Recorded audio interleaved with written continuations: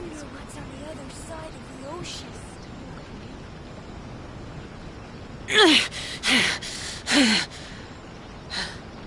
Those memories. So dark.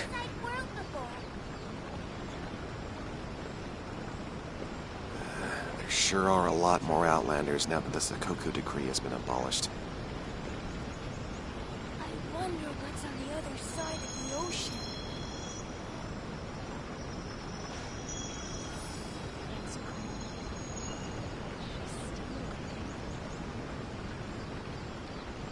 I've been to the outside world before.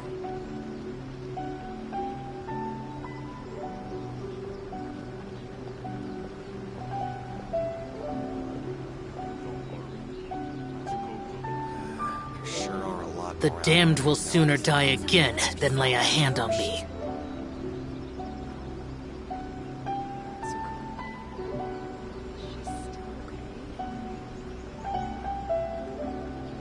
I've been to the outside world before.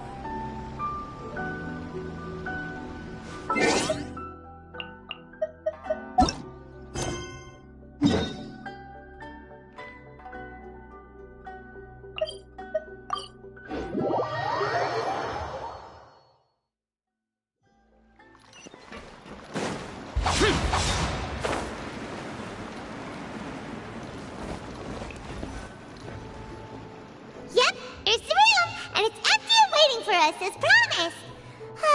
Navia is such a good person. Now that the serial disappearances case has been solved, no one's going to come after us for anything. Even without Silver standing guard, we can just completely relax. Why don't we stay and rest up here for a while? Even machines and Fontaine need to stop and recharge now and then.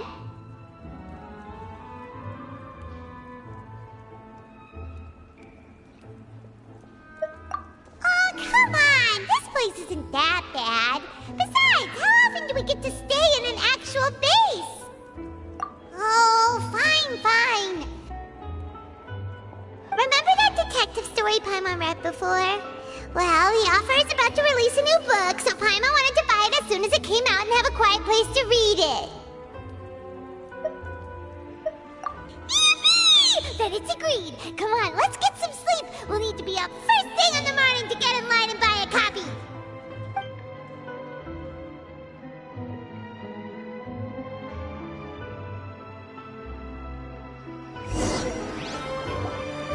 Paimon didn't expect that style at all. Even though it's a detective novel, it's also like a social documentary. Whew, it's actually pretty good. No! Paimon just spends a bit more time sleeping than you, that's all. Excuse me, but do you know if the Traveler and Paimon are lodging here? Huh? Who are you? Paimon doesn't recall seeing you before. Wait, you're not here to give us trouble, are you? A blonde traveler and a chatty little fairy. Whew, looks like I found the place. Good thing I asked the Spina di Rosula. Seems they sent me the right way. Hey, what do you mean by chatty? Paimon's always careful not to talk too much. Most of the time, anyway. It's an honor to meet you both. I was sent from the Palais Mermonia. Monsieur Nourillet wishes to see you. It seems he has something important to discuss in person. Nourillet? He wants to see us again already? Huh. We talked so much the last time we met. Has something happened since then? I am not privy to the details. It would be best if you came to the Palais Mermonia and asked Monsieur Nourillet in person. If you say so, but Paimon has a bad feeling about this. Now that I've delivered the message, I'll take my leave. Thanks! We haven't left the room for a few days, so we'll head over once we've freshened up a bit.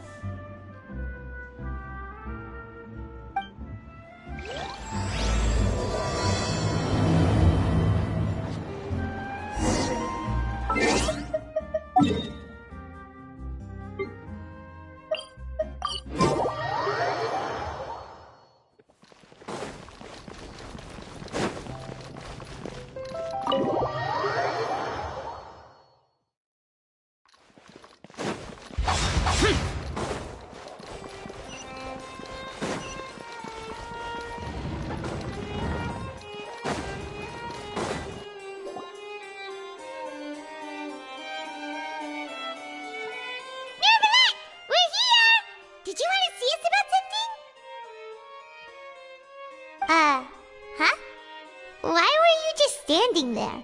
You daydreaming or thinking something over? Yes, I did send someone to fetch you. But as for what I'd like to discuss next, well, I still have some reservations. Given that we've already made the trip here, you should just tell us. Bet you need us to help you with something, right? I do indeed have something I'd like to ask you to do. However, you should wait until after I tell you the details, then decide for yourselves whether you'd like to help or not. The situation is this. It has come to my attention that the Snezhnayan Harbinger known as the Knave wants a diplomatic meeting with you, correct? I heard that she was originally from Fontaine, but for her to suddenly arrive here and abruptly request such a meeting like this, I sincerely advise you to refuse her invitation outright.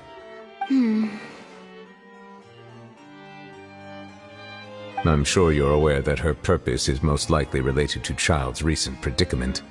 We convicted one of the Snezhnayan Harbingers in a court of law, but we have yet to provide any form of detailed report on the matter. This does indeed provide an opportunity for Snezhnaya to put pressure on us. I believe we should adopt an evasive stance until we can provide a proper explanation and have a preliminary plan on how to deal with the matter. No, we shouldn't. I think we should agree to the meeting. Oh? Well, you see, we are the ones that owe an explanation. If we keep putting off the meeting, it could easily result in the problem escalating, right? It's like a fight between two friends. If they don't agree to see each other and talk in person, isn't it possible that the friendship could end entirely? Though diplomatic relations between Fontaine and Snezhnaya could be considered as friendly, it is only superficially so. You wouldn't go so far as to say that our nations are friends, as you did in your example. It was just an analogy. An analogy, okay? Moreover, even if we were to talk in person, if we don't have sufficient information prepared, it is quite possible the result wouldn't be restored relations, but a complete falling out. I don't think we should overthink those possibilities yet. Even if the logic of the divine is not immediately apparent, its wisdom will only be revealed with time. Besides, you'll be at the meeting. If any problems do pop up, you'll have no problem navigating them. I must clarify that interacting and communicating with people outside of court is not my cup of tea. It seems you think too much of me. But more importantly, when did I agree to join the meeting with you? You mean you won't come? No, that won't do. I can't go to the meeting alone. You have to accompany me. I must take you with me. Lady Farina, could there be something else regarding this matter that is being kept from me? No, not at all. Look, I am the Hydro Archon of Fontaine, Focalor, the god of justice who is loved and adored by many. So I only hope that justice will be served in this matter. Don't overthink it. I'll go find someone to arrange the meeting.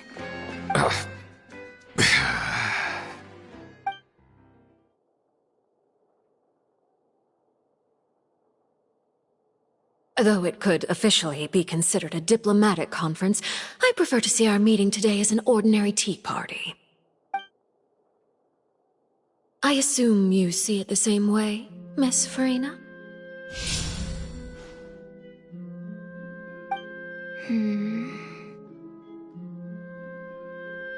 Lady Farina? Yes, that's right. Just like you said, a tea party. I should thank you for providing the pastries. They look delectable. To make this tea party even more lively, I've invited someone else to join us today. It's a pleasure to meet you, Monsieur Neuvillette. I was born in Fontaine, so naturally, there's no need to introduce the nation's revered Eudex to me. Hello. The pleasure is also mine. First, I would like to thank the two of you. I'm often away on business outside of Fontaine, and I'm told that the children of the House of the Hearth have been well taken care of by you. Oh, I'm not referring to when my children, Linny and Lynette, were falsely accused by you. Please don't misunderstand. The children of the House of the Hearth are often misunderstood, perhaps due to the reputation of the Fatui. There's no getting around that. All I meant to say is that Fontaine has been stable in recent years. The people are well off and the children lead happy, fulfilled lives. That is something truly worth cherishing, and no one wishes to disrupt such peace. Now then, you have come regarding the matter of child, correct? Well, yes. It appears the ever-busy Iudex Neuvillette doesn't wish to waste time with diplomatic pleasantries, and hopes that we can get straight to the point of our talk. Yes, as you surmised, understanding Child's situation is indeed one of the goals of this trip. As we are both diplomats from Snezhnaya as well as Fatui harbingers, Child and I have always been colleagues. Were anything to happen in Fontaine, each of us would serve as the other's attorney to resolve the issue. So now, in my capacity as his attorney, I request that Child be turned over to Snezhnaya. We have a responsibility to cooperate with Fontaine and resolve what has happened to him together.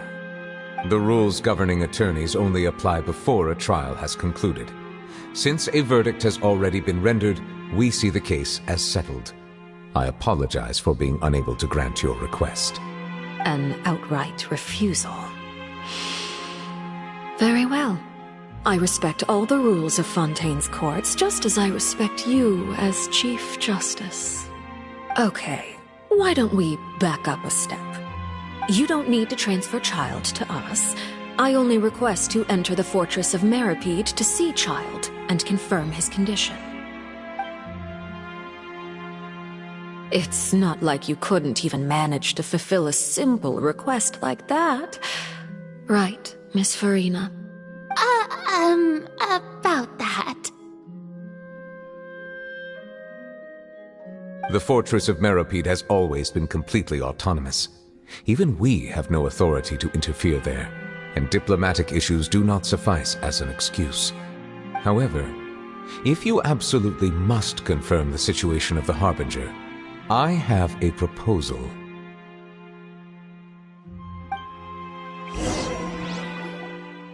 The knave showed up already?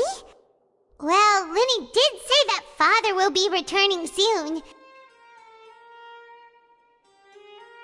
We didn't even know that Linny was from the House of the Hearth at the time, so we kinda overlooked that information. Yes, thank you for your kind advice. I'm well aware of the situation. I also noticed that Lady Farina acts a little odd and unnatural whenever I bring up matters related to the knave. Could the knave be threatening Lady Farina or something? If that were the case, then why wouldn't Lady Farina inform me? And what means could the knave possibly have to twist the arm of an archon?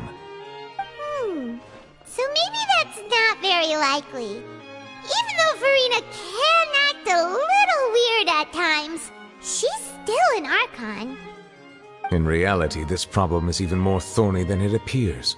According to reports from the fortress of Meripede, Child recently disappeared under mysterious circumstances. The details are still unclear. We cannot rule out an escape, but there have also been no reports of him outside of the fortress of Meripede. Special guards oversee the fortress, and its internal systems are extensive. Combined with the special characteristics of the surrounding terrain, an escape should not be possible. I suspect that there's something else behind Child's disappearance. I was only willing to share this information with you because you are friends of Child, and it is my duty to see justice done. So this is what you wanted to see us about before? Yes. I would like you to go to the fortress of Meripede and investigate Child's disappearance. This was my proposal during our meeting with the knave. Rather than allowing her to intervene, I offered to send someone to find out about Child's situation and report back to her in detail. The knave did not seem satisfied by my proposal, but she still agreed to go along with it for the time being. Her words were, "We will talk more once we have that report." So that means we bought ourselves some time. Firstly, you're already acquainted with Child. Your eyes may discern relevant details there that others would miss. And secondly, is the consideration of the unique nature of the Fortress of Meripede. Isn't it just Fontaine's prison? I would not define it so crudely. The Fortress of Meripede is not affiliated with the court system of Fontaine on paper. It has always existed as an autonomous entity. Early in Fontaine's history, criminals were punished with exile, not imprisonment. Even today, sentences against convicted criminals still include exile, just as before. The Fortress of Meripede may seem like a prison, but it should in fact be regarded as a gathering place for exiles. All we do is dispatch guards to keep watch and help maintain security, but we have no right to get involved with any other matters. Although I do have a personal relationship with the administrator there, neither myself nor the courts have the right to be directly involved with the investigation, no matter how serious the grounds. Oh, Paimon gets it now. That's why you need us to conduct our own investigation as a third party, right? Correct. I will arrange false charges against you so that you may secretly investigate inside the fortress during your detention. This will save us a lot of unnecessary trouble. So, are you two willing to accept my proposal? Yeah, no matter how you look at it, it seems we're the best choice. Alright, we hereby accept this difficult task. Reluctantly. You two have my sincere thanks. This matter is of critical importance to Fontaine's current situation. Also, I hope that both of you can keep this operation a secret. We will rendezvous at the Fortress of Meripede's entrance on Irenaeus once you've prepared yourselves. I will arrange for someone to take you inside. Prepared ourselves? Is there something we need to prepare? Perhaps you could enjoy a good meal and have a nice bath. I'm afraid that living conditions inside the fortress are nothing like those on the outside world. We'll be there on trumped-up charges. We'll be in prison for real. On second thought, is it too late to back out?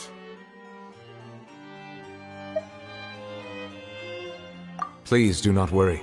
Since you are sacrificing both your time and quality of life for the sake of delivering this report, you will be compensated according to the highest standards permitted to legal staff, regardless of the outcome. Now that's more like it. Come on, Traveler, let's go eat the best meal we can find. We'll eat so much that we won't need to eat another meal for a whole month. Your treat. Are you leaving now? In that case, please take this cake as a token of my personal gratitude.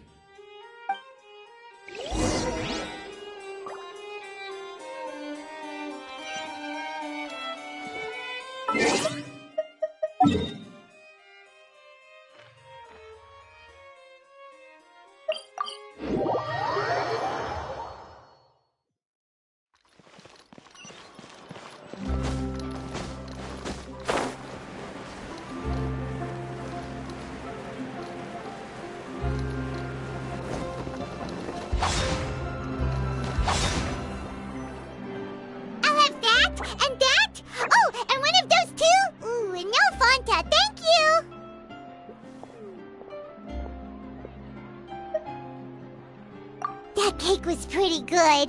But as soon as Paimon remembered that we were about to go to prison, Paimon's stomach suddenly became completely empty.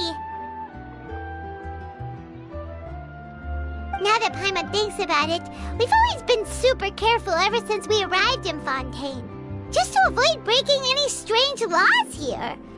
But here we are, about to willingly send ourselves off to the Fortress of Meripede. Maybe this is what they call fate.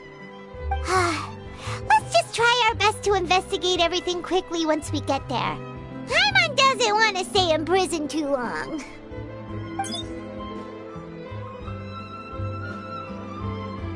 What is that I hear? Is it the taste of a breaking story? Hey! You can't hear a taste! And what are you doing here, Charlotte? Oh, don't remind me. I invited an eyewitness to a case to eat here, and I was planning to get some great material out of him. But he didn't even show up. Calm down, calm down. This is nothing new. As a journalist, you should be used to this by now. As long as you can score some juicy tidbits from the traveler, you might still be able to recover the cost of the meal. You know we can still hear you, Charlotte.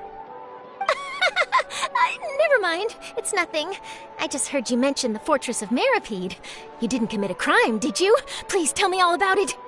No way! We would never! We're just going there to...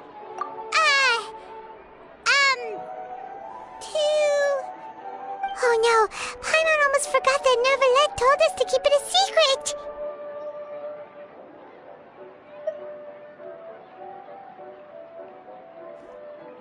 Huh? You're being arrested for that? Oh, but now that I think about it, I suppose that's not completely unreasonable. That's pretty despicable, almost as offensive as committing theft. You mean Paimon really did something that serious?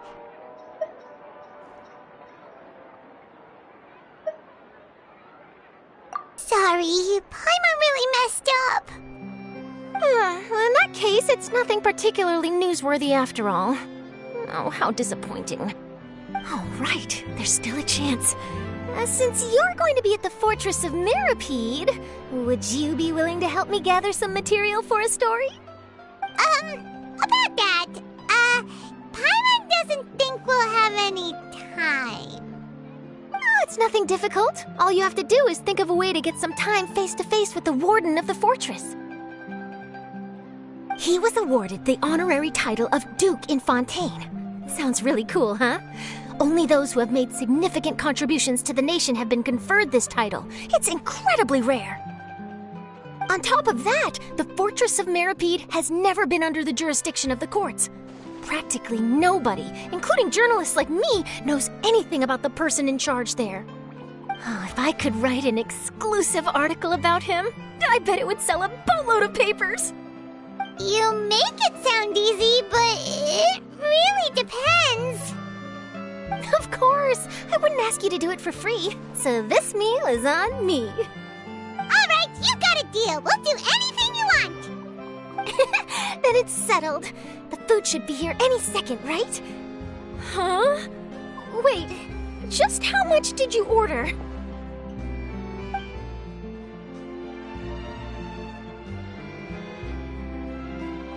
Oh, Paimon's so cool. Well, guess we have nothing to regret now, so let's get going.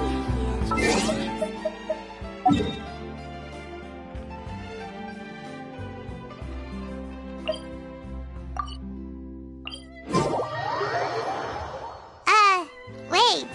Paimon just said something really ominous, didn't she?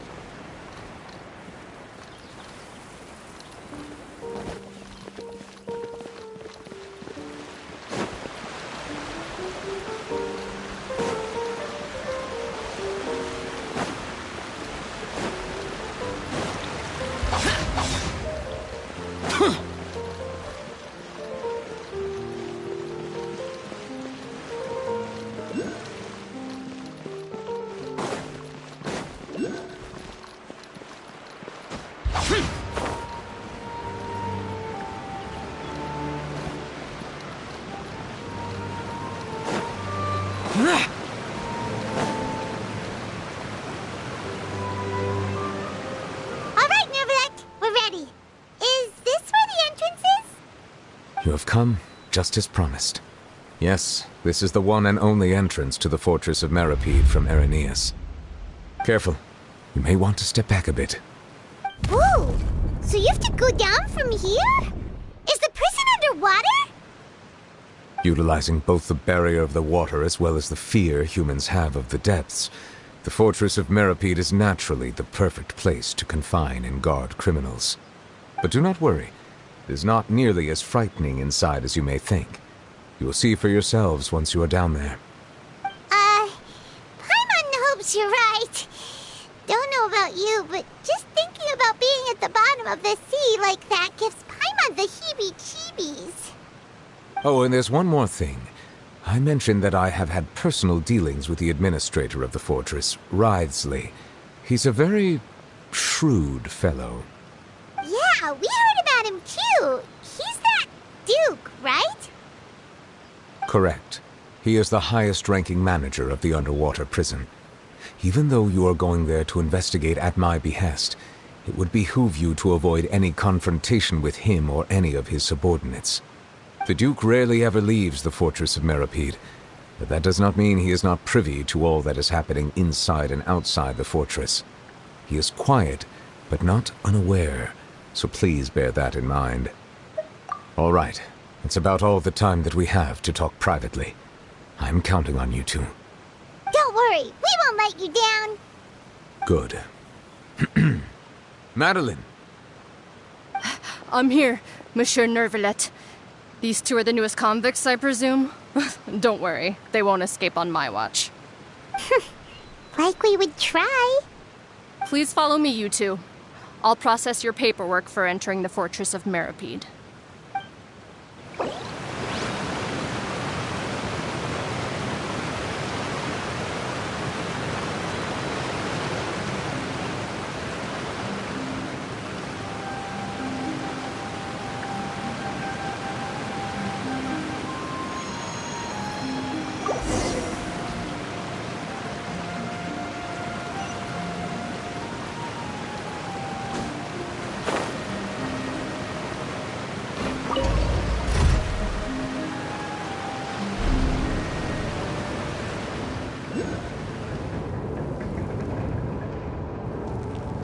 Are we already underwater now?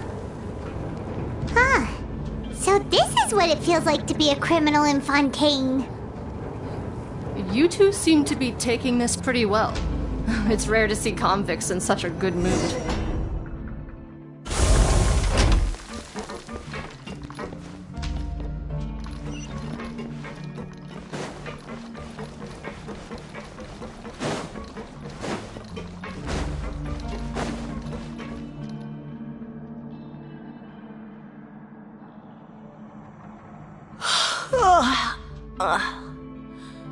Oh, it's you, Madeline. Why'd they make you make the trip down here today? Monsieur Nervalet personally requested I escort these two convicts. I suppose he was concerned others might not be up to the task. Well now, aren't you the lucky one? Must be nice to be on good terms with the big shots like the Chief Justice. The only people I get to see every day are the new inmates.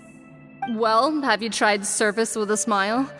Who knows, it might help your professional reputation. Yeah, right. As if. Every criminal comes through here looking miserable. How can I smile with such a toxic work environment?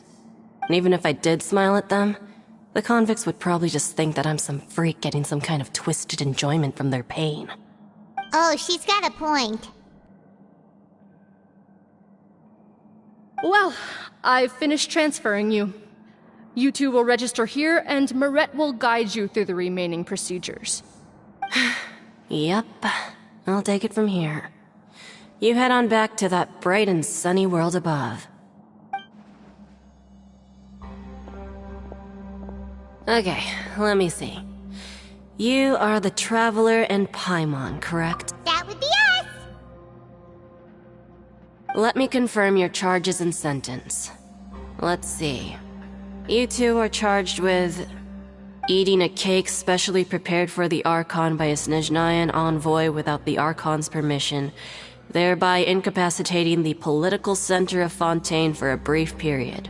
Sentence: 45 days? Huh? Wait, you mean the cake that Nervalet gave us was... Just looking at the charges, it seems you two are capable of causing some serious trouble. And considering how fond Lady Furina is of sweets, this crime is tantamount to trying to assassinate the Hydro Archon herself. Now I've seen everything. Anyway, We still need to finish processing you before you can enter the Fortress of Meripede. Please stand in front of the board over there. I'll take your mug shots with my camera. Oh, all right. But be sure to catch Paimon's good side.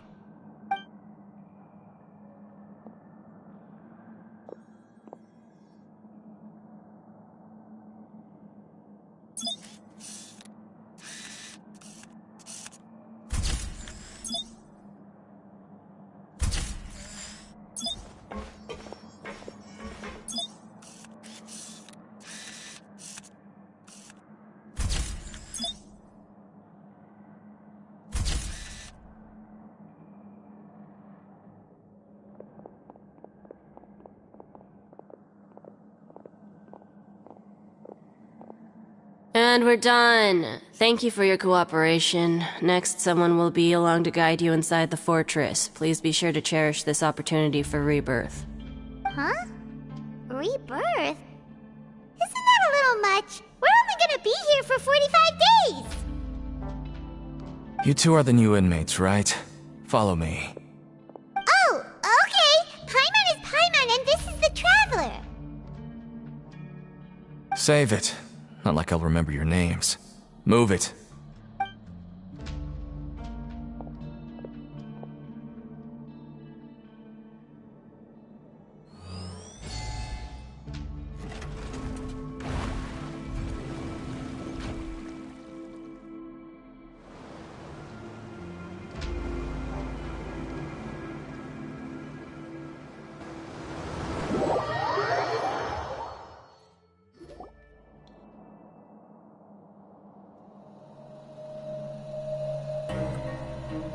So, are you one of the guards here?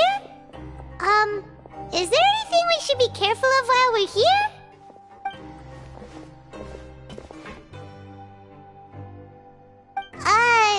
Did Paimon already ask something she wasn't supposed to? Why should I tell you anything? What's in it for me?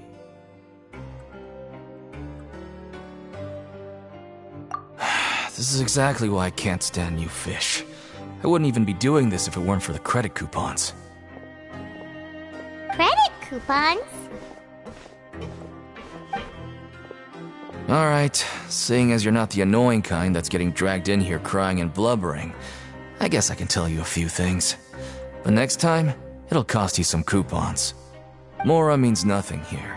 Here, we use credit coupons. Coupons can get you almost anything in the Fortress of Meripede. Desires? Fulfilled. You want power? No problem. Coupons can even change fate itself. So, credit coupons are a currency that can only be used here? It's not as simple as that.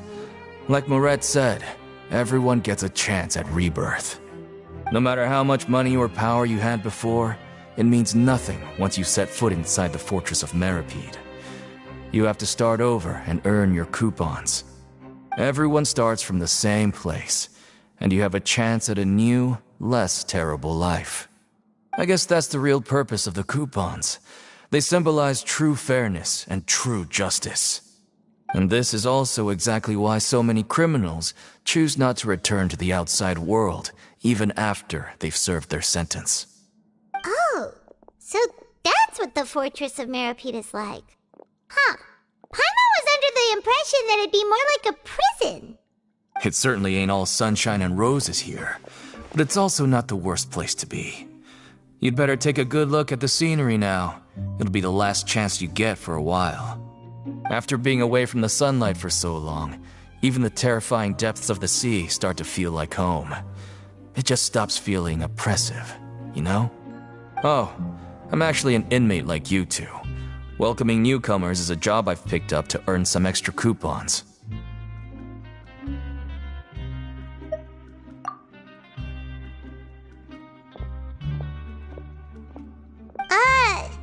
Why aren't you answering us again?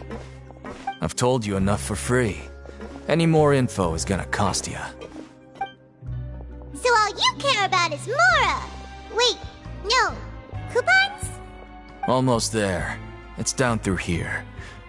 Your turn to give it a try.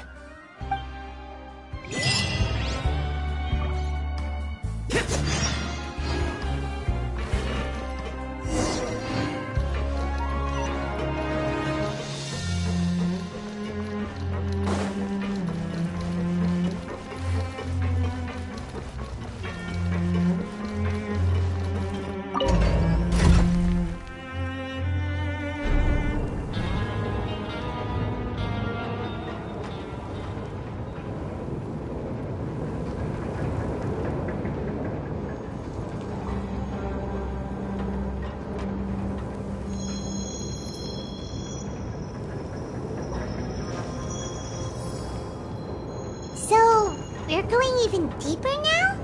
Just how deep down are we?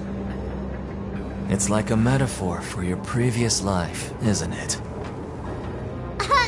Our lives weren't that bad.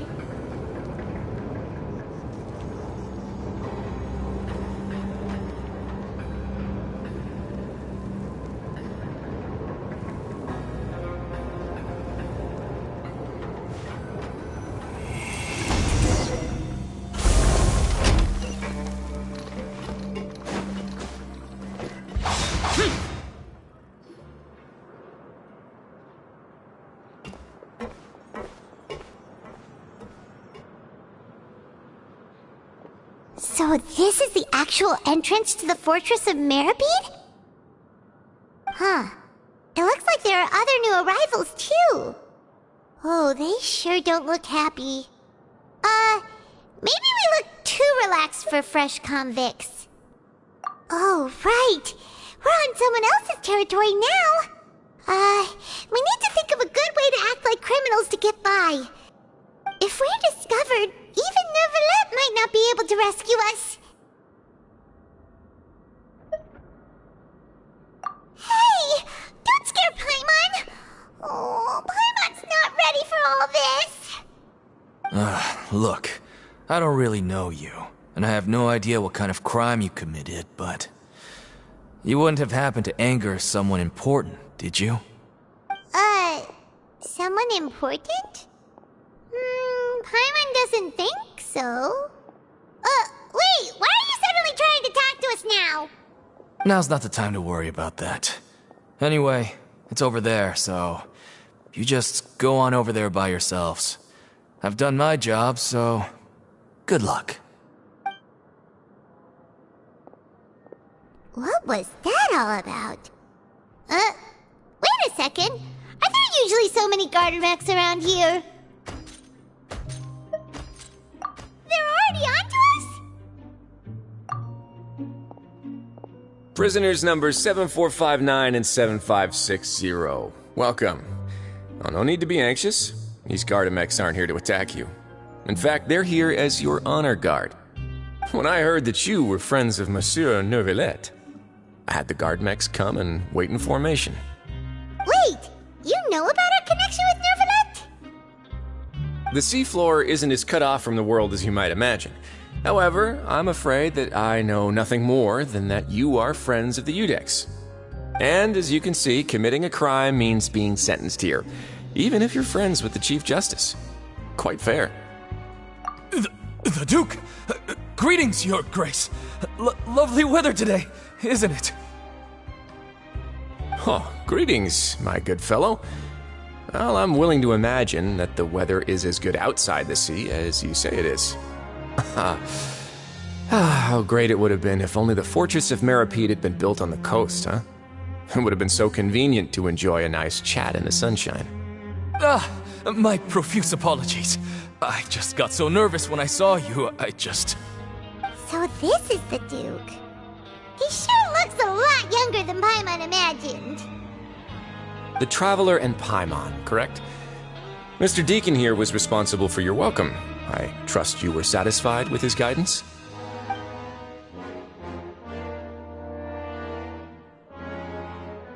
Ah, I see. In that case, I regret to announce that Deacon here has just missed the best opportunity in his prison career to be promoted. I admit that I was only thinking about the coupons. I'm sorry to have disappointed you, Your Grace. I once hoped for a chance to do some higher-level work. I had no idea you two were big shots who were worthy of speaking with His Grace. Losing out on such a big opportunity because I couldn't see past my own nose. Plenty of time ahead, Deacon. There'll be more opportunities. Well, I believe that concludes the introductions. We've already taken enough time here. Deacon, if you would. Yes, Your Grace. I'll take my leave now.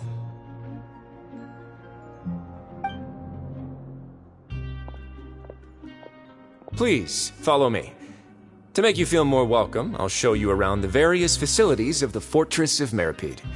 I hope it'll help you adjust to life here. He's going to personally give us a cure? Huh. Paimon can't figure out what this guy's thinking at all. No wonder Charlotte's so interested in him. He's one of those mysterious types. Alright, let's keep up with him.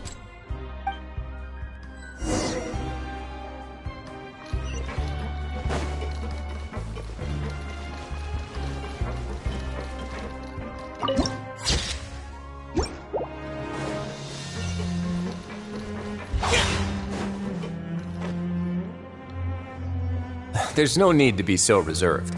The label of criminal is nothing but one of many identities, and being criminally inclined here at the fortress is just one of many ways to survive. Is it really okay for the warden to think like that? We're real criminals, you know. What if we're too difficult to handle? Well, then maybe you'll be able to carve out a name and a place for yourselves in this underwater world, But before you go in swinging, please remember that in the Fortress of Meripede, it's better to not cause trouble for yourself or for the guards. Now, we've arrived at a very important place, the Coupon Cafeteria. You can come here and claim one welfare meal each day. Welfare meal? You mean it doesn't cost anything? That's right. Criminals are essential to Fortress operations, so we must guarantee that they at least have the basic means to survive. But that's not how it was. Back in the day, it cost your reward coupons just to get a cup of water here. For fish like you who just arrived with nothing, you'd have to go to work hungry until you earned enough coupons to eat. It was only after His Grace became the administrator that we got the free meal rule. Now everyone gets a square meal every day, even no-good slackers who've never picked up a wrench in their whole lives. Nobody starves to death here. In the Fortress of Meripede, credit coupons are the only currency, and everything must be purchased. In some sense, you could say using the coupons is a form of trade. But trade is always conducted by people.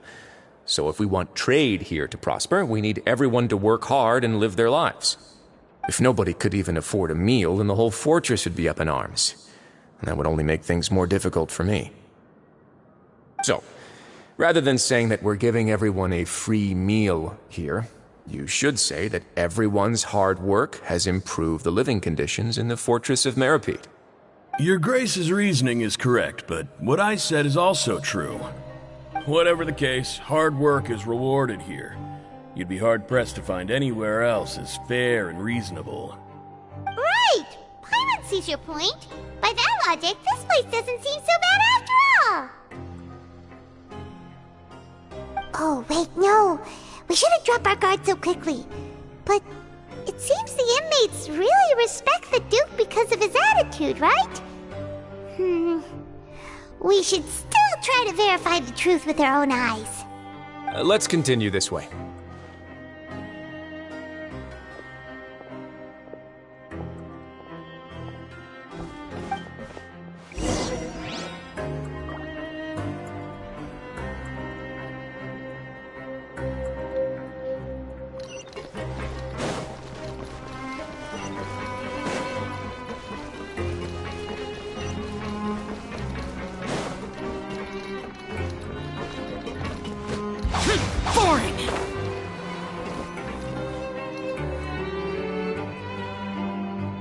This place is known as the Pancration Ring. Sometimes we have criminals who have more energy than they know what to do with. Their daily work alone isn't enough of an outlet for them. So, instead of leaving them to their own devices, we've provided them with this dedicated venue. This way, nobody will get involved unless they want to be. Pancration matches? And you can earn extra coupons? Oh, what do you think, Traveler? Interested? But I must warn you that your sentence will be extended if you fail to restrain yourself and end up seriously injuring or killing your opponent. So, did you set this place up too? No, actually. I just granted approval for the organizer to use this area to build the ring, and I collect a portion of the proceeds in return. Of course, the fees are also quite useful. Oh. Do you mind if we ask what they're used for? Sure. ensuring personal safety, maintaining the arena, and resolving any conflicts that arise. Why? Are you interested in how to manage a pancration ring? Oh, no. Paimon was just wondering if that's how you paid for everyone's welfare meals. A reasonable guess. I see you have a talent for entrepreneurship. Oh, you hear that? Paimon has a talent! So we can start a business here? That is something you can discuss between yourselves later. Let's move on for now.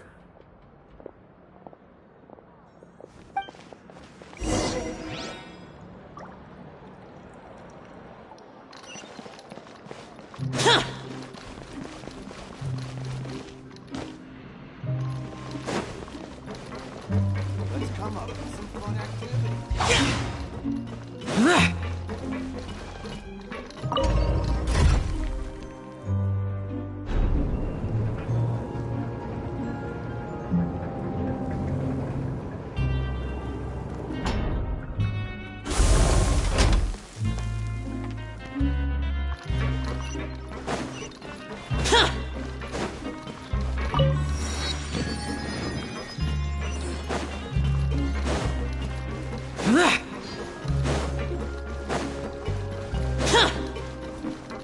Useless.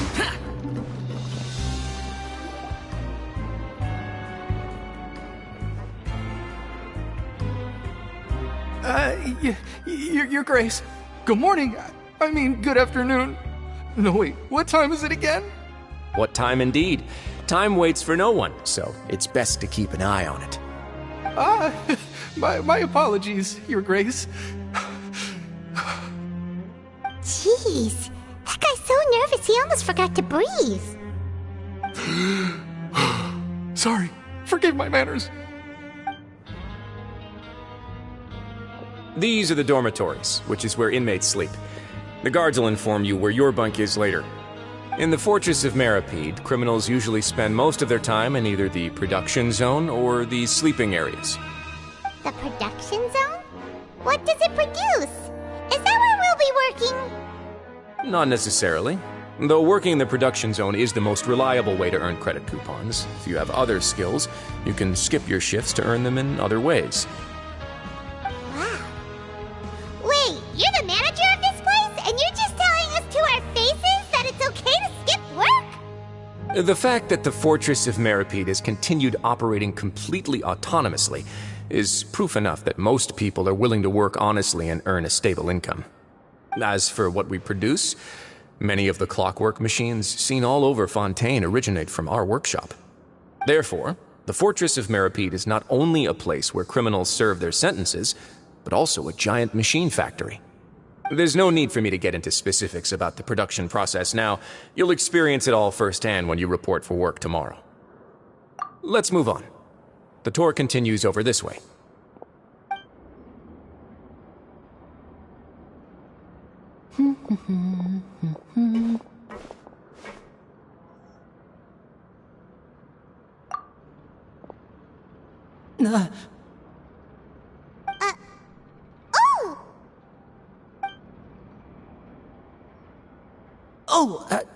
You really scared me there.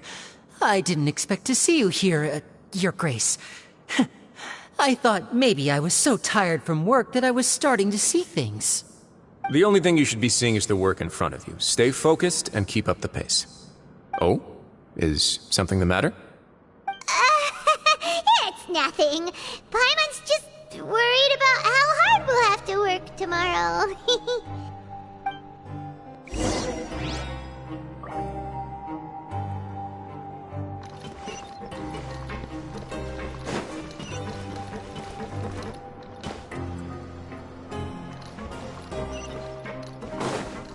Boring!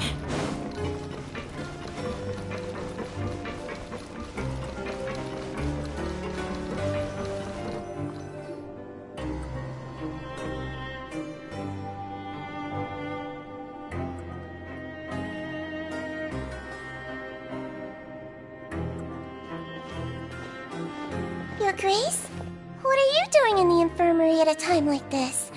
Oh no, you didn't injure yourself, did you? Not yet, unfortunately for you. But thank you for your concern, Sigewin. Oh, then you must be here for those two. Allow me to introduce you.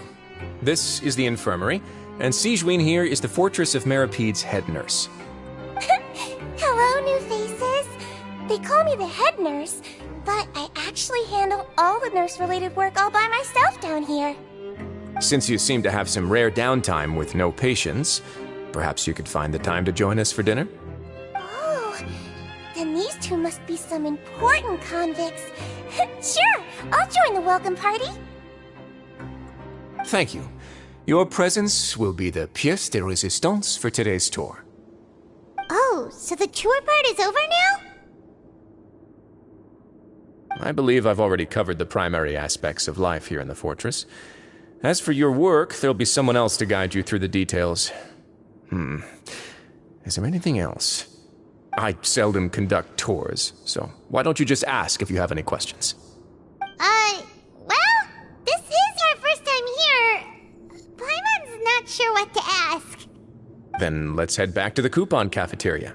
Maybe a meal will help you think up some questions. You should at least try to be excited. Our free meals are actually pretty good here.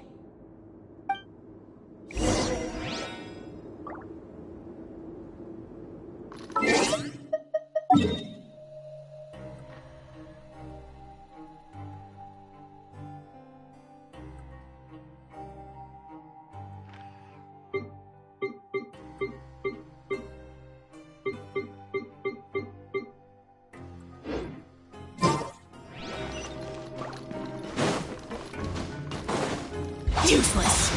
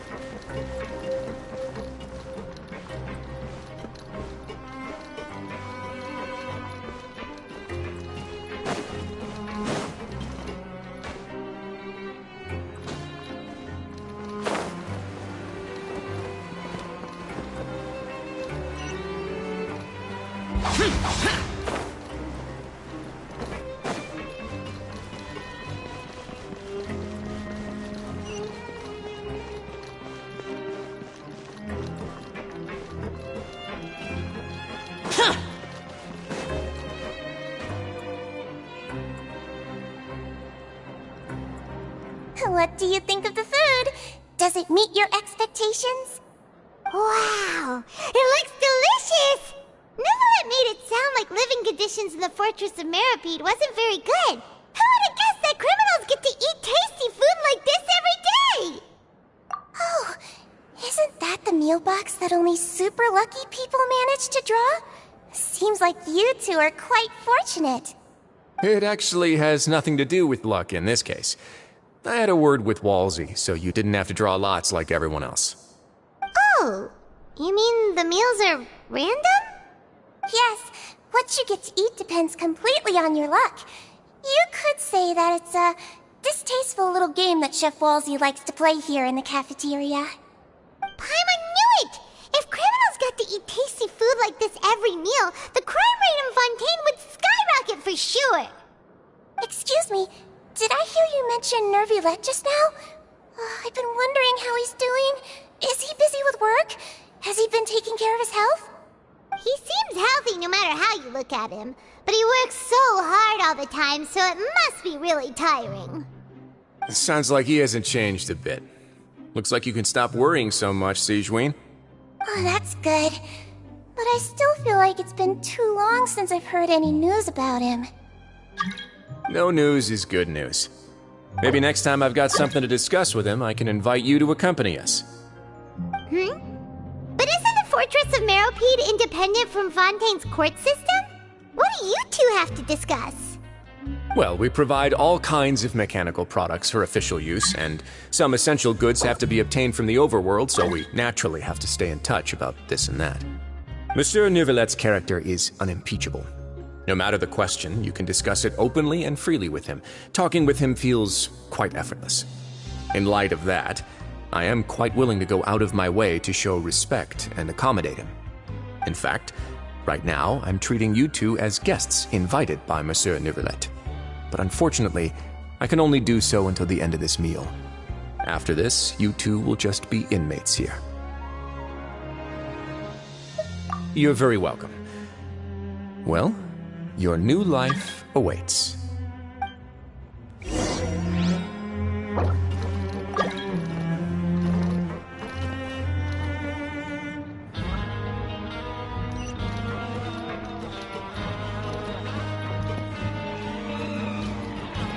Grab yourself a welfare meal.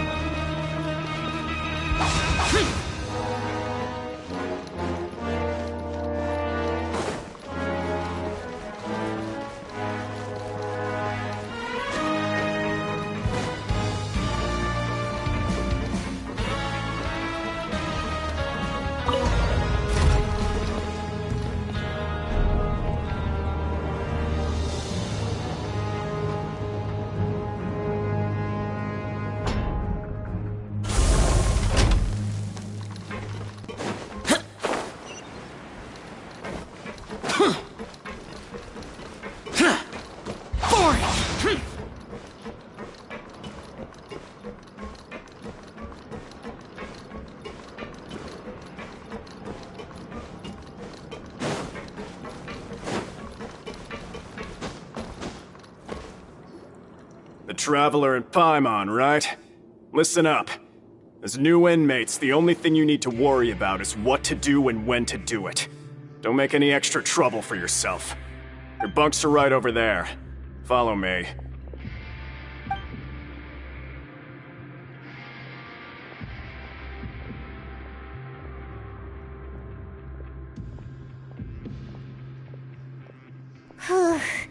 So this is where we'll be sleeping from now on. Oh, Paimon can't believe this! The days of staying home and reading detective stories are like a dream now. By the way, Traveler, we saw a lot of things worth investigating just now. Even though the Duke didn't say it too directly, judging from what he said at the end, it seems that he was only welcoming because we know Neuvillette. We are criminals, and Paimon did eat that cake, but we're actually here to help Neuvillette. Is it possible that he knows we're here on a mission? Or is Paimon overthinking things? Yeah, Paimon thinks so too. He probably knew why we came here from the very beginning and intentionally wanted to send us a message. Maybe something like, "Hey, I have my eyes on you, so don't try anything funny." Yeah, you're right. It's not like we can go back to Neuvillette empty-handed and say, "The dude looks scary, so we gave up." And besides, the Duke said that he was willing to go out of his way to show respect for Neuvillette, right? So, we at least need to try. But Paimon hasn't gotten a clue where we should start our investigation. You mean... Yeah, that's what Paimon was thinking too! Paimon almost spilled the beans when we ran into him. Fortunately, based on his attitude, it looks like the Duke sees Linny as just another inmate. We worked so hard to help clear Linny and Lynette's names, and yet we turn around and bam! He's in prison anyway! Oh, right! Linny and Lynette are from the House of the Hearth. They work for the Knave, so they could be here to investigate too! Huh? Oh, it's a card! Paimon didn't notice it earlier. It looks like a magician's prop. Lenny must have left it here. He's in prison and still doing his little tricks, huh? Let Paimon have a look. It was nice to bump into you again. Let's catch up in the production zone tomorrow. What in the world? It's written like he's greeting a buddy on the street. Paimon thought he'd write something important. If you say so, we can ask him what's going on tomorrow. Let's get some rest now.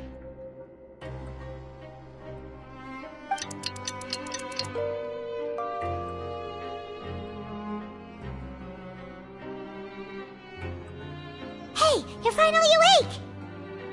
Well, it's Paimon's first day as a prisoner.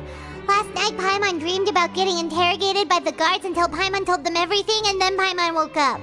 Hey, come on! It's just a dream, okay? Paimon wouldn't really squeal. Maybe. Hey, lazy bones! What are you still doing here? If you don't want to starve, then get yourselves over to the production zone. Sorry! We're going right away!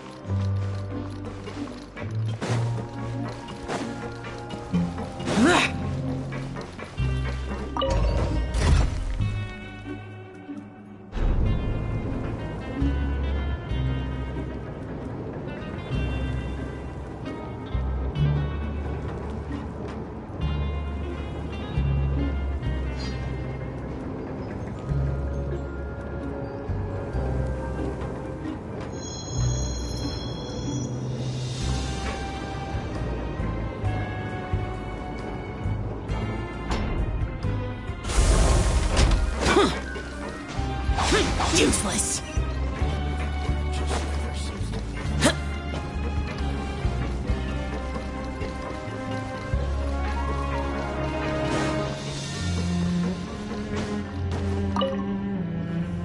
Ah, you must be the catch of the day. Looks like you've got some luck getting assigned this space. Yep, we just arrived yesterday and... Don't interrupt me when I'm speaking! Yes, sir. Listen carefully to my instructions. I don't want any mishaps. Every machine here is worth more than the both of you. Working around these machines can be very dangerous. Do your job well, and you can eat in the cafeteria after your shift. Get sloppy, and you dine in the infirmary.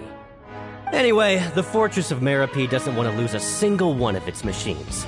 And it also doesn't want to waste the production potential of any inmate. You got that? Got it! Your job is to use the machine over there to process widgets.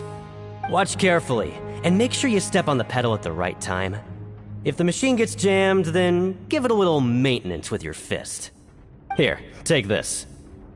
Bring me the process widgets, and I'll give you some credit coupons in exchange.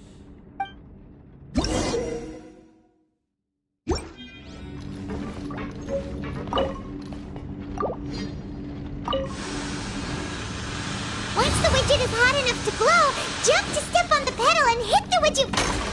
So if the machine gets jammed, you just need to attack it to fix the problem.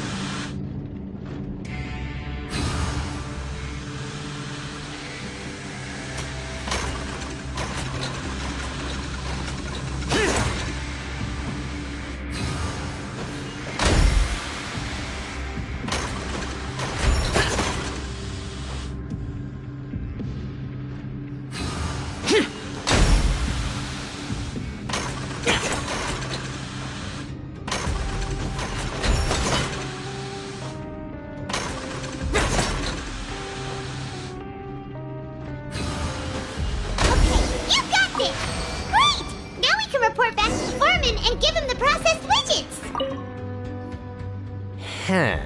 This one is tolerable. Though since the processing is done by machine, the product is all pretty much the same anyway.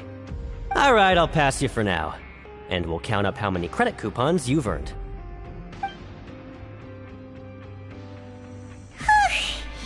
Paimon's exhausted. We're done now,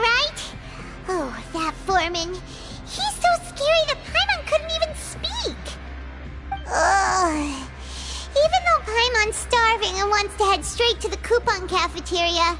We still need to meet Lenny first, right? He probably just finished up his work, too. He should be around here somewhere.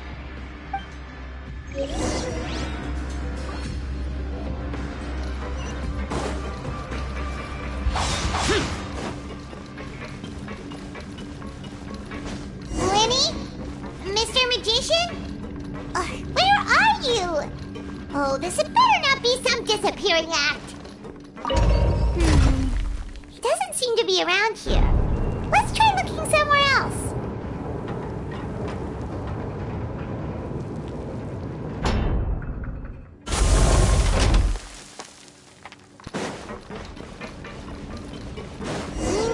Where could he be?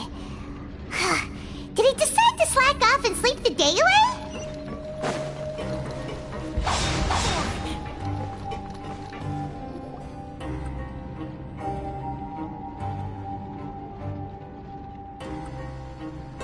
Hey, over here. Oh, you scared Paimon! How did you appear out of nowhere like that? Oh, you scare so easily now? Is there something worrying you these days? You little... The only thing we're worried about was trying to find you. Sorry. Come over here and keep it down.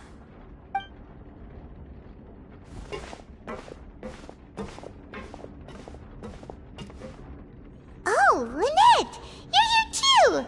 You two really are inseparable. That's right. My brother simply can't stand to be away from me. It's not just Lynette. Fremine is also here. Do you still remember him? Oh, you mean that diver from the House of the Hearth, right? Pyro remembers seeing him in the court of Fontaine before. Now hurry up and tell us, how did you end up as criminals this time? We fought so hard at court to prove you were innocent, but now it looks like our incredible court battle was for nothing! Sadly, even the teeniest of things can land you in prison these days. I put together a street performance and used the popularity we gained from the Opera House incident to attract a big crowd. And then? Next, I invited several audience members to participate in the show. And then, with the entire audience watching, their wallet suddenly disappeared. My brother was charged with theft, and I was charged as his accomplice, having assisted him in his crime. It really isn't that bad. The missing wallets are all in the leftmost drawer of the Maison Gardiennage's big filing cabinet. We just need to see how long it takes to discover them. Yep, we should be released then. In terms of the magic trick itself, I think the performance went perfectly. Leave it to Lenny to magic himself into prison. Indeed. Last time I hid my identity from you, I promised that I'd tell you absolutely everything if you were angry about it.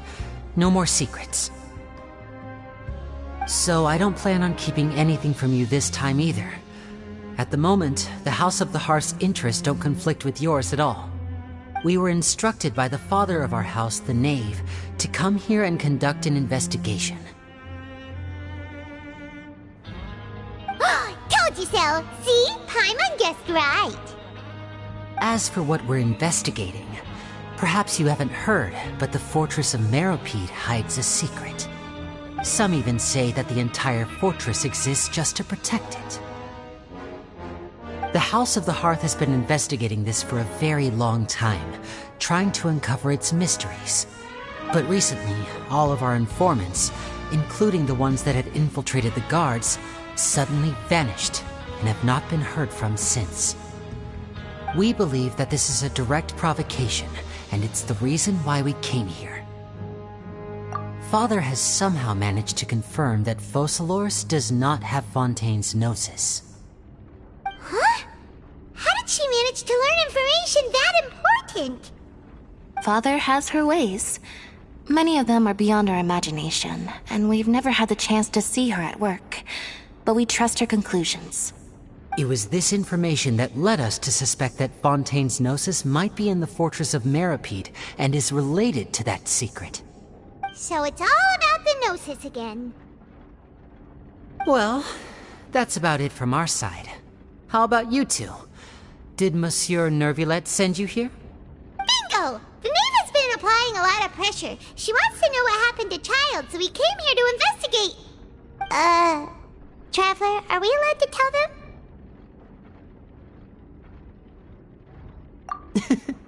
You don't need to worry too much about that. She's just asking for a report on Master Child's predicament as a means of pressuring you.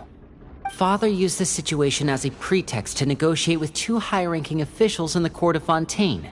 She actually just wants to be able to make concessions on this matter for gains elsewhere, almost like a bargaining chip. Sometimes you need an excuse to do things you otherwise couldn't. And a harbinger is more valuable than you might imagine. Of course, it's not a complete farce. If we do manage to find out what happened to Master Child too, then diplomatic relations with Fontaine could improve, and Snezhnaya might even be able to adjust its stance a bit. Is it just Paimon, or does it feel like we're the only ones who actually care about Child's situation? The relationship between the Harbingers must be as bad as ever.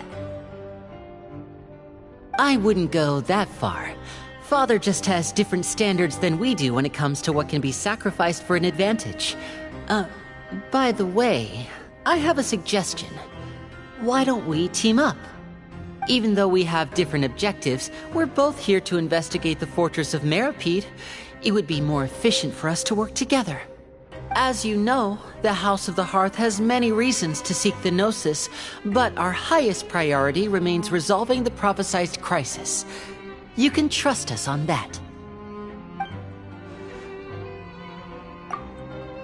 See, I told you. Is that so? Sure enough, it won't be easy to convince them to cooperate with us. Lenny seems to be thinking pretty hard about something. Of course he is. Lenny has been looking forward to a chance to reach an understanding with you ever since last we met. Or, I should say, we were really looking forward to teaming up with you this time. Lynette, just tell them everything, why don't you? It's okay to open up a little.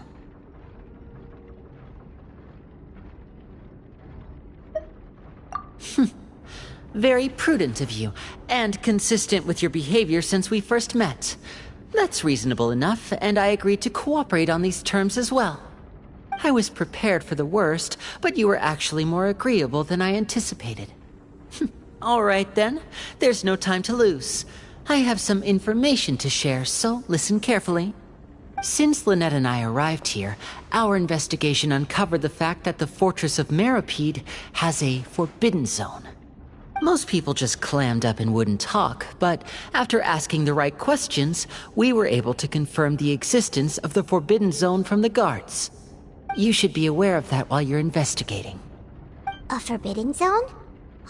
Could that be where Child disappeared to? You're right, we'll definitely keep that in mind. Good. That's the most suspicious thing about the fortress that we know of so far. We have a few other unanswered questions, and we'll be investigating those as quickly as we can. Anyway, I hope you find our information useful at least. Oh, look at the time. You two must be hungry. You should go to the coupon cafeteria and get something to eat. I'll use my cards to get in touch with you again in the future. Oh, that's just what Paimon wanted to hear! Paimon's starving after all that work today. We can talk more about the investigation later. Let's go get some grub!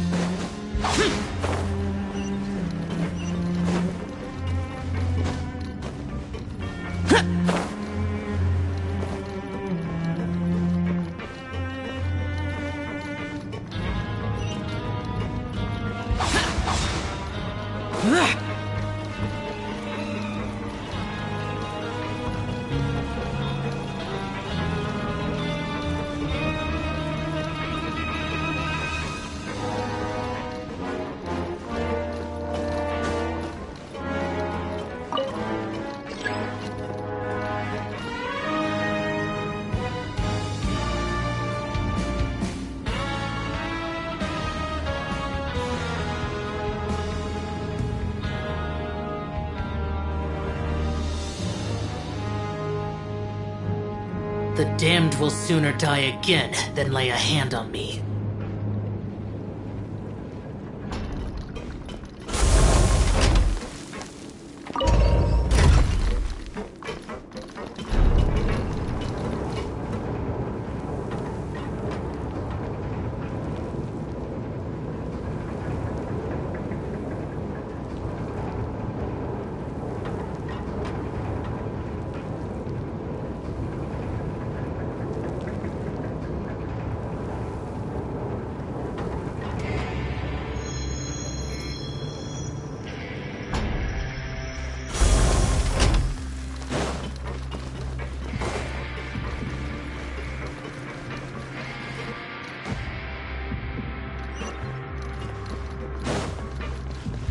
Boring!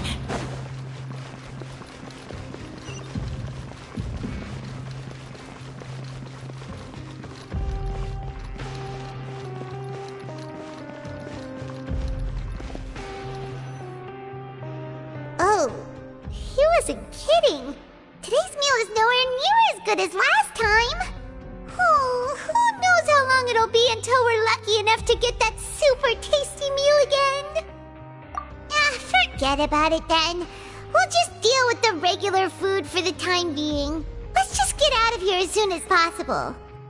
But life here doesn't seem all that bad. Other than the foreman being kinda mean and the work being pretty tiring. You think so, mate? If I had a coupon for every fish who said that. Seems you fishies still haven't learned your lessons from your life up on the surface.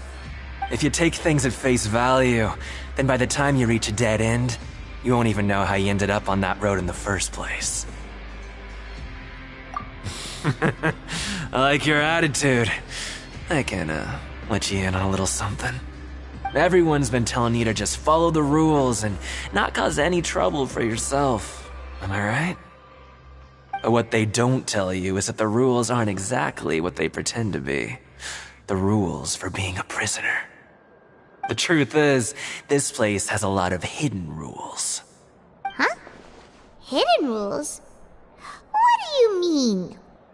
Not everyone knows about those rules, but whether you know them or not, once you break one, you might encounter something even worse than death. Really? Oh, now you're really scaring poor Paimon. Don't joke around like that!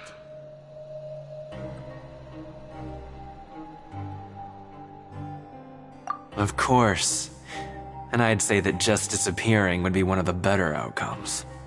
Oh, you mean that if there really are hidden rules, then Child's disappearance might have something to do with that? In that case, would you tell us some hidden rules? We definitely want to avoid breaking them. Come on, mate. This is valuable information. The difference between life and death.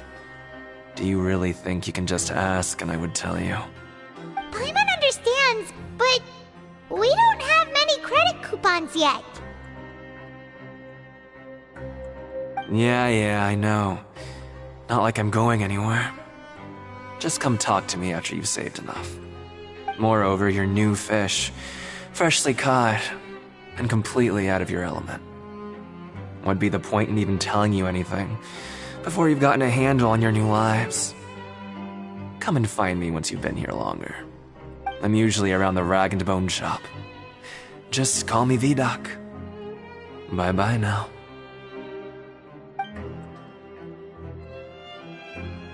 He left. Just like that. Huh. Do you think he's just trying to scare us into buying fake information from him?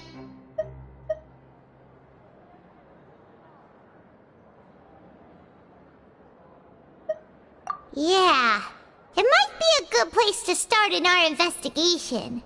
Hidden rules, huh?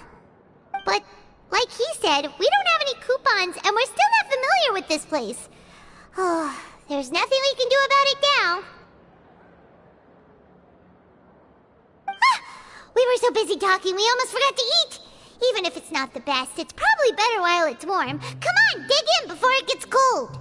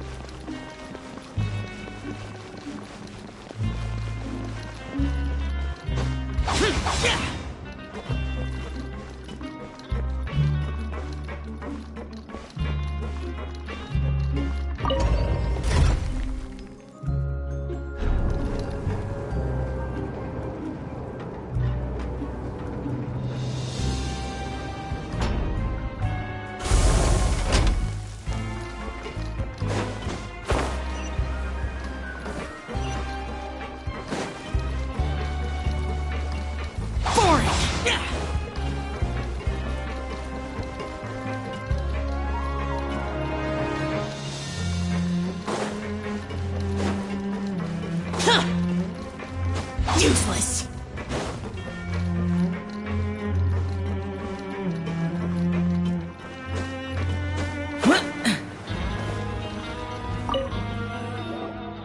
So Paimon just confirmed with the guards that our shift is set for every morning, and we're free to do whatever we want all afternoon. But it seems like most of the other inmates choose to continue working through the afternoon to earn more credit coupons. Oh, and they also said that you can use coupons to skip work in the morning and free up your time. They weren't kidding. Credit coupons really can be used to do anything here. Paimon's so tired. And we'll need to wake up and go to work in the morning. Without any credit coupons, it's not like we can really do anything else. Nighty-night, Traveler. Paimon hopes we can keep making progress on our investigation tomorrow.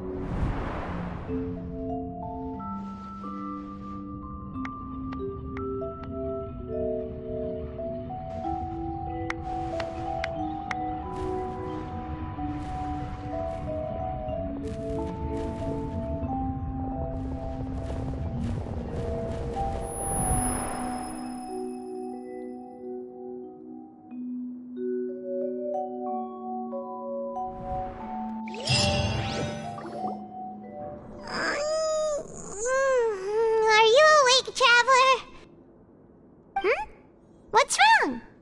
You seem to have something on your mind. Did you dream about something last night? Is that even possible? Unless it wasn't an ordinary dream? Oh, Child's vision! So you had it with you this whole time? Maybe the vision connected Child's consciousness to yours.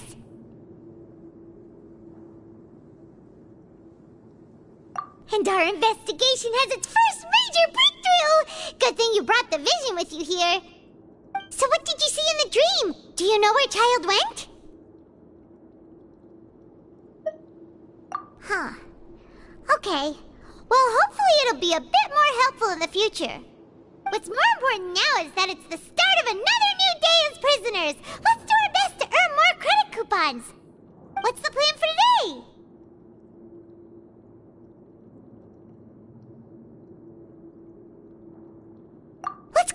it's time to start working. If that guard Fielding catches us skulking about, he's sure to give us an earful.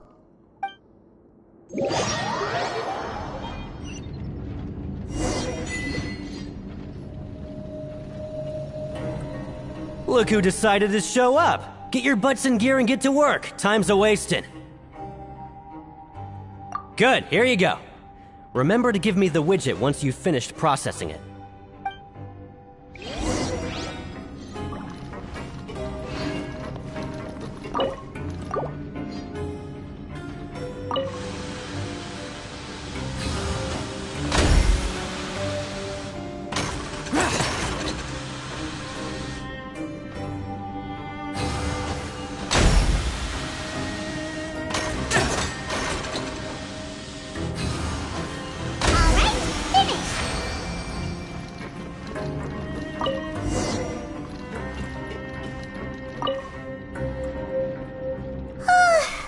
I'm on speed.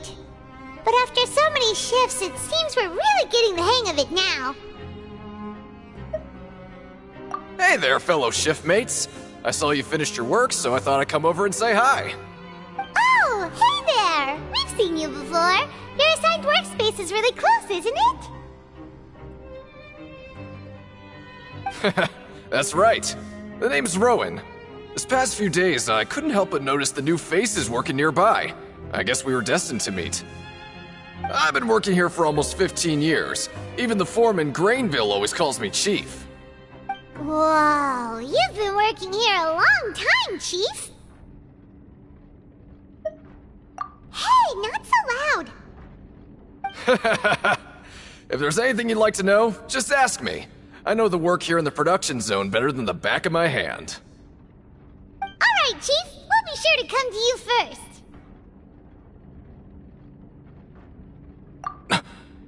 Did you just ask about the rules? Pretty sharp for newcomers. You've already heard about the rules, huh? Who'd you hear it from?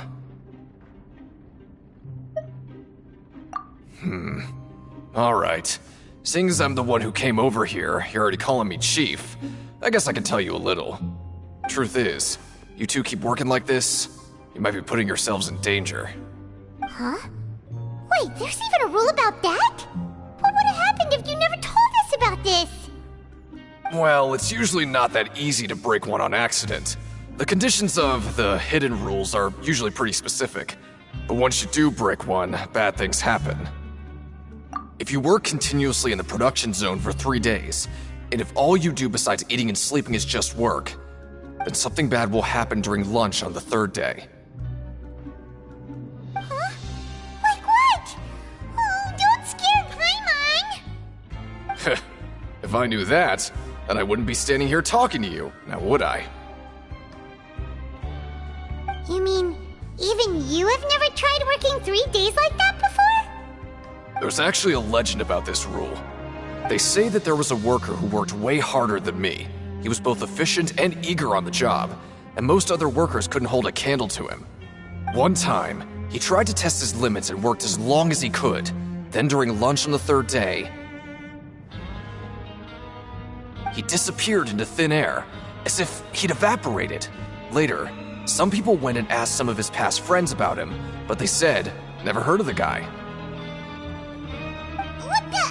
How could that happen?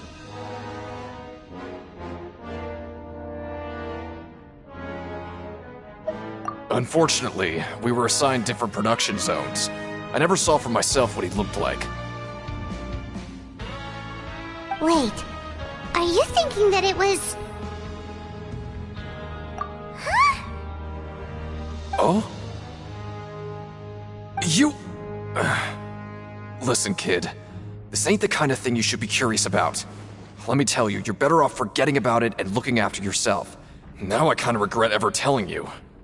Yeah, I agree with Chief here. Do you really want to try? Alright, if you insist.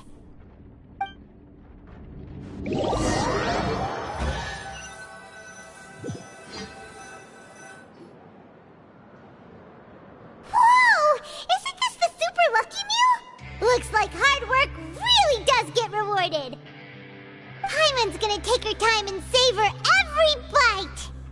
What would you like to do this afternoon?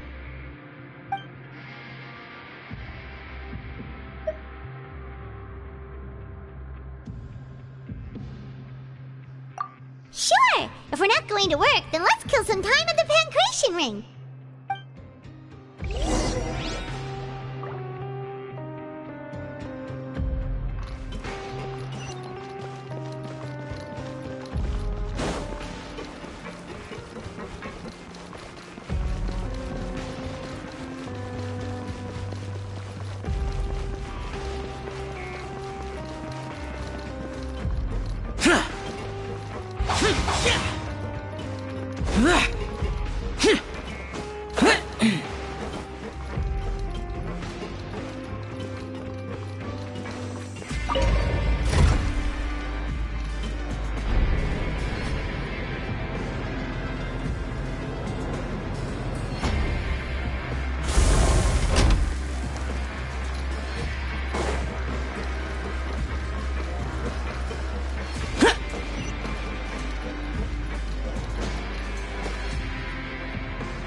Oh, you must be the Traveler, huh?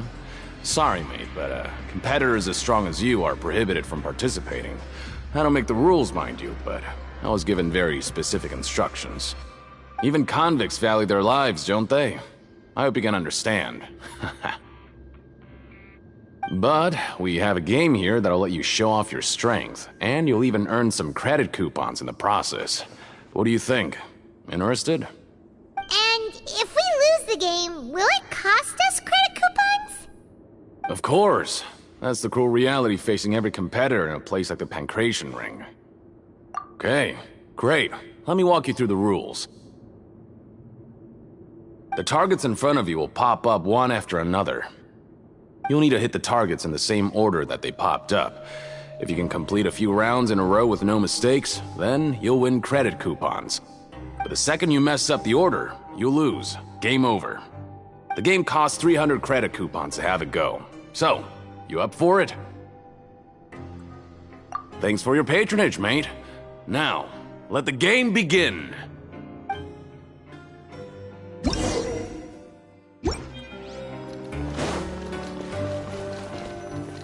Okay, do your best to hit the targets, just like Colin said!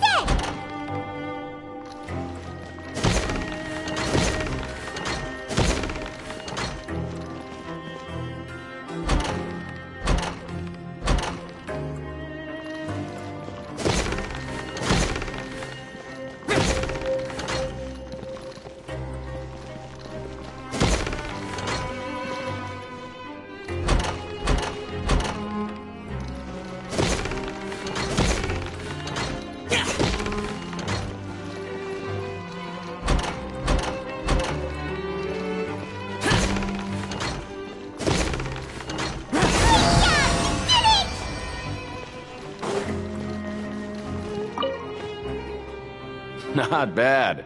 Not bad at all. Here, the coupons you won. Be sure not to lose them.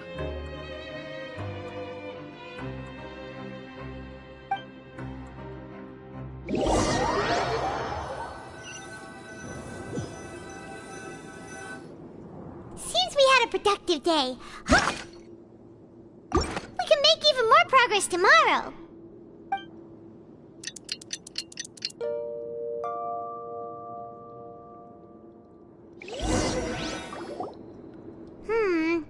Maybe we can make some progress in our investigation today.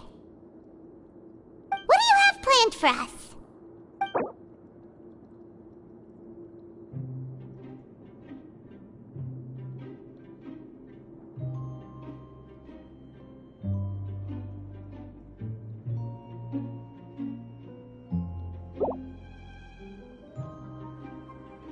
Let's go! Credit coupons, here we come!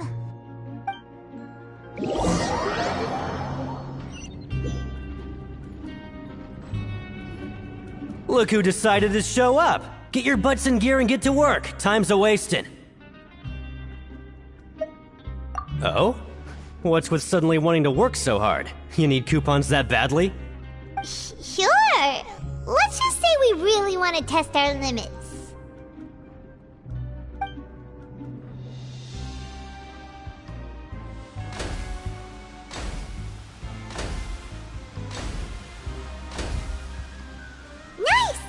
did well today. Let's keep it up!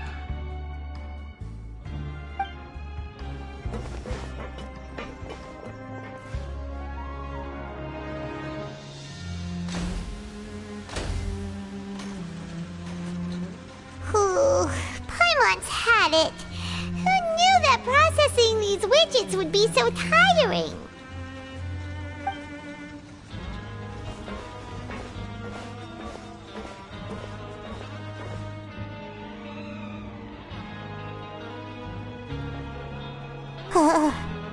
That's it. Paimon doesn't even have the energy to talk anymore. Is it time to eat yet?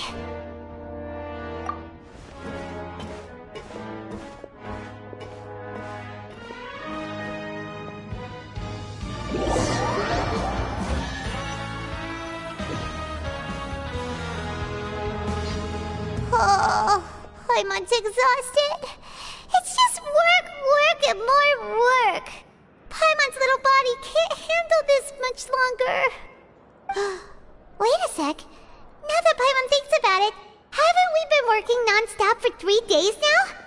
And now it's lunchtime.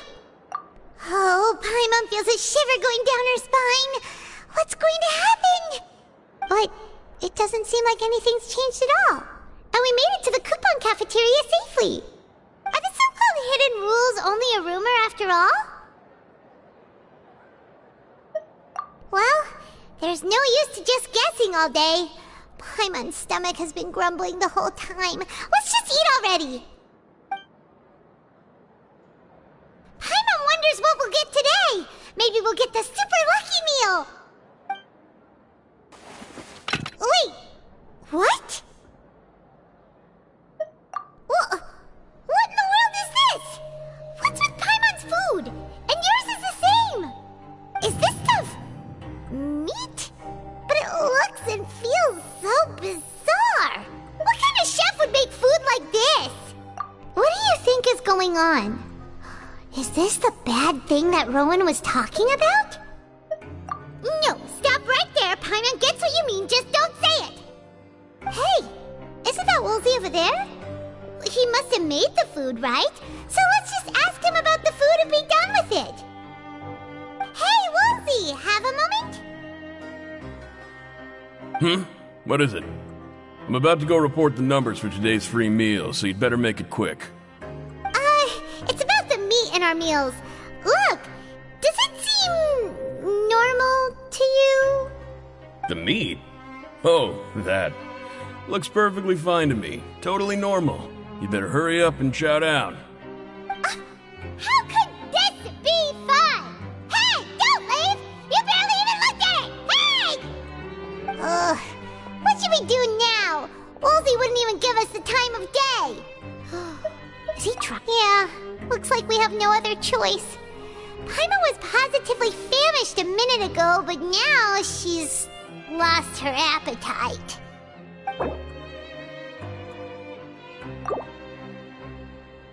What would you like to do this afternoon?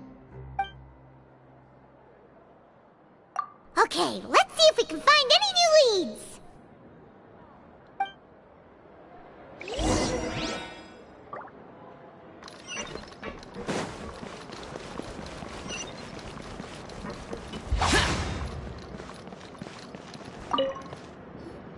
Oh, hello. You two are the ones who were with His Grace. No need to be so nervous.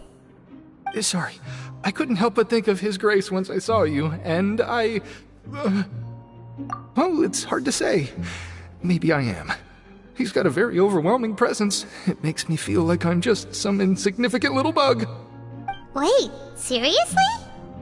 Oh, I'm always indecisive, and I tend to make a mess of things. It's like a reflex. I just instantly start to tense up the moment I see a smart and capable person like His Grace. What? Please, don't say anything like that out loud. How could you possibly think something like that?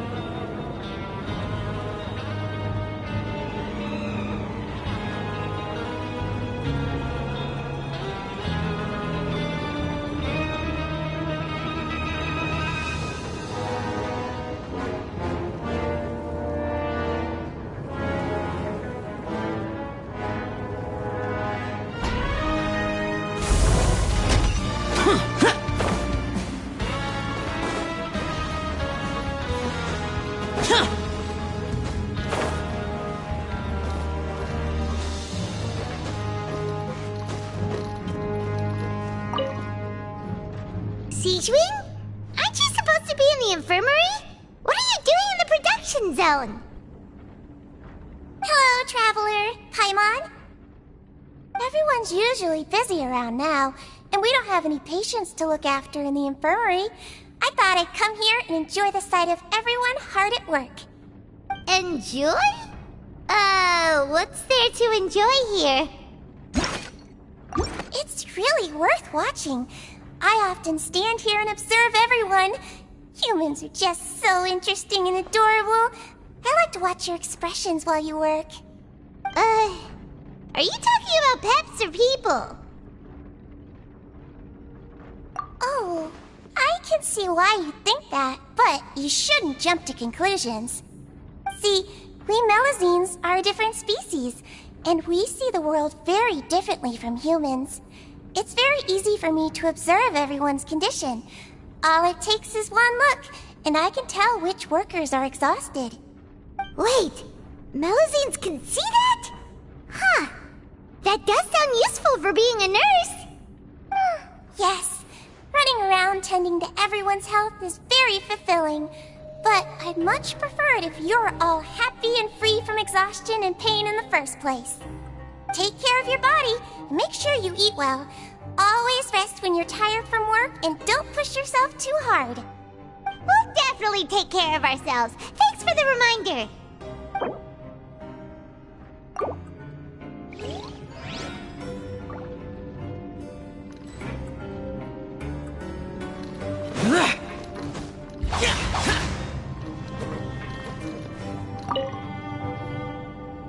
Hey, it's the Traveler and Paimon. No need to tease me, okay? I won't trip on the same step twice. Just like His Grace said, paying attention to every little detail is the key to prosperity. Maybe this is the true meaning of rebirth, not just earning credit coupons.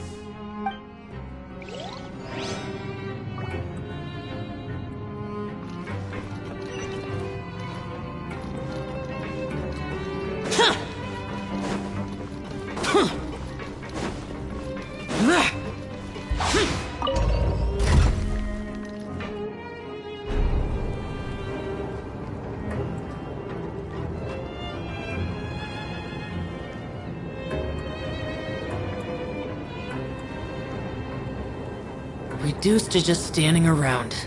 How absurd.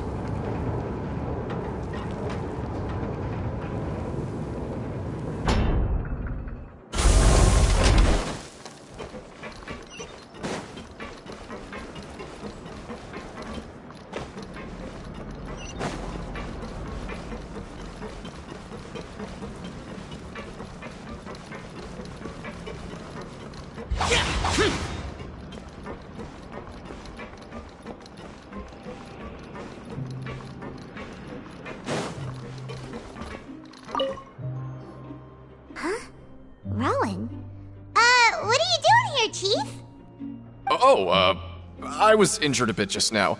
Nothing major, I think I just pulled something. Little mishaps like this are unavoidable at work, you know? Huh. Paimon wouldn't have thought someone as experienced as the Chief would still get hurt on the job. I just knew you would say that. This is pretty embarrassing. Where is Siegeween when you need her anyway? The one time I need to make a quick trip to the infirmary. Oh, you mean she wasn't in the infirmary? Yeah. The rumors say that there's never anybody in the infirmary in the half hour before lunch, and nobody knows where Siegeween gets off to.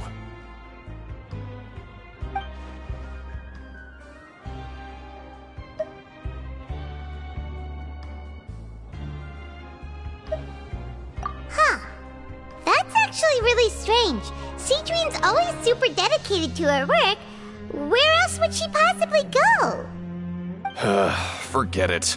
I can take care of a small sprain like this on my own anyway. No need to trouble her.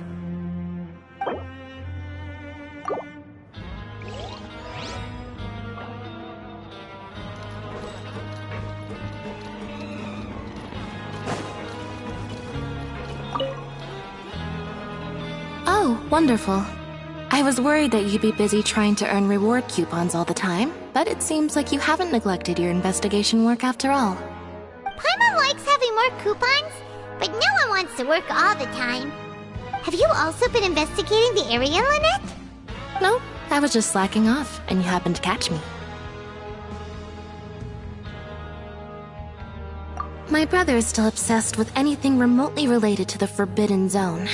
But knowing him, it won't be long before we get more leads. Oh, before I forget, this is for you. Huh? Credit coupons? Why are you giving us these? I've been here longer than you. Coupons aren't a resource in particularly short supply.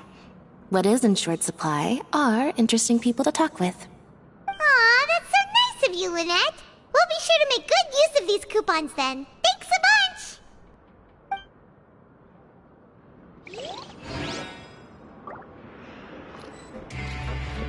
Help each other get through it together.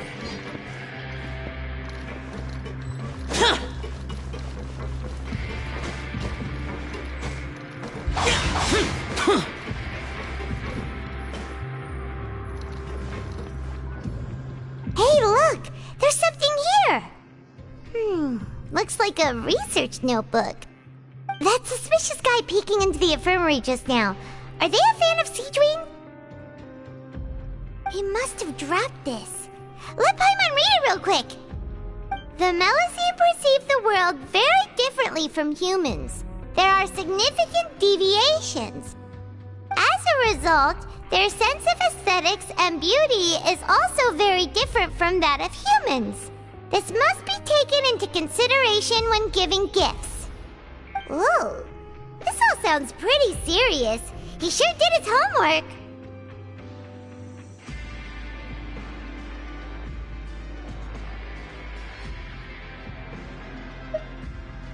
And as for the notebook, let's take it.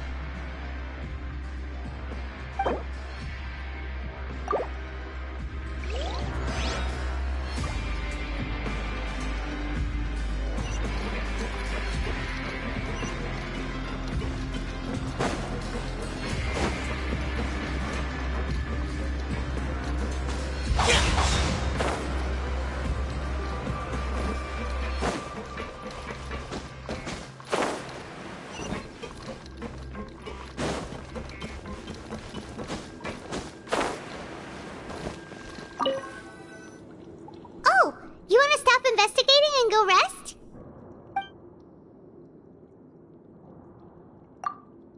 Okay, you should rest up. We'll be back at it tomorrow. So after working a few days straight, we got some strange meat in our lunch. What was that all about? Has our investigation turned up anything useful recently? Really? Then it looks like that part of the investigation has hit a dead end. Well, we'll keep searching for more clues tomorrow. Good night, Traveler.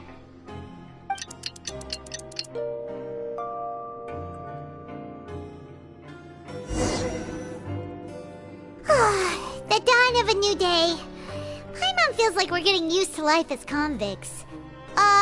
Is that a good thing or a bad thing? What do you have planned for us?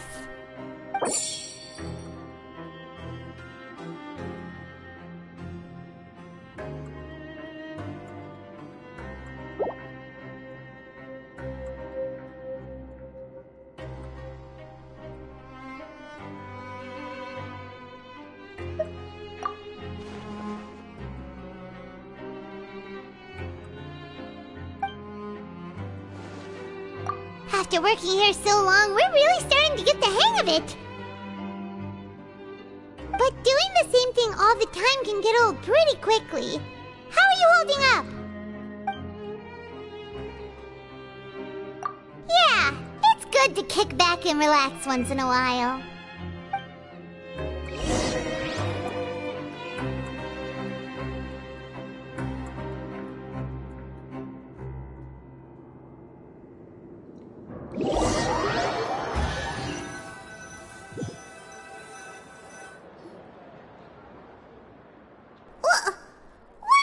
Garbage.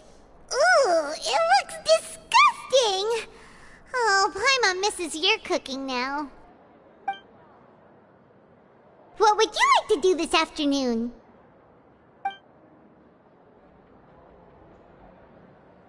Knowing child, he must have been there all the time.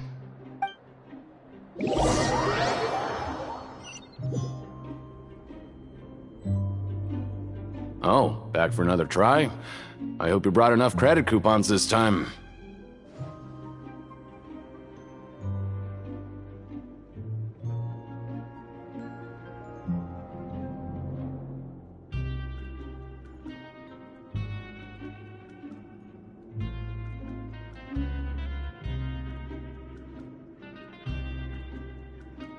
All right, then get ready to play.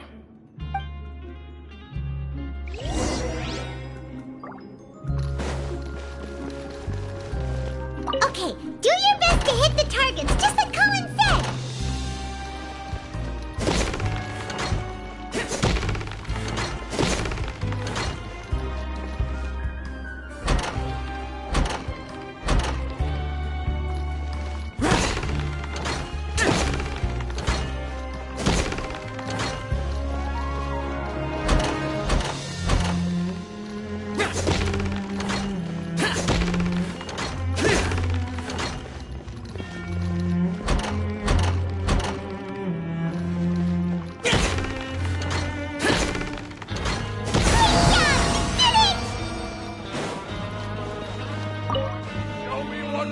Your strength really shouldn't be underestimated.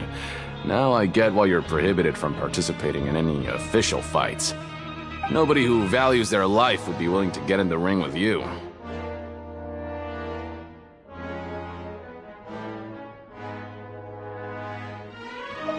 However, you two haven't tried betting on the outcome of a Pancration match yet, have you? Just go talk to Rusimov. Buy a ticket for whichever fighter you think will win. There's a big payout if the fighter you support comes out on top. But we don't know anything about the fighters. How can we possibly know who to support? That's normal. Just watch a few matches and get a feel for the fighters. It won't be long before you can pick winners in your sleep. He's got a point. Why don't we give it a try? If we have enough coupons, we could probably bet at random until we figure everything out.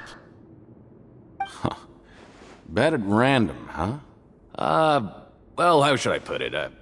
It's not like you can't do that, but I'd advise you to give it some more thought first. Huh? We shouldn't get too carried away. What's the problem? What? Never even picked a boxer before, and you already know about the rules? You're not just strong fighters. Seems you're pretty perceptive, too.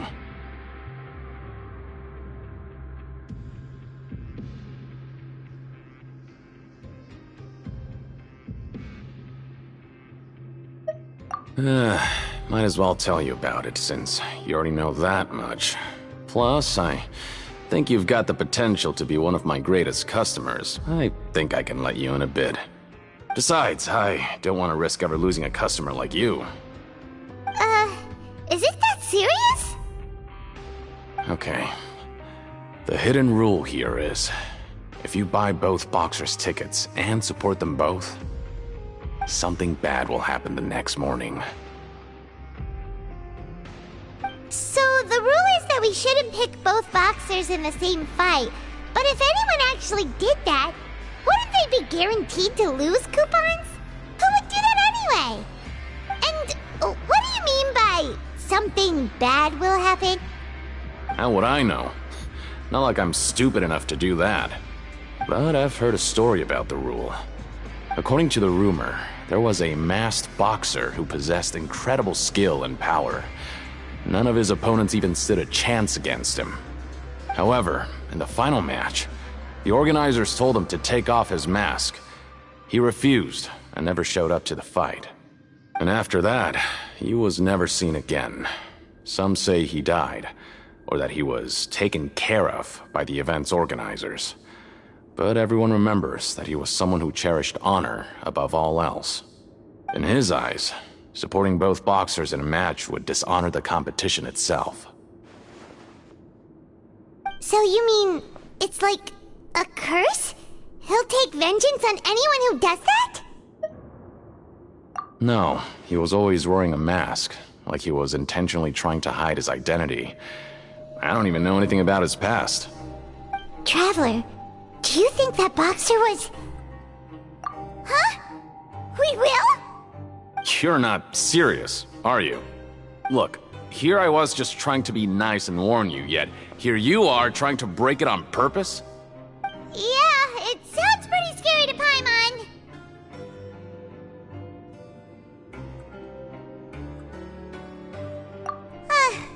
Seems you've made up your mind. Just be sure to protect Paimon, okay? Betting on both fighters will set you back about 3,000 credit coupons. If you have enough, then go ahead and give it a try.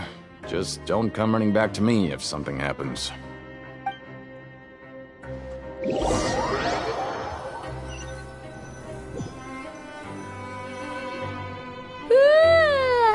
woke up so early today that Paimon's been nodding off all afternoon.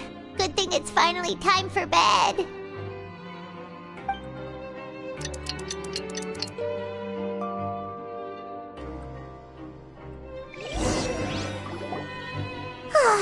The dawn of a new day.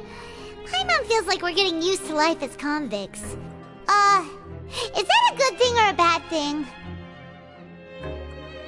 What do you have planned for us?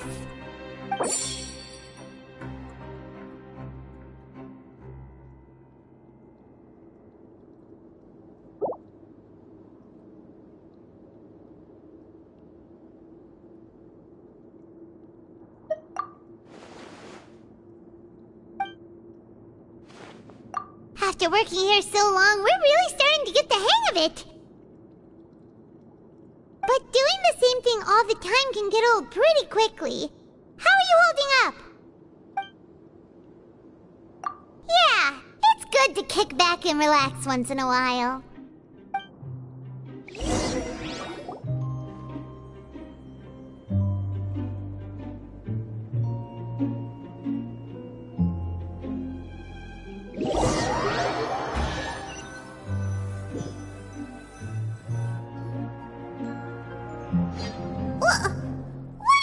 Garbage. Ooh, it looks disgusting. Oh, Paimon misses your cooking now. What would you like to do this afternoon? Sure! If we're not going to work, then let's kill some time at the Pancration Ring.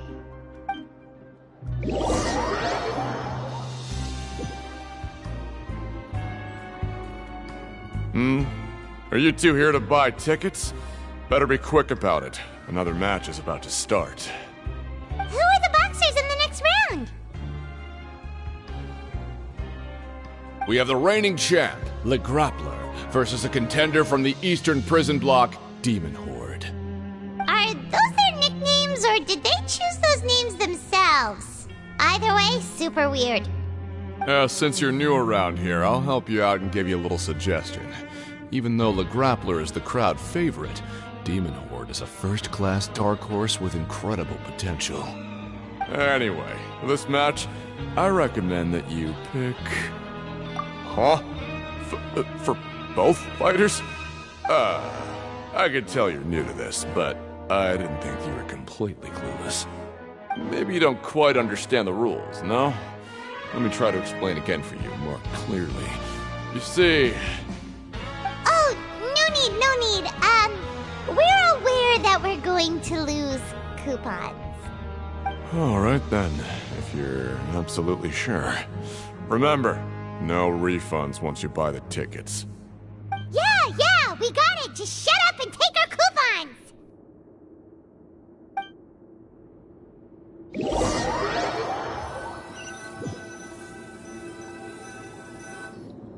Aw, looks like we won't get a chance to sleep in as long as we're here. Let's get to bed early.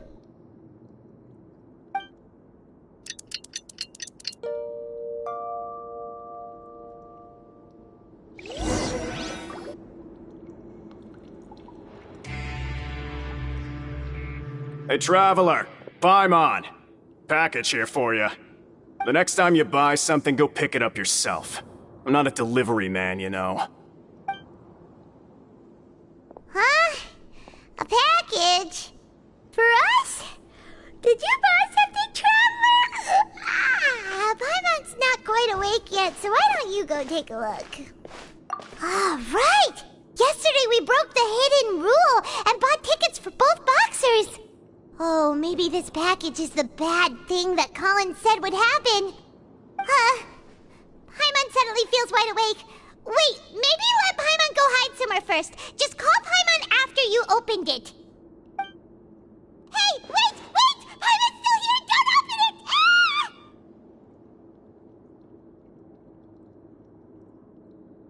Huh? What is it? Are you okay? Let Paimon take a peek too. Oh, it's just a small bottle. But the color of the liquid inside looks so wrong. Almost like... Alright, that's enough of that. No need to say it out loud. Paimon already knows what you're trying to say. Ugh, no way. Get that stuff away from Paimon.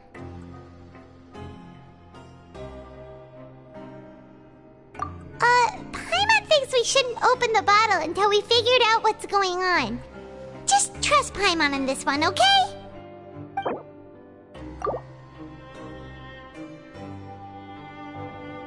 What do you have planned for us? Though it feels nice to slack off a little, less work means less coupons. Let's make the most of our morning.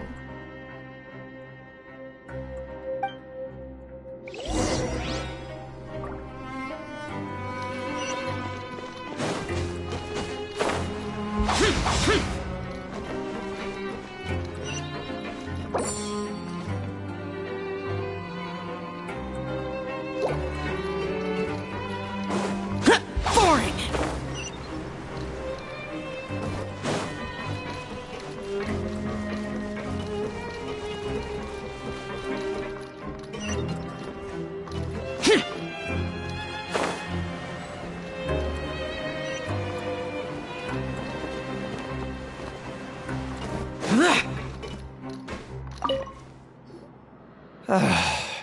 If there's no way to send it all out, then maybe I'll never get a chance to leave. Who are you? We've never seen you before, and you don't look like a fellow convict. I'm not! Of course I'm not. Please, don't mistake me for a criminal. I'm a good, law-abiding citizen. Then what are you doing here? You sure seem anxious about something. I'm a promoter for Fontico, and I'm usually responsible for promoting our drink products. I thought I could complete my task here quickly and return to headquarters, but I've been here way longer than I anticipated. Oh, a promoter from Fontico? So what kind of problem did you run into? I'm so upset. It's all because of that Duke. After discussing the company's promotional plans with him, he told me outright that my project was worthless. However, in light of our long history of successful collaboration, I still tried to patiently explain the details. However, to my surprise, he just cut me off while I was speaking. Let me take a moment and recall his exact words.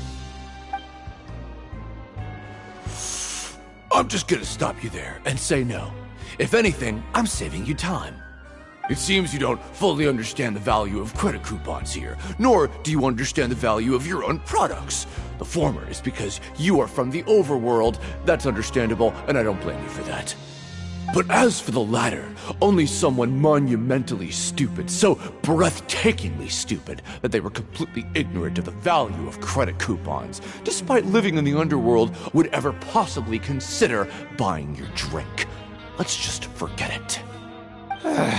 Anyway, that's how he rejected my proposal and asked me to come up with another solution with the condition that it doesn't cause any trouble for him. Can you believe that guy? Well, he is the head honcho here. Not much you can do about that. We met him too and could tell that he's the kind of guy that's hard to pin down. Fine. I know I should just let it go. I'm on his turf after all. His house, his rules.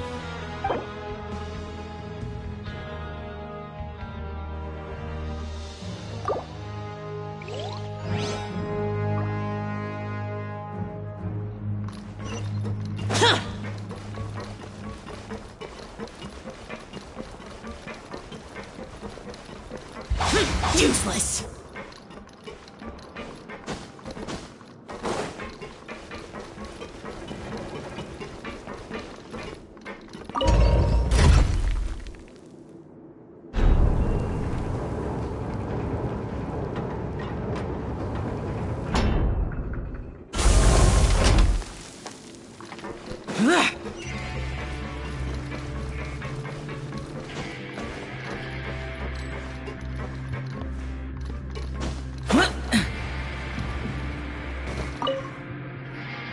Hey, I heard you crazy fools really did it. You bought tickets to support both fighters, didn't ya? Well, did anything happen? Well, the next day we received a mysterious package, but we still haven't made any sense of the contents. So it is real. You didn't become cursed or anything like that, did ya? Are you both still okay? Wait. Are you sure that it's still you controlling your bodies right now? Paimon's not sure. What do you think, Traveler? Is Paimon still Paimon? Oh, okay. Well, that's good. Yeah, you two don't seem to have changed at all. But I wouldn't let your guard down just yet. Still, I didn't expect you would actually do it. You'd actually throw away coupons like that just to satisfy your curiosity? Even if we bought tickets like everybody else, it's not like we could hope to earn any coupons. When it comes to things like this, it's always the organizer who makes the real profits. Hey, just what are you trying to imply? The Pancration Ring is an honest business, and we really don't make much from selling tickets. We make so little that even the current tournaments can only be held thanks to funding from the producer of Fanta. Oh, so it's the company that manufactures Fanta sponsoring the events? Paimon thought all of this was thanks to the Duke's support. Let's just say it's a mutually beneficial arrangement. They reached out to us first, hoping to promote Fanta products in the Fortress of Meropide. Anyway, you try and take extra good care of yourselves these next few days, you hear?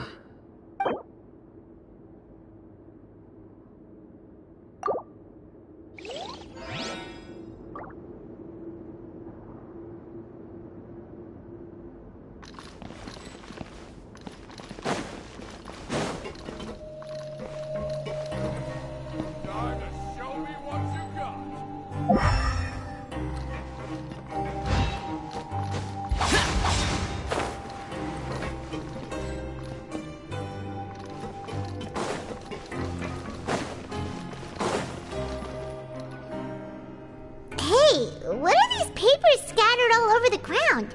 Are they registration forms or something? Maybe not. Every page has the Fontaco symbol on it. Maybe it's some flyers from the company. Okay. But if someone catches us, they could accuse us of trying to steal the company's secrets, couldn't they? Oh, you're right. Guess there's nothing to worry about then. Let Paimon have a look here. Without assistance from the Fontaine Research Institute, development of the new product has been slow, and some researchers on the project have voiced concerns. We have no choice but to let the new product undergo the first phase of promotional trials without a designated name or packaging. We will adjust the direction of future development according to feedback. We have decided to only conduct closed, small-scale trials for the time being. Sure doesn't seem like anything unusual. The company is just trying to develop some new products besides Fanta. But it sounds like things aren't going well at all. Let's put these papers back where we found them and make it look like nobody went through them. Okay, good.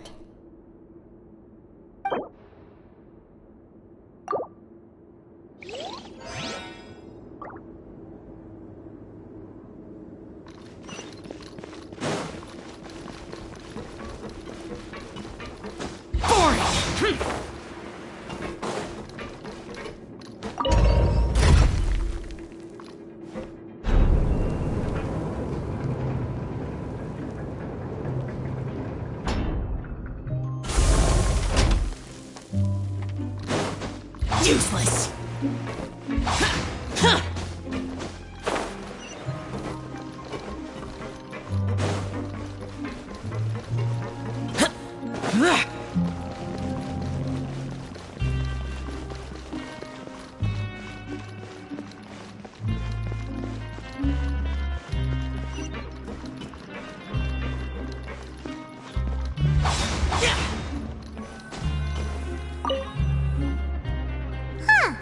We ended up here without even thinking about it.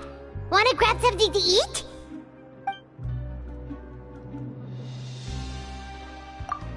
Alright, but remember that we bought this time with coupons, so let's make better use of it next time.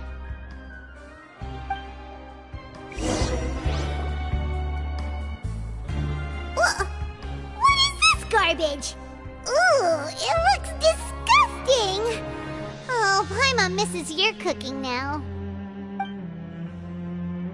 What would you like to do this afternoon?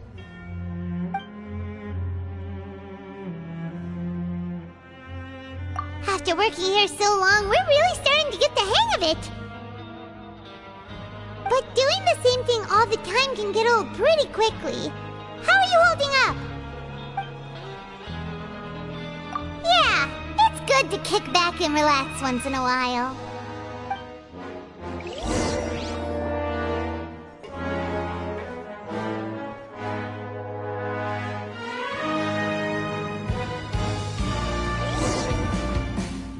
A mysterious box? A bottle of crimson liquid? Paimon still doesn't know what to make of it. Do you have any ideas, Traveler?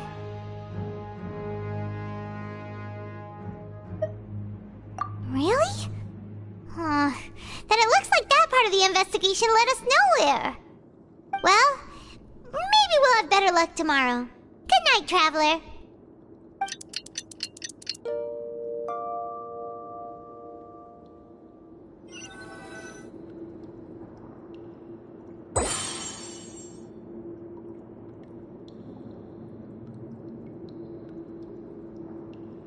Okay, so we've investigated 2 of the hidden rules.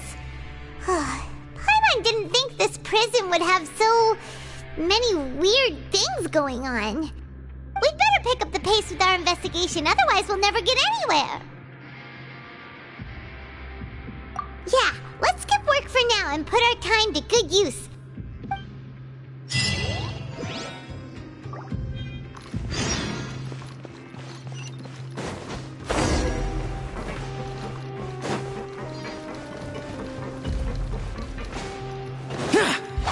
Boring!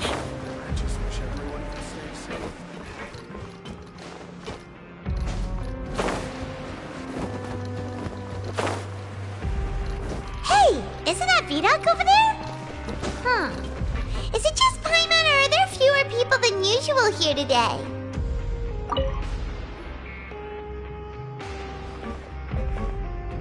Ah. Seeing you at this time must mean you've already saved up a lot of credit coupons. Or at least enough to skip work. Seems you're getting into the swing of things around here. Impressive. Very impressive. So, now can you tell us about the hidden rules you know? If that's what you want to know, I guess you couldn't have come at a better time. Huh? What do you mean it's a good time? Leonid and those other pesky broke urchins have all gone to work in the production zone. I wouldn't want them listening in without paying up. We get it! Just tell us already! So, you know those pipes that make strange sounds? Don't ever, ever go near them at night. Even if you manage to avoid the guards, you might find something even more terrible there. Something even more terrible? Like what? A group of cannibals. Cannibals? In the Fortress of Meripede? Every month, they meet a few times in the dead of night. Rumor has it they might be connected to the people that have disappeared here. But what's even scarier is that they have a special proclivity. Since they have no way to dispose of the leftover remains, they have ways to transform them into other forms and keep them in the fortress forever. Paimon might already know what you mean by other forms. So that's what's going on here. Oh, Paimon's stomach doesn't feel so good. You two look pretty skeptical. No matter, learning the truth behind dark secrets isn't necessarily a good thing. I've got things to do too. I suggest you just act like I never told you anything. Traveler, can we just trust him on this one? Oh, Paimon doesn't want her blood and flesh entombed here for all eternity?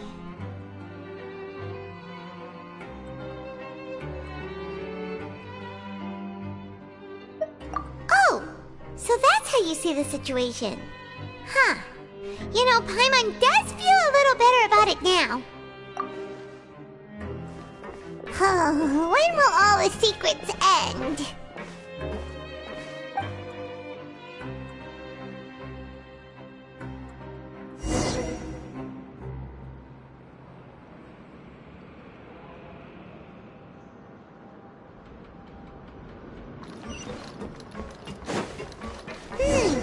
Vidok isn't here.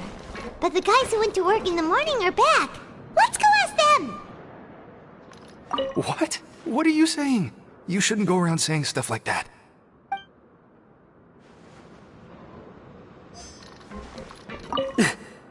Just stay away from me.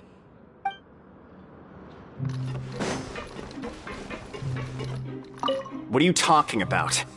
Listen, you should keep your nose out of other people's business. Their attitude sure is suspicious. Like they're trying to avoid us.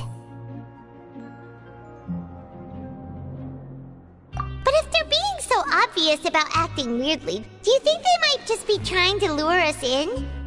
Oh, this is all getting way too creepy for Paimon.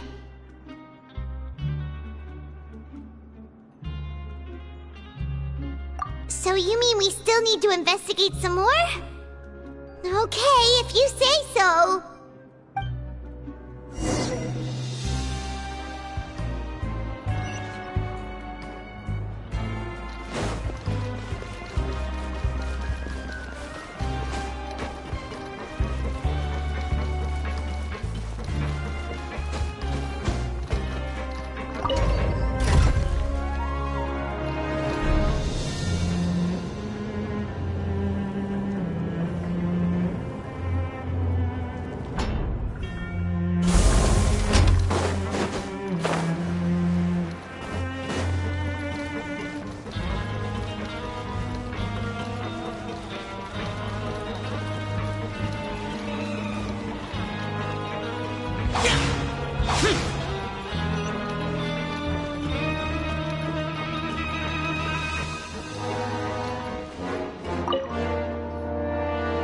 Fielding? What do you want?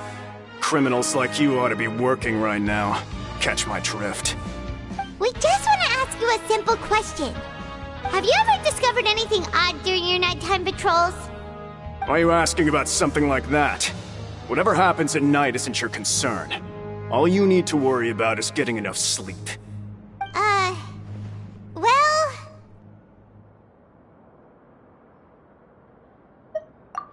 Right! We've heard it happens a few times every month. Paimon has sensitive ears, so it makes it hard to sleep. Really? I see. But it's not like I'm on duty every night. And now that you mention it, I recall my colleagues talking about something like that before. They say that strange things tend to happen at night on pipe cleaning days. Lots of us don't willingly take those shifts. So, what happens at night on pipe cleaning days? They just conduct regular cleaning of the fortress's drainage facilities. There are 3 pipe cleaning days per month, and it just so happens that today is one of the scheduled days. You can try to confirm the sounds tonight if you want, and if they're real, then I can report the issue to my superiors for you. Oh, okay. Then we'll keep both ears out tonight. If that's all, then I'll be leaving now. I advise you not to try anything funny, though. Even if I'm not on duty tonight, someone will still be watching you. Don't worry, we don't want any time added to our sentences. Oh, he left. So what do you think about the pipe cleaning days he mentioned?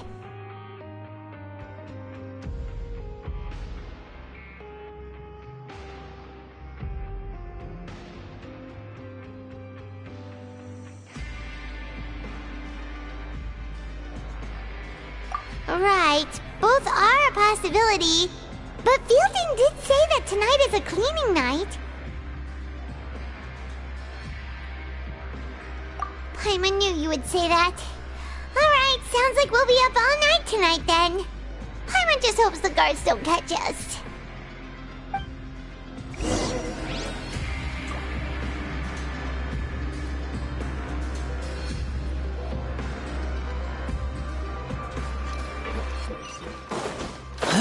Useless.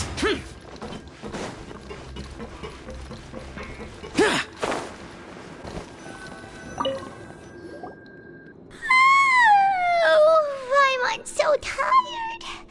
But we can't sleep yet. They'll be cleaning the pipes tonight, so it's the perfect chance for us to investigate.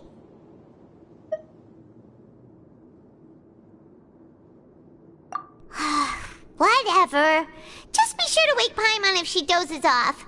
Paimon's worried something might happen if you go alone. Huh?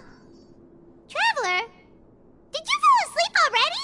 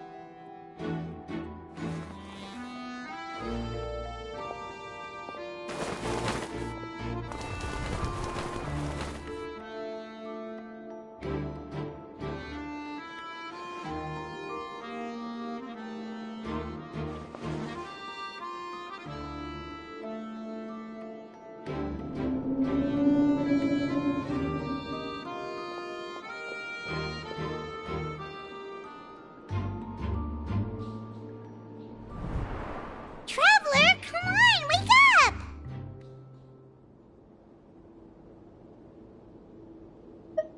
Oh, it looked like you were just peacefully sleeping to Paimon. Well, what did you see this time? Really? So we're finally starting to figure out what actually happened!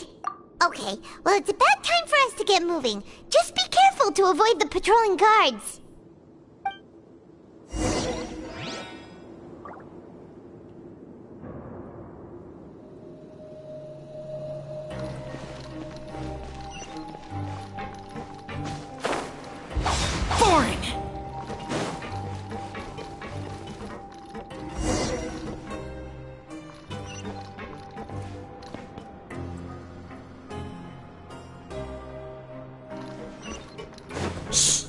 careful.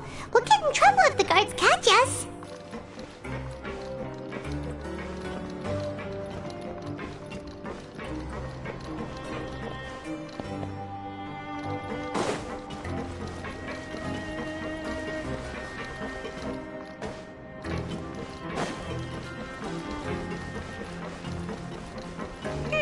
This should be the place.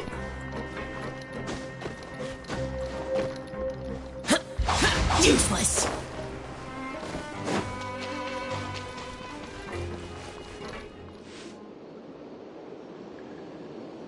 What? I know you. You were the ones we saw. Huh. You've got guts showing up here. You know who we are, right? You'd better leave now. Ain't nobody coming here to save you. What'd you say?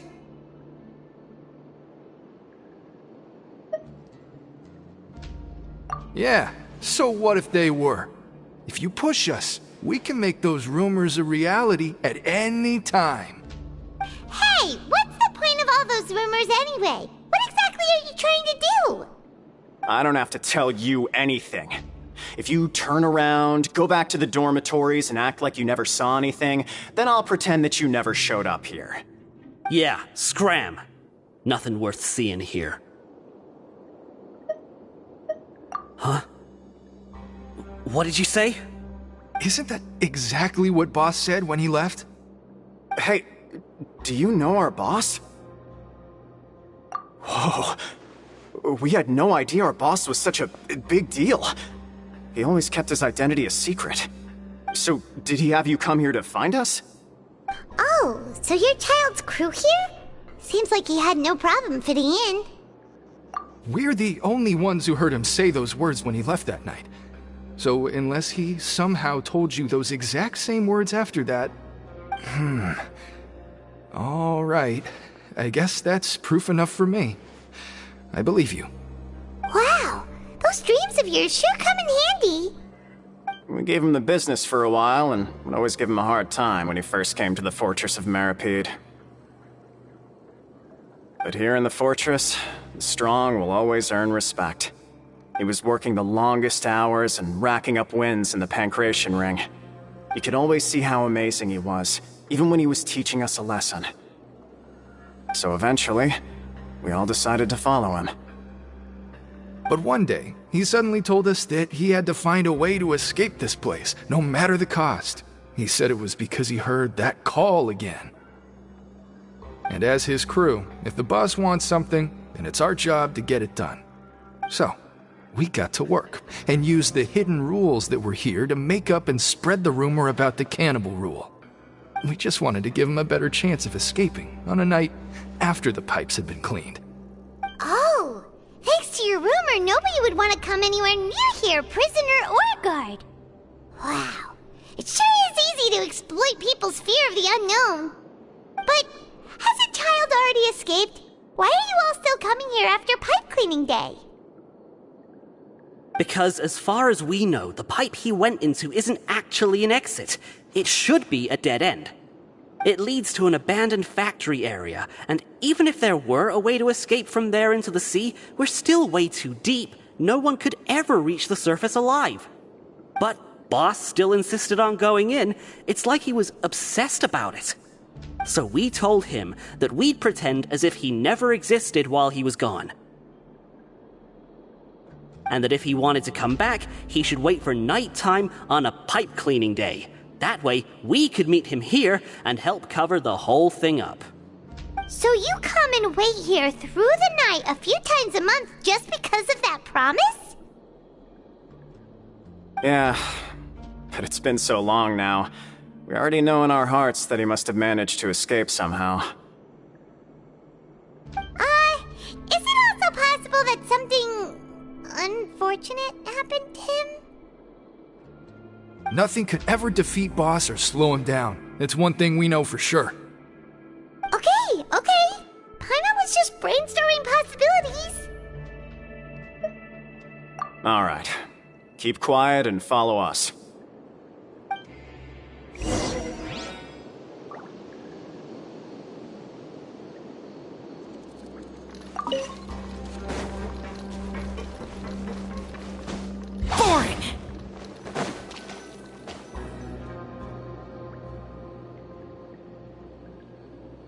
The way up from here has been sealed off. It's impossible to get through. Boss left by going down from here. It wasn't full of water at the time. Later, we came back hoping to have a look. That's when we found out it had been completely flooded. It's impossible to navigate unless you're an extremely skilled diver. Do you think Child got trapped by the water? Not likely. We all know that Boss was an incredible swimmer. Really? Then have him come investigate, pronto. Just be sure to tell us if you get any news about Boss. It's getting late. We should leave before the guards come this way. Yeah, we learned a lot about what happened to Child here. Let's get going!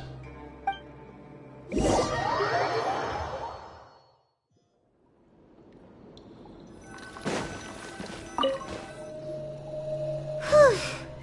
We finally learned some key information. Seems all of our investigative work has finally started to pay off. When you said you knew a diver, you were talking about Fremine, right? If we ask Linny, he'll definitely have Fremine help us. Ugh. Why is Child like this? What was he doing going into the pipes? Not making our jobs easier, that's for sure. Fortunately, though, it seems like it's only a matter of time now before we find out what really happened. Now that we can finally relax, I'm starting to feel super sleepy. Let's try to get some rest while we still can. Nighty-night, traveler!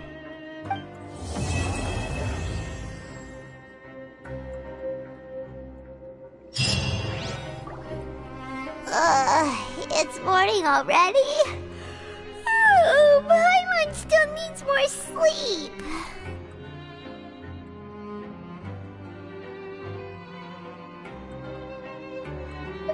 Huh? Wait, look over there! Isn't that... It's one of Linny's cards!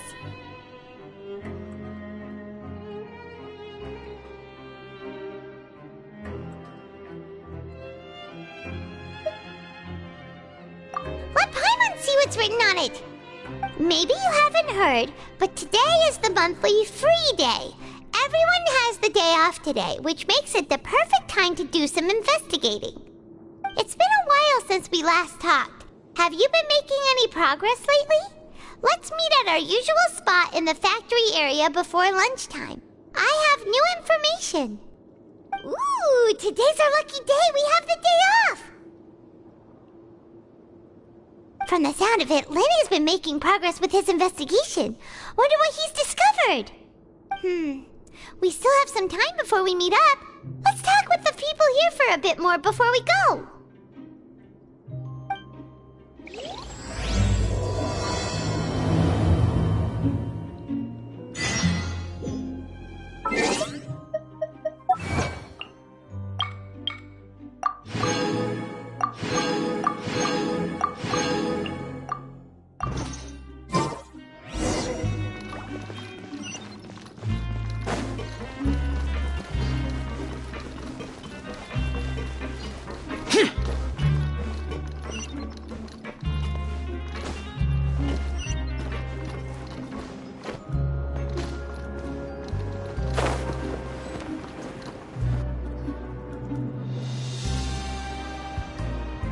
Look, there are some people talking over there. Let's listen in on the conversation.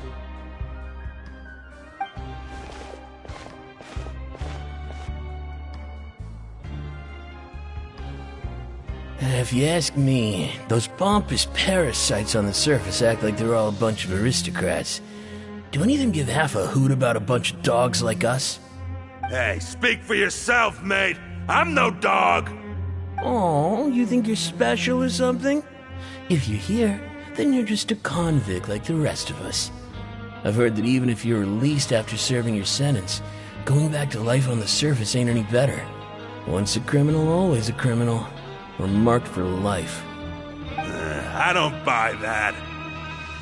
Hey, how cool would it be if the whole world was destroyed by a giant flood and everyone had to start over from nothing? What kind of filthy bilge water you spewing? I have family up there. You best shut your sewer hole with talk like that.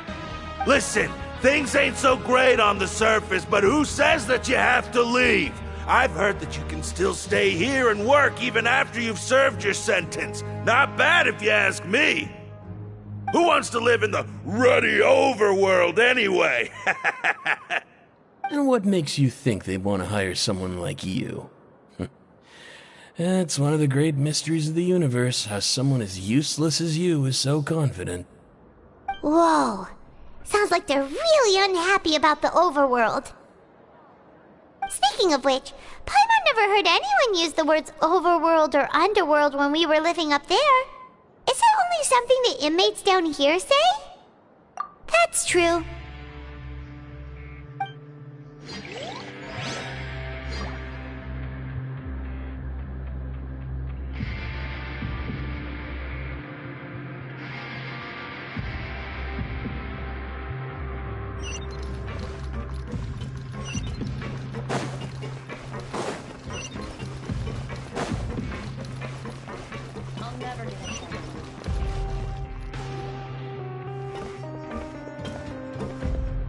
There's a group of people over there. Let's go listen in.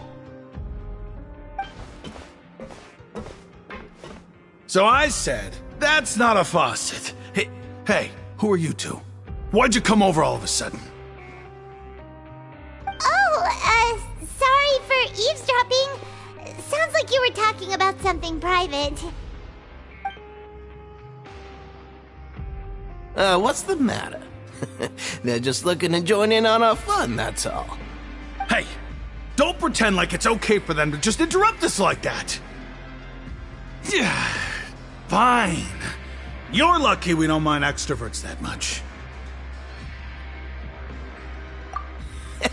You hear that, Quisto? What nice! Your expressions tell me you're looking to hear some juicy info, am I right? But before that, it just so happens that I know you two. Really? Are we that famous? You're kidding. How often does anyone get a personal tour led by His Grace himself? Practically everyone was talking about it. Word has it that you also caused quite the kerfuffle. A little mistake, huh? I like the way you put it. You see, people with a good attitude can join our group anytime, unlike some of the others here. Your group? I'm Quisto, and this is Lavaroon. People usually call us the Bombshell Bros, but don't worry. We're not playing with bombs or anything. It's just that our information is always so explosive, and we blow minds on the regular. So, you two really like to gossip? Whew, you sure know how to embellish. No. You don't get it. Knowing intelligence will make things better for you here. For example, knowing who's working with who has the latest rumors, who's not getting along. Wouldn't you like to know all that? Whoa, all this info's worth something, you know? You should prove you're worthy of it. I don't mind him. Quisto's always this way. Just play nice and say something to massage his ego. The welfare meals. Talk about the welfare meals. Right. That meal we had yesterday was super delicious. Paimon can still taste it whenever she closes her eyes. Is that so? To tell you the truth, I've been helping out with making those welfare meals. I've been working as a kitchen assistant for about a month and a half now. Oh, so you're the one who made those delicious steaks. Amazing. You could be a professional chef. You are correct.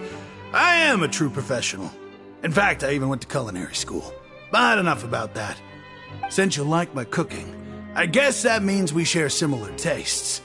Listen carefully. This little bombshell will help you learn what's really going on here in the fortress.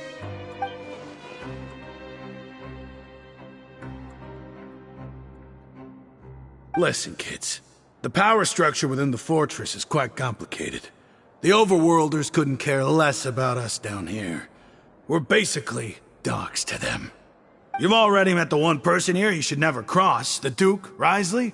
He knows more than you think. And if he doesn't care about something, then he often doesn't bother dealing with it. Those who have the Duke's attention get all kinds of special perks, even better treatment in the infirmary. I know who you mean. It's that Jurier character, right? I don't think there's anything useful about him at all. Why does he visit the infirmary practically every day? Is it normal for anyone to be going in and out of there so often? If you ask me, he's just faking it to get out of work. But did you know that Jurier was a talented researcher from the Fontaine Research Institute before he came here? There's no denying that. I don't care if he was a researcher that could turn dirt into Mora. Once you're in the Fortress of Meripede, you're just another inmate like everybody else.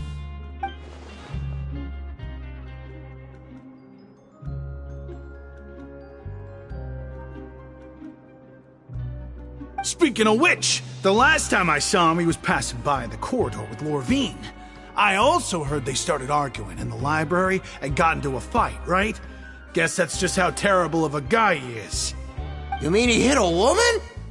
Wow, I never imagined he was that bad. But that Lorvine's also quite the odd one, you know? She's always gabbing away, got into a fight with a man, and she also got sent to the infirmary. Come to think of it, I always see her going to the sick bay every couple of days, too.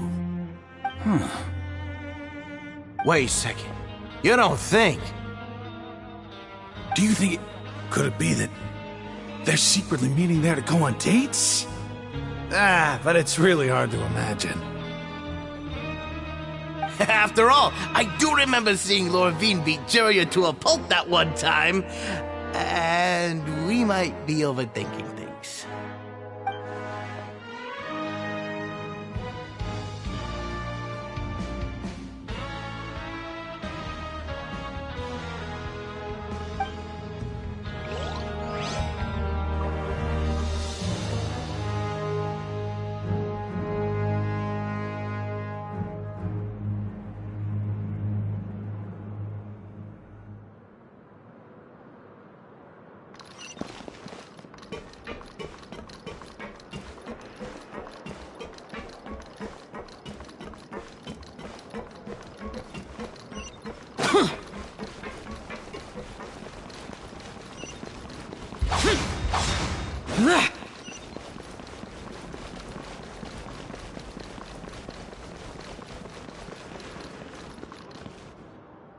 Hey, you over there?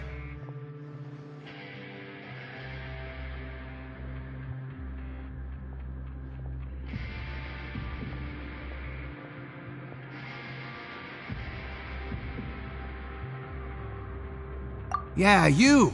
Say, do you like playing card games? You know, like Genius Invocation TCG? You TCG players are like mint in the wild, literally sprouting up everywhere. Hey, come on now. What's wrong with finding fellow Invocation aficionados? Anyway, care to join me for a game? Alright. No pressure. But why would you be looking for people to play Genius Invocation in a place like this? Don't people usually come here to fight? Whether you're throwing down cards or throwing punches, it's all a competition, isn't it? It's all the same in my eyes. There are lots of card players here in the fortress. When I saw you, I immediately thought, hey, even outsiders from other nations play cards. So I came over to say hi. Sure. Great! Since you've been here longer than us, you need to flex your seniority a little bit, right? Maybe you could start by telling us newcomers some stories about this place. I thought you would have already heard everything by now. All right, then. Did you have anything specific in mind? Or do you want me to just pick a topic? Why don't you pick? We'll let you know if we've heard it already. All right. Have you heard any strange rumors since you've arrived? Then, did you know that there are some people who are always gossiping over in the corner? Yeah, so you've already met those two. They're quite a pair. They always keep an eye out for the latest happenings and gossip about everything. I've never seen anyone with more time on their hands. I heard that they used to be a chef and a bartender before they were sent down here. You know how bartenders are, always chatting with customers. And chefs love to pass the time just hanging out when they're not cooking. Good to know. Do you have anything else to tell us? Let me think. Sounds like you want to hear something a little more tantalizing. Oh, did you know that the Duke was also a convict in the fortress of Meripede before? Huh? Wait, are you serious? That's right. The Duke was an inmate just like you and me. Seems he was exiled here for committing some crime. Who knows how he ended up rising up to become the warden, though. To go from an ordinary inmate to becoming the manager of the whole place? I'm not gonna lie, I kinda respect that. A forbidden zone? Sounds like something that someone just made up. I've never heard of that. Where did you hear about it? It's just a rumor we've been hearing, but no worries if you've never heard of it. Do you have anything else you can tell us? Anything else? Not that I can think of, but I'll be sure to tell you anything interesting I hear next time. You'll have to play a game of Genius Invocation with me first, though. Okay, we've talked to just about everyone, and it's about time for us to go meet Linny. According to the card he left us, we should go meet him in the production zone.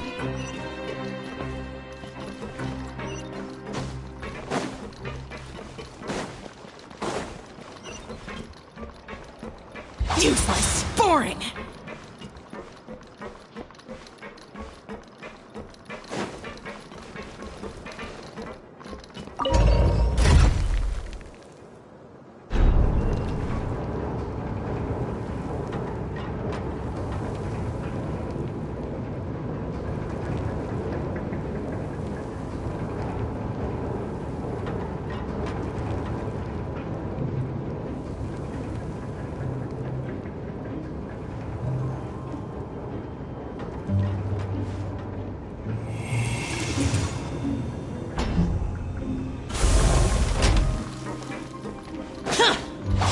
Useless. Just never seems to end.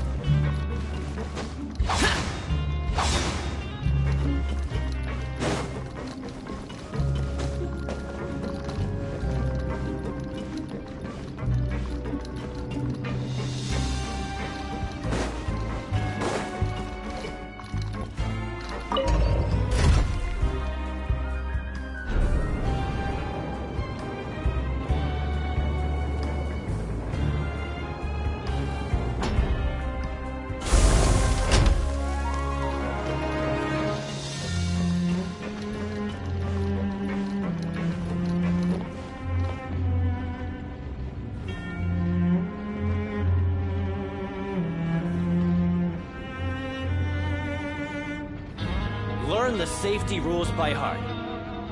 Wait, what was the second part?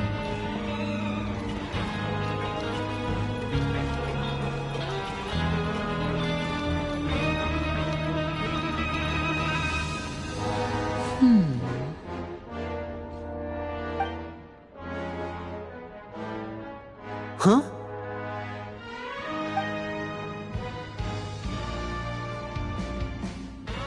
That look in your eyes. You found something? Hey, this is no time to be modest. Just tell him we found a boatload of information. Oh, as expected of the legendary duo, you have my full and undivided attention. Huh. I'd have never guessed that myself. The rumors swirling about this place are unreliable after all, and Master Child probably went missing because he found a way out. He is a harbinger after all. I suppose he's much more resourceful than I initially gave him credit for. Unfortunately, this isn't enough for our final report to Father. We need to find out Master Child's exact whereabouts. Father told me that even though Master Child said he was just coming to Fontaine for a vacation, he actually had some personal reasons. His agenda might be linked to his disappearance. His escape route is already flooded, so we'll have to task someone with professional diving skills to chase after him. Well, when you put it that way, it's obvious that only Fremine would be up to the task. Bingo! Is he around? He's working today. Coming here as a group would have attracted too much attention. I'll talk to him about it later. It's the least I can do. We're all in this together, so it's only fair for us to fulfill our end of the bargain. Honestly, I'm far more impressed by you guys managing to collect all this information right under Risley's watchful eyes. Collecting information has always been our strong point. Now, let me think. To find out more information, Fremine will have to retrace Master Child's original route. And if he's to do that, he'll have to set out on the next pipe cleaning day at the earliest. That's 6 days from now. And after that, he'll probably take another 2 or 3 days to return. You can even estimate how long it'll take for him to get back? We've been working together for a long time. We know each other's capabilities like the backs of our hands. Traveler, what say you to meeting here 9 days from now? We'll be able to pick up Fremine while we're at it, too. Oh, and there's just one last thing we'd like your help with. Though we can just sit back and wait for Fremine's report on Master Child's whereabouts, we still need to make more progress on the investigation of the Forbidden Zone. Fremine's no master of disguise. Lynette's still working on getting intel from the other areas, and I'll need to spend some time helping Fremine prepare for his diving mission. So, you are the only ones we can count on. What do you want us to do? Will it be hard? Well, I won't call it easy per se, but I think you'll be able to pull it off. Listen carefully. You'll need to find an excuse to get into the infirmary and investigate the room and environs. You've mentioned several sketchy-looking people always meeting at the infirmary earlier, so it probably has something to do with the secret we're hoping to uncover. You've already met the head nurse, so she'll be less suspicious of you. Investigate the internal structure of the infirmary and any active dealings within, and pass those on to me alongside anything else you're able to discover. But also, there's no need to take risks. Don't forget, safety always comes first.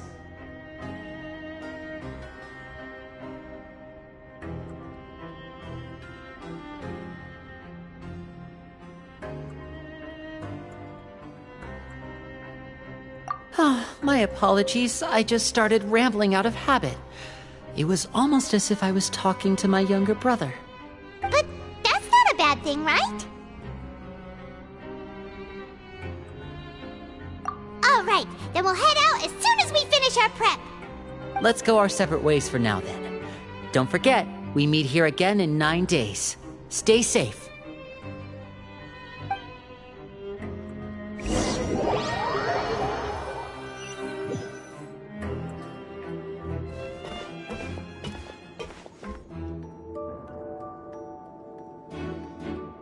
Hey, stay here for now. Paimon will take a peek. There seem to be several people inside.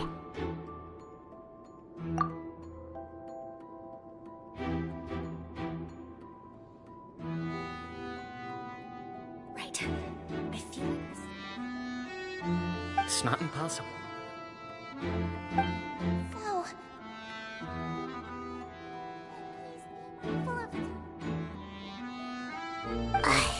It's a bit hard to understand them from here, so why don't we just try to talk to them in person? Let's go as soon as you're ready.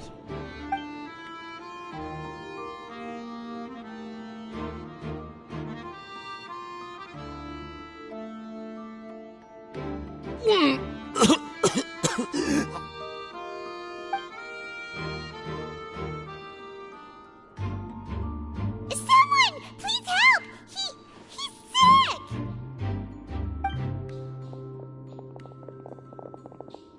Whoa, are you okay? Oh my! What's wrong, little one? There's no need to panic. Take a deep breath before you begin. The traveler started complaining of a stomachache, and then nausea, and then collapsed onto the ground. Paimon doesn't know what to do. Freezing limbs, twitching fingers, and pale complexion. Could it be poison? Let me take a look. Please lie down over here.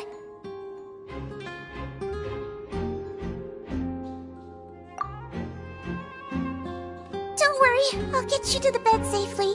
Here, hold on to my shoulder and walk slowly.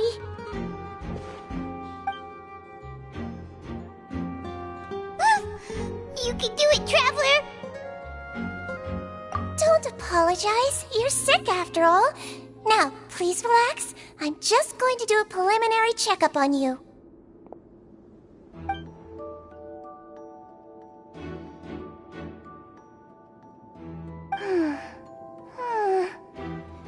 I see now. My checkup has confirmed that he's not in any mortal danger. That's our worst fear out of the way. Eh? Oh, that's good. But... I'll continue my diagnosis of the patient now. Please, relax and take a deep breath.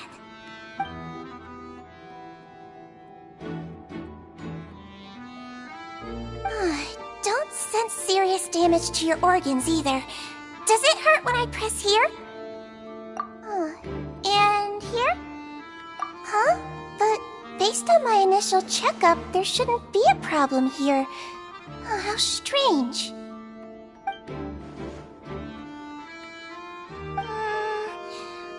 What about here? Does this hurt? Oh. I understand. So that's what it is. I think you just ate something that disagreed with you. That's all. Nothing too serious. Outside of a pretty bad stomachache when it decides to act up. So that's what it is.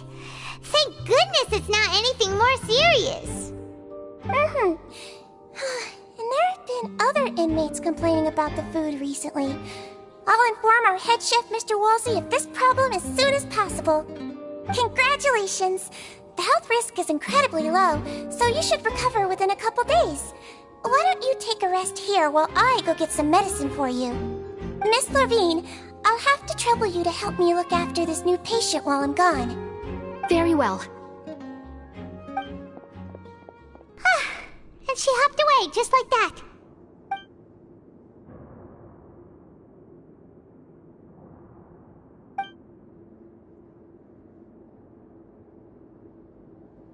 Hello. So how are you feeling now?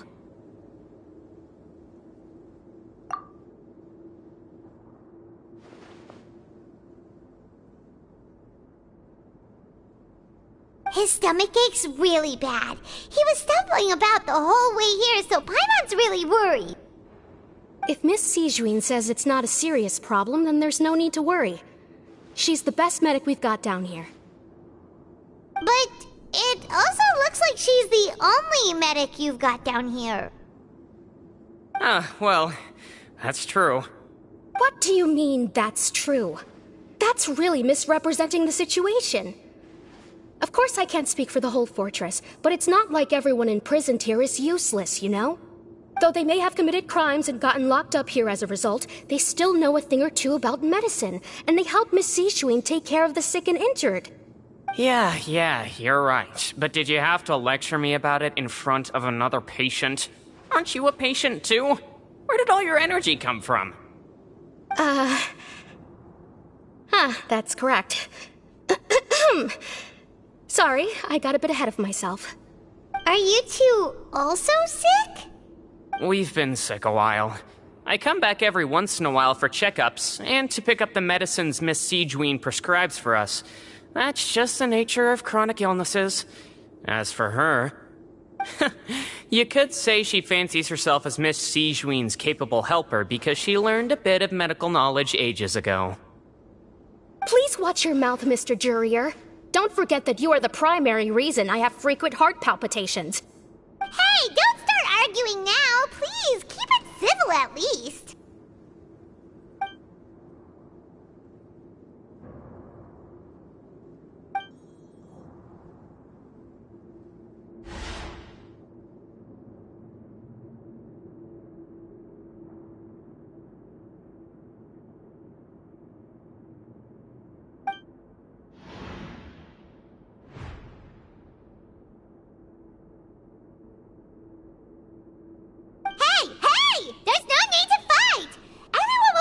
Someday, so there's no need to argue over silly things like this! But... Release. It's way too early for us to even think about that. And who the heck knows if we'd even be able to continue our previous lives?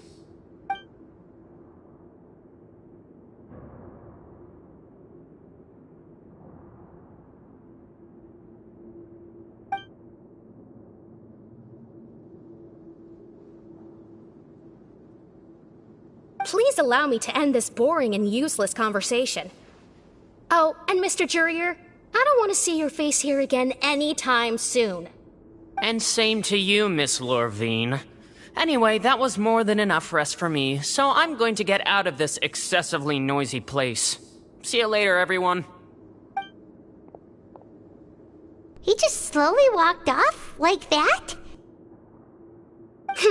That's just what he's like. I'm sorry you had to see all of that. I'm Lorvine, and that's... Well, his name is Jurier, but I hope you'll never have cause to remember his name. You really can't stand him, huh? I mean, can you blame me? Look, who would like someone who's as arrogant and obsessed with weird research topics as he is? But there's no need to keep dwelling on him.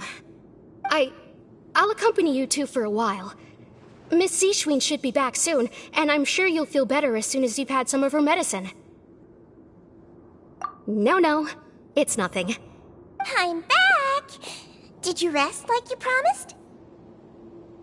Thank you for getting our medicine, Miss Seashween. Did you all cooperate with your bed rest? I trust that nobody got up to walk around. Good. Here, this should be 2 days' worth of medicine for you. Take 1 pill now, and then continue your bed rest.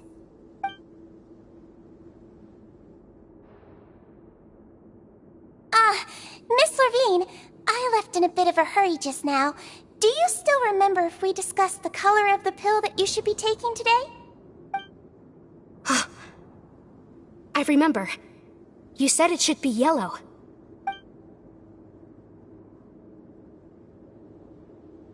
Yellow, huh? I understand. These are yours. Please, make sure to go to bed early after taking them tonight. You'll benefit from a good night's sleep. All right, then I'll also be on my way now. I hope you feel better soon, too. See ya! I'm going to fill out your medical record now. You're widely known as the Traveler, right? I just want to double-check a few details, if that's all right with you. Those two made quite the commotion just now, so why don't we let the Traveler rest? Paimon can answer the questions instead. So his primary symptoms are abdominal pain with secondary symptoms of nausea. Is there anything else? That's it. All right then. Is there anything we should know besides to take the meds? No, his base constitution is quite good, so I'm sure he'll recover quite quickly after taking the medicine. Please make sure to stick to bland or less stimulating foods, and don't stay up too late at night. Got it. Paimon will hold the Traveler to that for sure.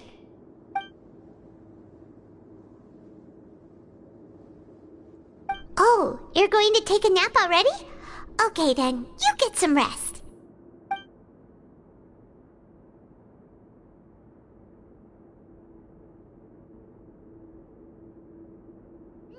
We've been to lots of places together.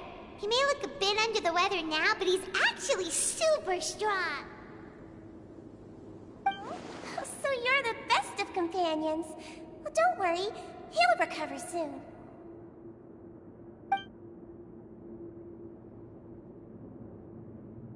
You're awake.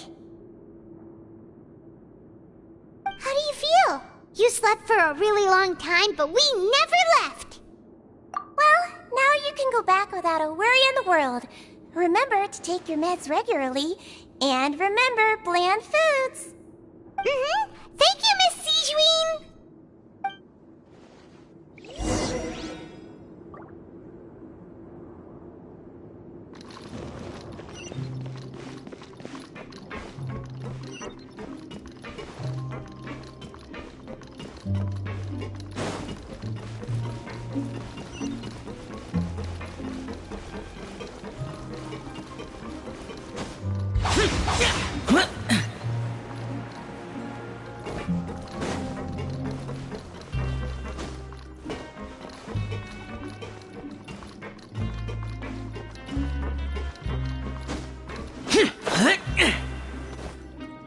You really are something. To be able to fall asleep like that and even sleep talk the entire time, you scared Paimon half to death!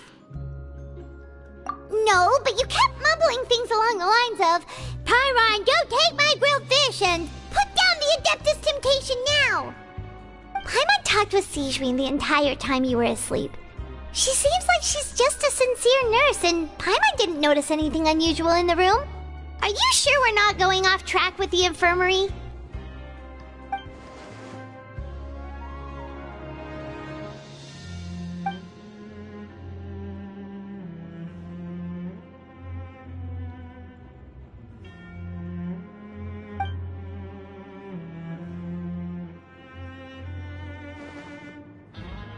Whoa!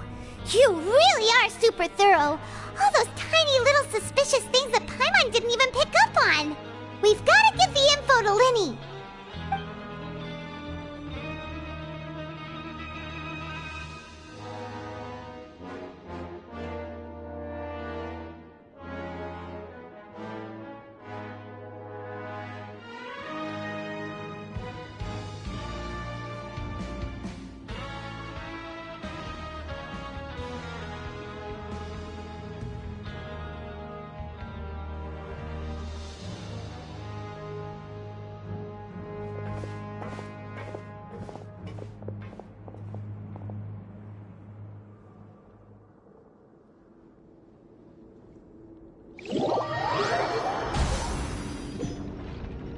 Today's the day! Let's go meet up with Linny!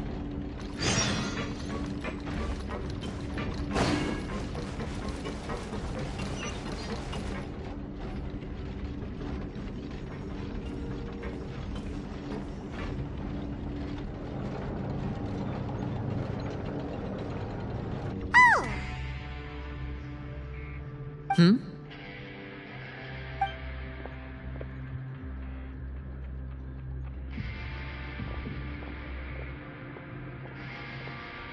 Did you two run into any trouble over the past few days? No, we just worked our shifts according to the schedule. Nothing weird happened. That's good. That means you didn't raise any suspicions when you infiltrated the infirmary. We've taken a look at the slip you've sent. Fremine successfully left the grounds via the pipes 2 days ago, and as of last night, Lynette has also infiltrated the infirmary after faking an illness. Wait, why is she getting involved as well?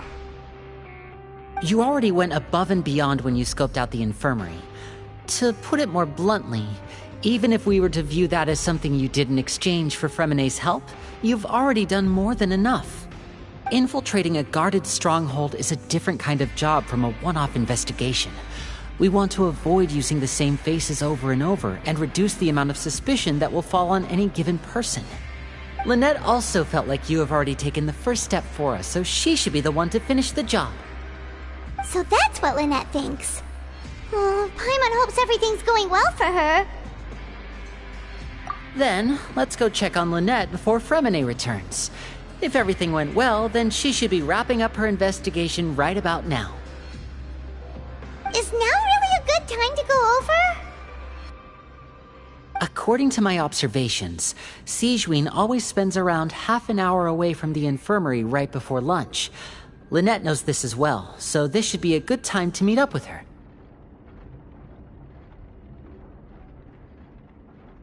Also, I'm her brother, remember? It's only natural for an older brother to care about his younger sister's well-being. Okay, then let's head over right away!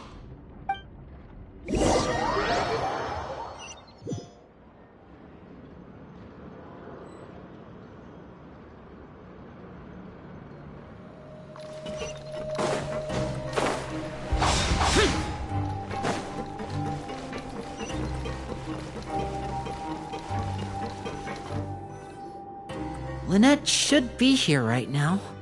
Huh. Strange.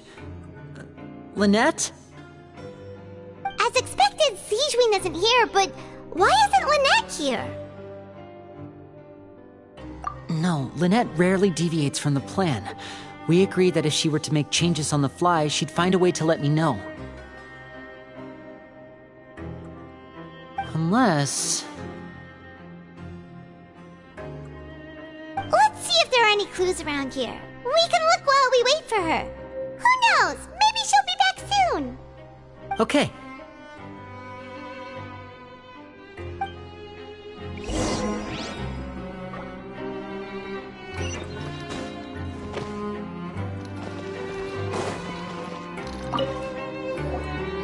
Ah! This is it! We saw it before! Wait, this thing? It doesn't look like it's been disguised that well.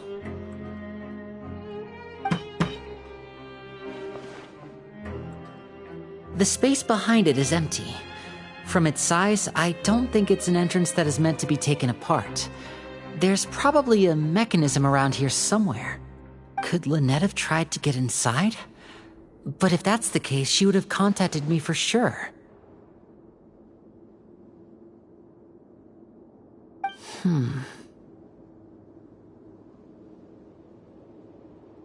Let's look around here for some more clues. Don't panic, just take another look.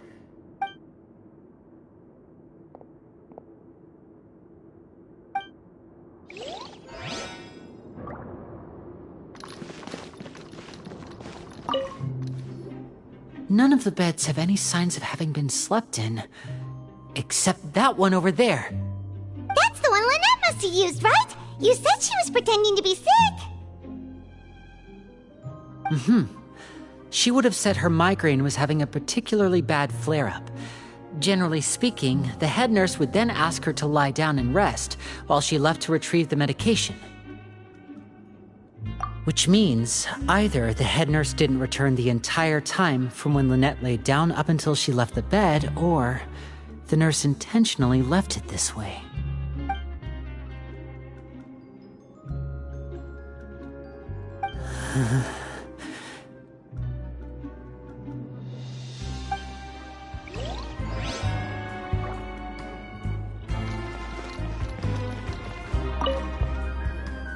There are some books here and a few files. They all look like medical records. Advanced nursing, how to raise the spirit of your patients, a quick guide to the psychology of emotions, and the meaning of laughter. These sure are some interesting books. Who knew Siegeween would be interested in these kinds of things? She even has books on understanding people's motivations and feelings. Is it because she's a Melazine? Or does she have a need to understand her patient's emotional state? Seems quite normal to me. These are skills that would come in handy for a nurse from time to time.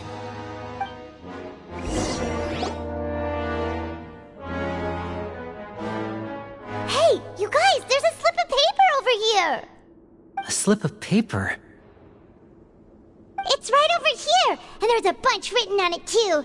It reads, out of respect for your usual practices, I'll use a piece of paper or card as the medium to pass on my message. You may consider this as me giving you my best regards.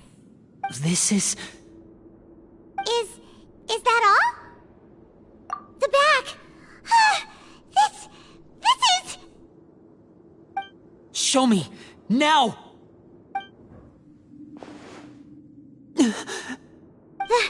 That look on your face! Paimon's reading it now! Would you care to guess where Miss Lynette of the Fatui could be right now? No! Could she have... Is she already... Wriothesley.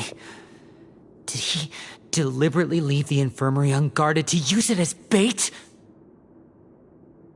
Wait, you mean he was aware of our goals from the very beginning? But why? We didn't run into any trouble last time, and he also never reached out to us since. Yes, that is a crucial question. Wriothesley, he doesn't do anything without a clear goal or reason. So this means he had no concerns about your activities from the very beginning. You're not from the same camp as us. You were sent down here by Nervulet, so you have no conflict of interest with Wriothesley. We're a completely different story, though.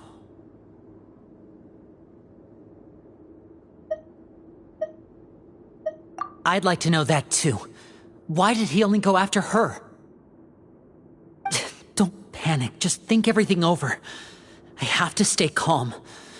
This is not like what happened last time. The situation's different now.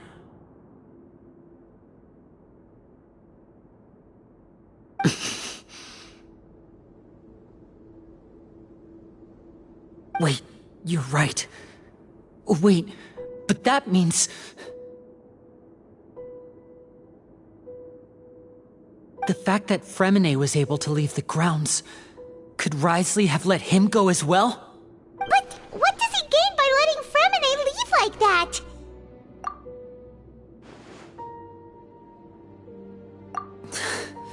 So he's challenging me and trying to provoke me, I'm sure of it. We never should have sent out Fremine. We had to go through all that trouble to find an opening to sneak him around the guards and into the pipe, and we even thought luck was on our side. If Wriothesley let him leave on purpose, then he's probably in a terrible spot now as well. Lenny's getting more and more panicked. We have to calm him down. Don't be like this, Lenny. Fremine wouldn't have left if we hadn't told you about Child. That was our fault. No. I'm the leader of this operation, and I'm the one responsible for this team.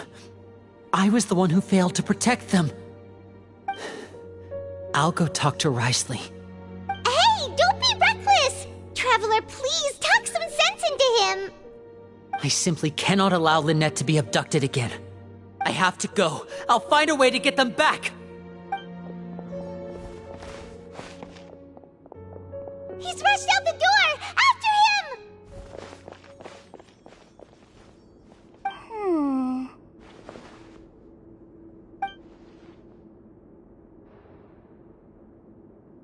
Right. I feel like we still have some room to make changes on these details. It's not impossible, but it'll require extensive testing. Is that so? Very well. Then please be mindful of the time. Huh? Is someone? Pack everything up. Whoever's outside is eavesdropping. They'll probably come in once we stop talking. Someone! Please help! He's sick!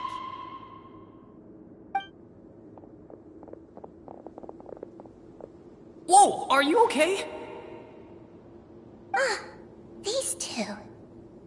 As expected, they've already found this place. Oh, they are quite sharp. What a delightful turn of events. I like smart people, but I also like playing dumb. I like the feeling of being trusted. Oh my! What's wrong, little one? There's no need to panic. Take a deep breath before you begin. Being able to read human expressions is quite the useful skill. Lenny! Wait! It's no use. We have to catch up to him.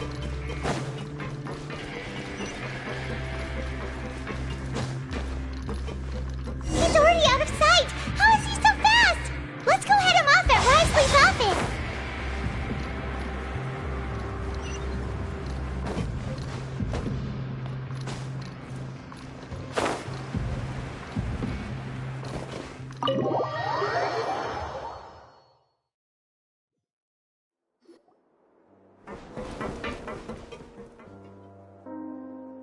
Come out and face me, Wriothesley! Aren't we at an administrative office space? Why don't you at least try to follow even a couple rules from the fortress's indoor management regulations? What did you do to my sister? I ran into the young miss at the infirmary. I'd heard that she was suffering from quite the migraine, so I decided to invite her over for a cup of tea.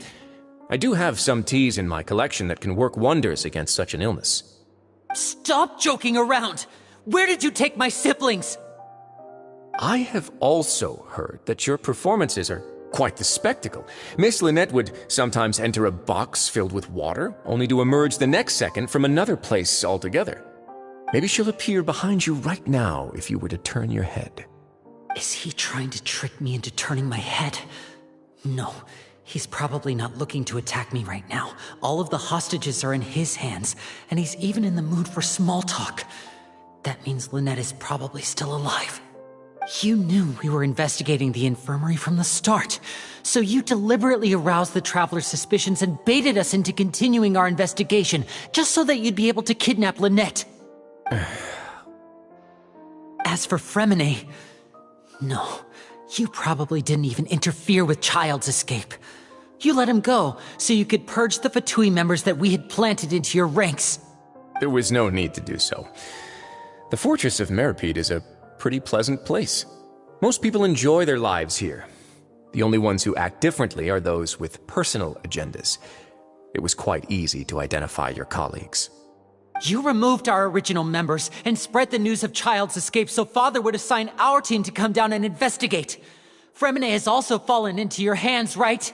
If you're oh so omnipotent and so in control, why would you need hostages? One correction.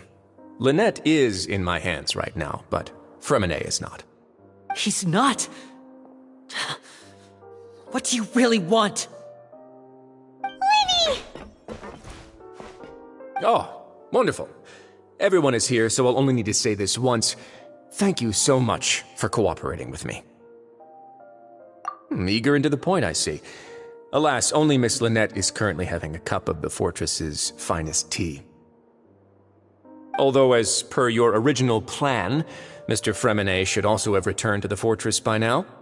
But he has neither shown up within my gates, nor has he been taken into any kind of custody. So where do you think he may be right now? Wait, you can't mean...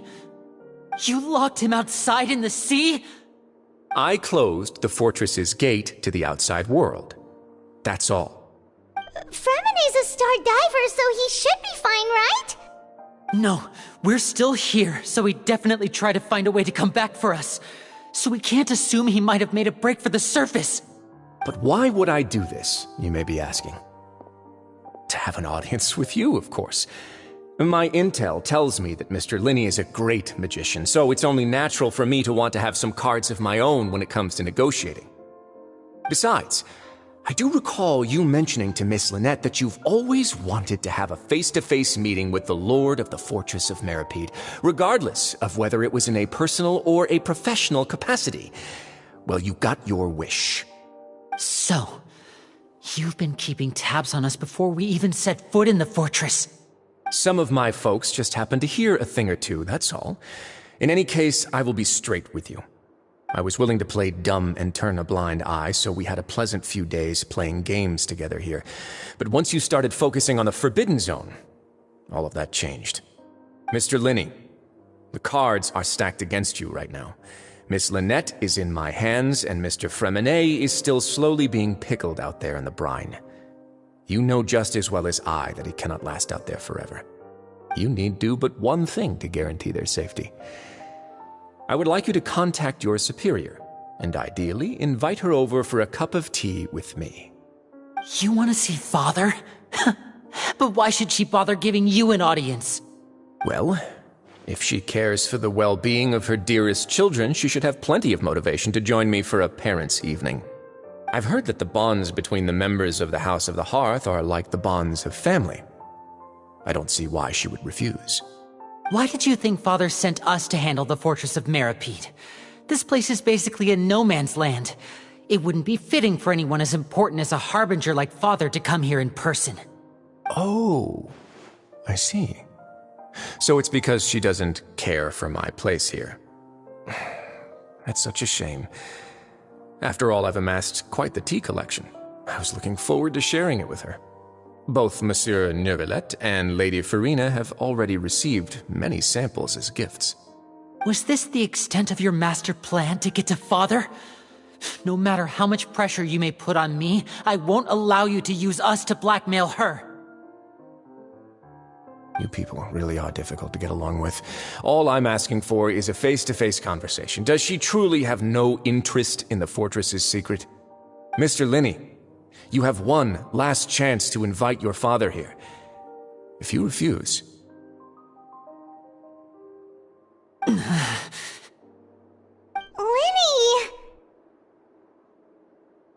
Instead of asking why I'm doing this, why don't you try to see things from my perspective for a second? From the very beginning, the Fatui has been actively infiltrating my fortress. I gave you a warning by cutting off the first few operatives I found, but that only caused you to double down. Had you given up on the fortress then and there, I'd have no reason to want to talk. Mr. Fremenet left the fortress on his own, and Miss Lynette tried to pry out my secrets right in front of me. No matter how you look at it, the responsibility for this falls on you. I shouldn't ask Father to do anything because of us. 6, 5... Wait, 2, 1. Time's up. It really is a shame, Mr. Linney. Risley! Negotiations have broken down. Please leave, ladies and gentlemen. It's time for my afternoon tea. Yeah, listen to the Traveler. If you can't talk to Linny, can you at least talk to us? You do realize that I'm only letting you go because of Neuvillette, yes? You're here helping him out, and I've already done my best to stay out of your way. But that doesn't mean you can just do whatever you want. The fortress may be small and remote, but it still has its own set of laws. Then how about this? Those who are capable deserve respect. You've spent quite some time investigating my home turf by now, so why don't you tell me a thing or two about what you found, I'll ask you 3 questions. Answer all of them correctly, and I'll agree to your request. Question 1. Regarding the hidden rules of the production zone, what is the truth behind the one about not being allowed to work for 3 days in a row?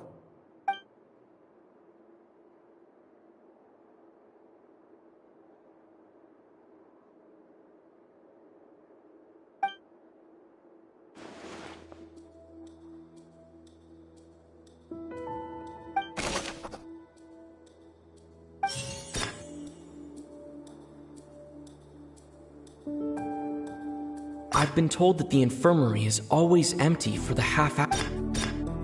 The Fonta promoter has been struggling because he doesn't recognize the real value of coupons. Meanwhile, the Duke believes that only idiots who don't understand the value of coupons. We often see Miss Siegewien observing the prisoners at work near the production zone. It seems like she can perceive the... Fonta's internal report suggests that they're starting a new trial of an unnamed and The research notes said that the Melusine race perceives the world... According to Collins, the Pancration tournament only took place because the According to Collins, the research notes said that...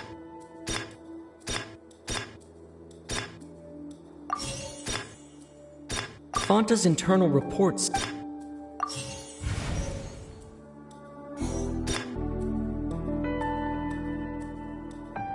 Fonta's internal report suggests that they're starting a new trial of an I've been told that the infirmary is always empty for the half hour just before lunch. But what could Siegewien be doing during that time?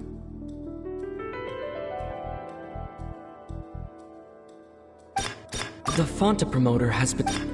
We often see Miss Siegewien observing the Fonta's internal report According to Collins, the Pancration tournament only took I've been told that the infirmary is always empty for the half hour just before lunch. But what could Siegewien be doing during that time? The Fonta promoter has been struggling because he doesn't... We often see Miss Fonta's internal report suggests that there's According to Collins, the Pancration tournament only took place because the Fonta company sponsored it. I've been told that the infirmary is always...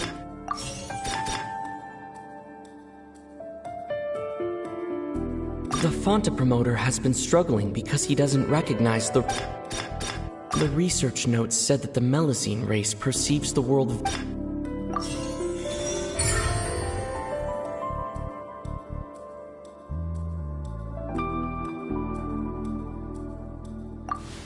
So that's what's going on.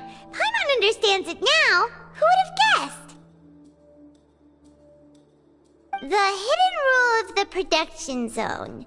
People are not supposed to work 3 days in a row, and if they do, they'll get strange meat in their welfare meal. At first we thought this strange meat must have something to do with the people who disappeared, but in reality, they were all prepared by Sijuin, the head nurse. She often visits the production zone to observe the workers' health and makes a note of anyone who has worn themselves out after 3 full days of work. Out of her sense of duty as the head nurse, as well as her genuine concern for the workers' health, Sijuin visits the cafeteria right before lunch and cooks an extra dish for those who can use the stamina boost. Sijuin has only the best intentions with her surprise gift and doesn't want anyone to find out about what she does. However, unfortunately, Melusines as a race perceive the world differently from humans, and their sense of aesthetics is even more alien to us. The recipients of her lovingly prepared special meals cannot taste the care within and usually just freak out. Are we on the right track? Not bad. You've uncovered Sijuin's secret and even guessed her intentions correctly as well. It's nice to know that her efforts have not gone unacknowledged. All right, now for my next question. There are also some hidden rules in the Pancration Ring, including the one that you're not allowed to support both sides of a fight. Why is that?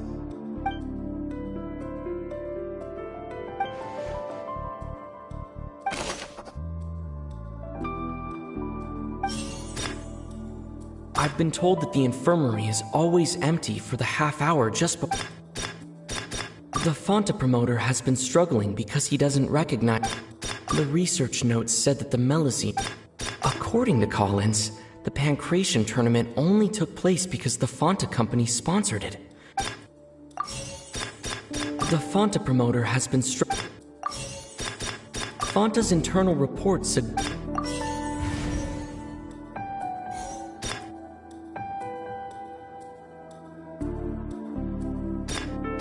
I've been told that the infirmary is always empty. Fonta's internal reports... We often see Miss Siege... The research notes said that the Melusine rate... Fonta's internal report... I've been told that the infirmary is always empty for the half hour just before lunch. But what could Sijuin be The research notes said that the Fonta promoter has been struggling. The research notes said that the Melusine race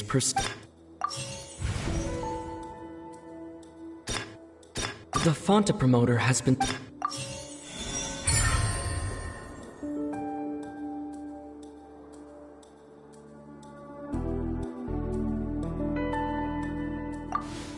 Paimon gets this rule too now, so there really was nothing to be afraid of. That hidden rule of the Pancration Ring is about how, people are not supposed to bet on both boxers at the same time. And if they do, they'll receive a package containing a strange, blood-colored liquid. People get scared when they see it because they've subconsciously begun to associate it with the missing boxer.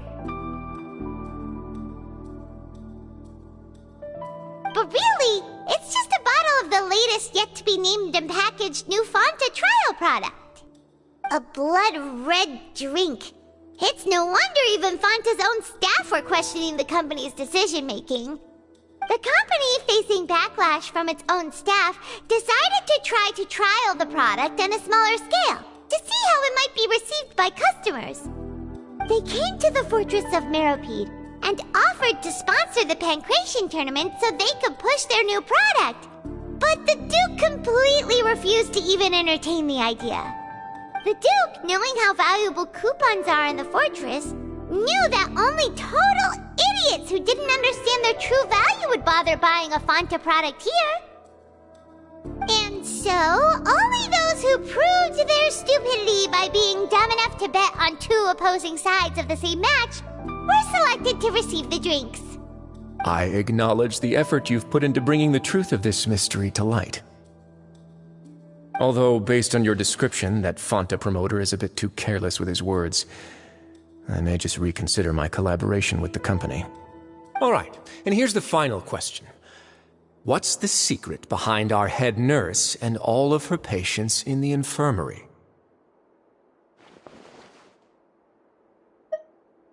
Stop your cruel and pointless games, Risley! You know that we haven't finished our investigation, so there's no way we can answer the last question! The thought of sparing Lynette and Fremine never even crossed your mind! You'll pay for this! Ah! Lenny, are you alright? Oh, close one. I owe you, Sigewinne. That was a fantastic shot. It was nothing, Your Grace. Sigewinne? Though this gun may look like a toy, it's actually fully functional, as I just demonstrated. Sigewinne... You... Not at all. I am merely a resident of the fortress, and thus protecting it is my duty. When Monsieur Nervulette asked me to come here, he told me that my job would be to take care of the well-being of everyone here. I am merely discharging my duties. But if you mean what you just said, then isn't Linny someone you should be looking after as well? Isn't he a resident here just like the rest of us? But I really am just doing what Monsieur Nervulette told me to do. Everything I did, I've done to protect them. Had I not, they would be in far more dire straits right now. His Grace knows it too, right? Your Grace? Mind proving my innocence to them? My dear Sigewinne, whatever shall I do with you? Would it have killed you to just wait another minute or two? Well, it's nearly time after all. The way you do things can be truly frustrating sometimes, Your Grace. I figured I should try to talk some sense into you. What are you talking about? What time? Take me if you want. Let them go. How touching. Can you just give me one more minute? Don't be like that, Your Grace. All right, everyone, calm down. 2 more visitors will be arriving any time now. I'll go get a cup of tea. Miss Sigewinne, I leave Miss Lynette in your care. You... What are you doing? I believe I hear footsteps.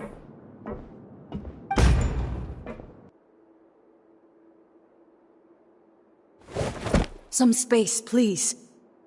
Ah, Miss Clarande. My door.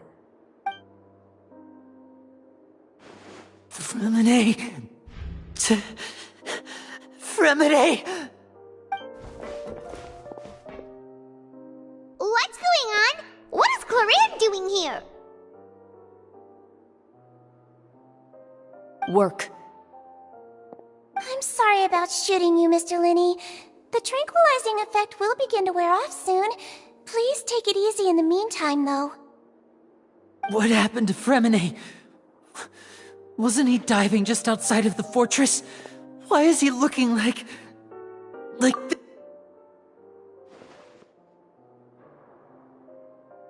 A flushed face, an accelerated pulse. He must have consumed primordial seawater. What did you say? Please, make some space. I'll need to give Mr. Fremine a more thorough checkup. Your Grace, I'll leave the rest to you. I'll talk to Clarande while you get Fremine to where he needs to be. Everything else can wait.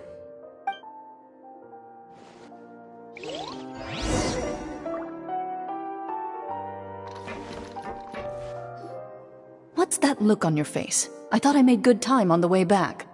Oh, I'm just admiring your punctuality. Had you arrived just a few minutes later, Siegewien may have been forced to shoot Mr. Linney again. How's the situation out there? The water has changed. It's pretty much as expected.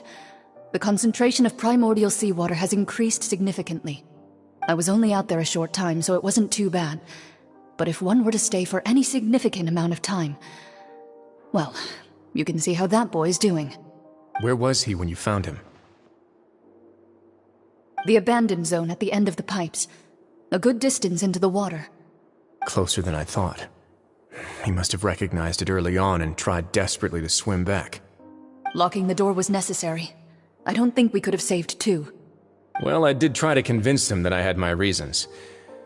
Never seems to work, though. It would probably work on Neuvillette. He has a knack for picking out who had good intentions, even when the outcomes were all terrible. That's a bad sign if you're having to plead your case to Neuvillette. Want some tea? Not particularly. If you want to drink some that badly, just say so. Fine, I'd like to get some tea. Want me to get you a cup too, since I've already made it? Might as well then, I suppose. Actually, do you have a towel? I would like to dry my hair.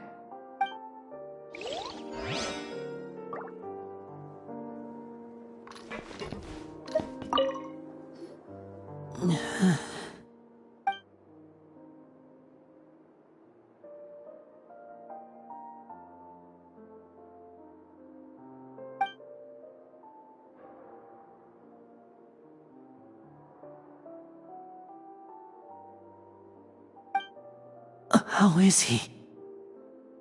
These symptoms are probably caused by an acute ingestion of a large amount of primordial seawater.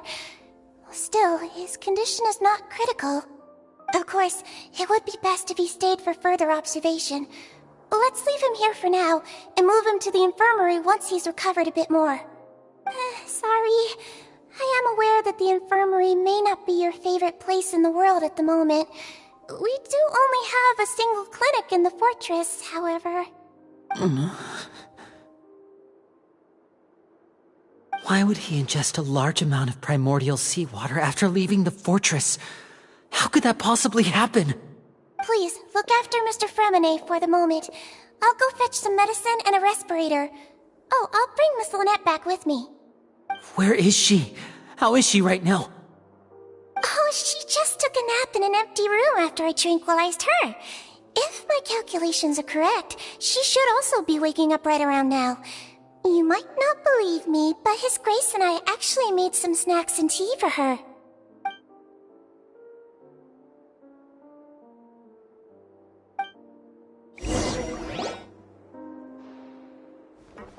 Linny, are you okay?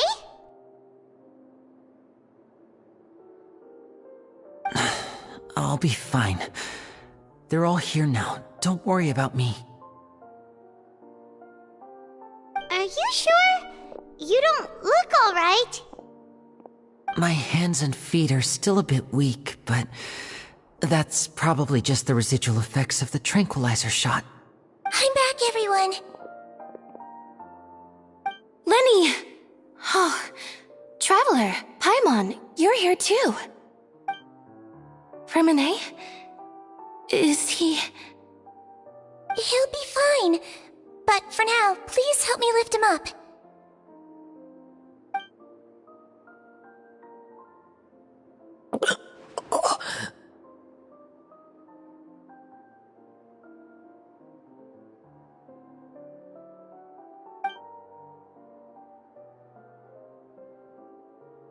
His breathing's beginning to slow down. Give me a hand and help me get him to the infirmary. Yeah, I'll take him from this side. Lynette, together? On it. Traveler, you seem pretty worried about him.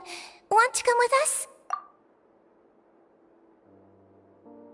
The Duke and Clarande are gone.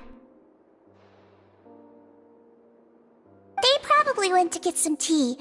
The Duke will explain the truth in just a bit.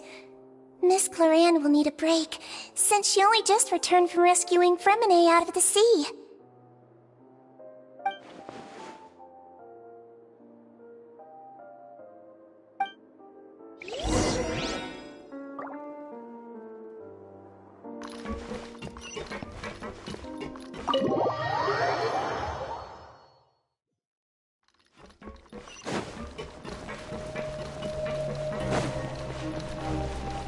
Useless!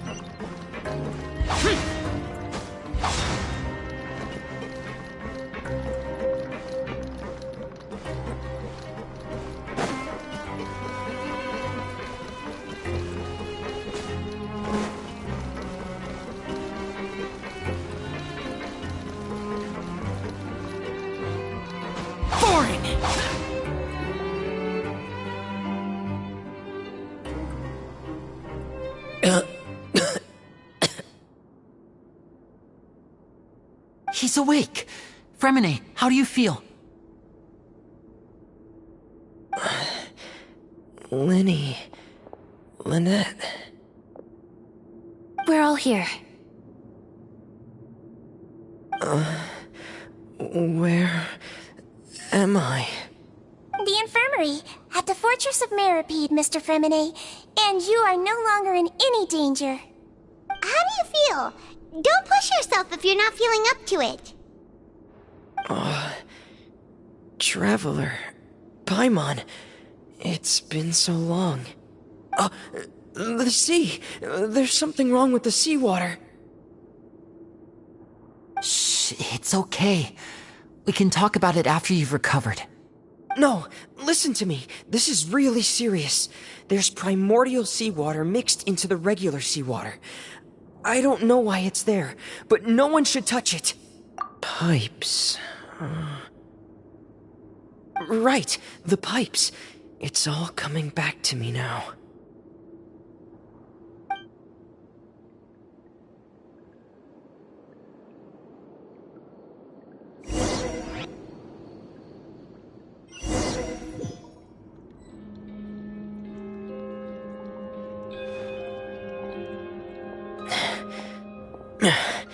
I'm in. Seems like this pipe hasn't been used in a long time. It looks abandoned.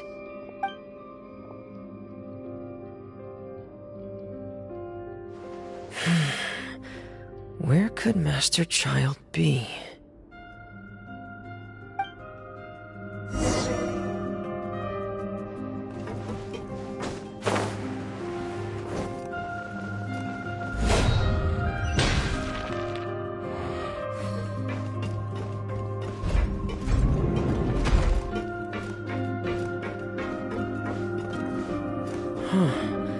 This mechanism looks like it's been tampered with.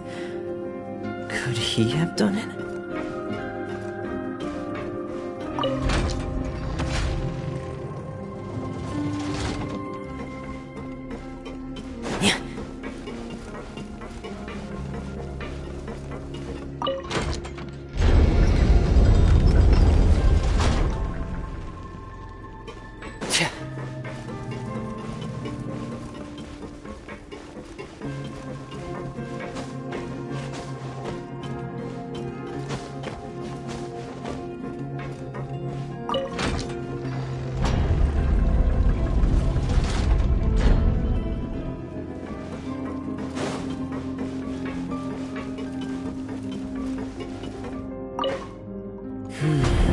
It's getting stuck on something.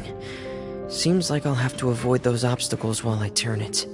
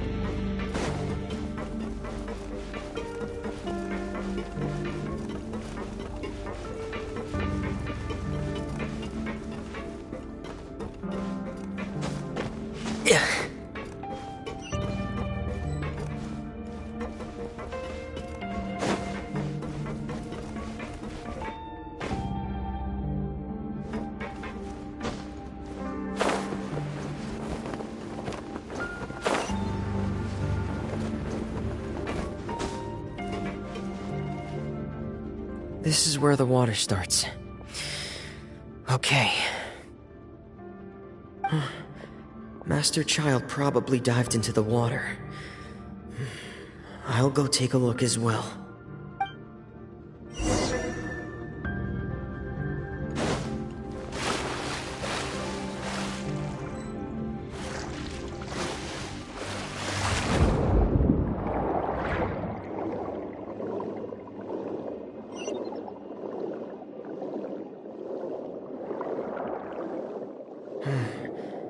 The vegetation here is a bit more sparse. These traces aren't natural. A person must have left them, and recently. Oh, there are traces here too. I need to keep going. Huh? The traces are gone. But I don't see where he could have gone from here. Wait. What the?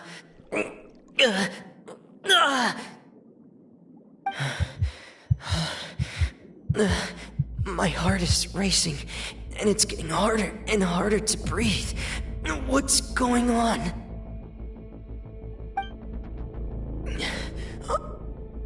No good. I have to get back. They still don't know anything about what's going on. If I turn back right now, I should still be able to make it.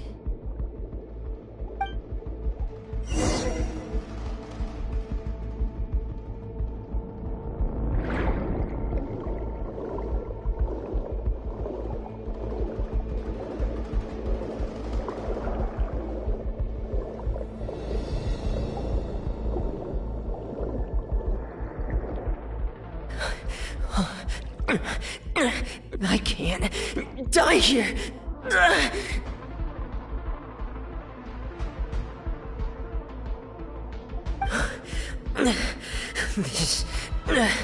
This is bad. I'm feeling worse and worse, and I'm still underwater.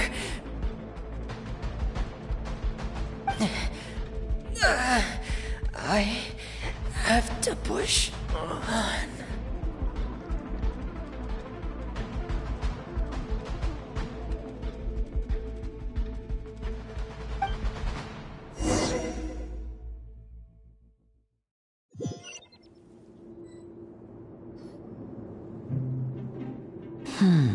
So, in other words, the trail you were following vanished, and you had no idea where Master Child could have gone, but there was also no obvious place for him to have disappeared to. That's right. I tried my best to swim back, but I had already put some distance between myself and the fortress, and I just couldn't find the strength to keep going. I probably passed out some time after that.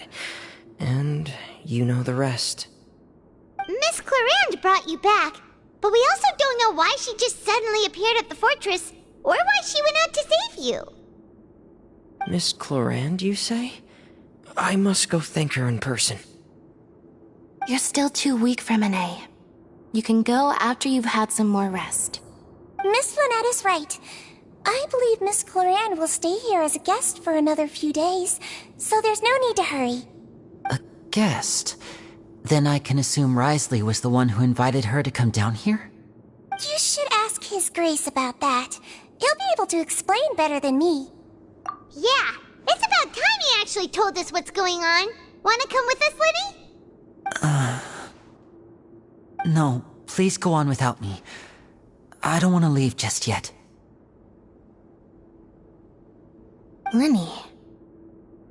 The logical part of my brain is aware that we're safe right now, but I still can't bring myself to leave.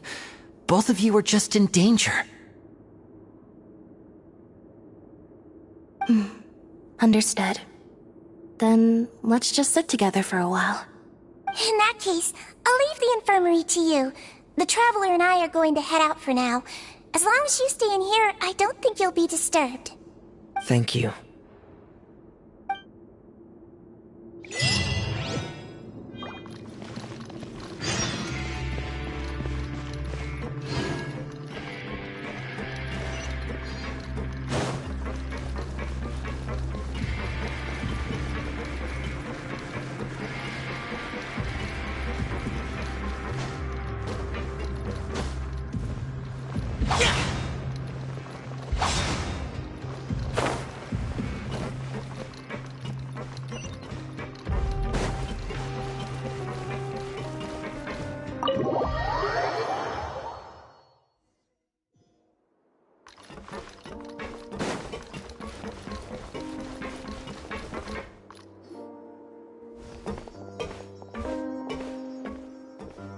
Excuse me.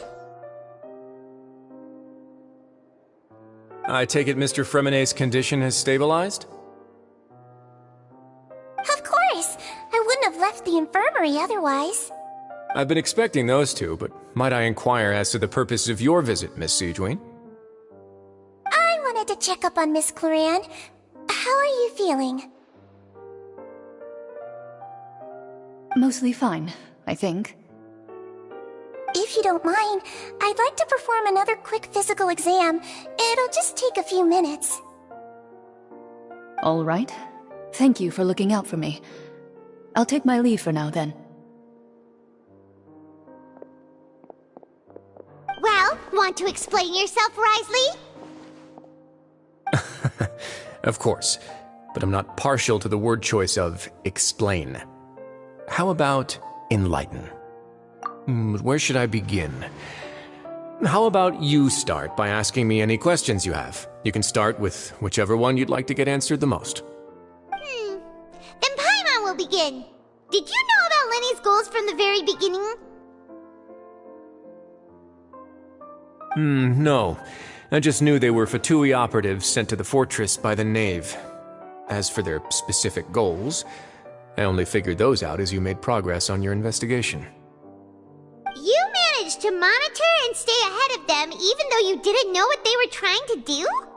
They came here with ulterior motives.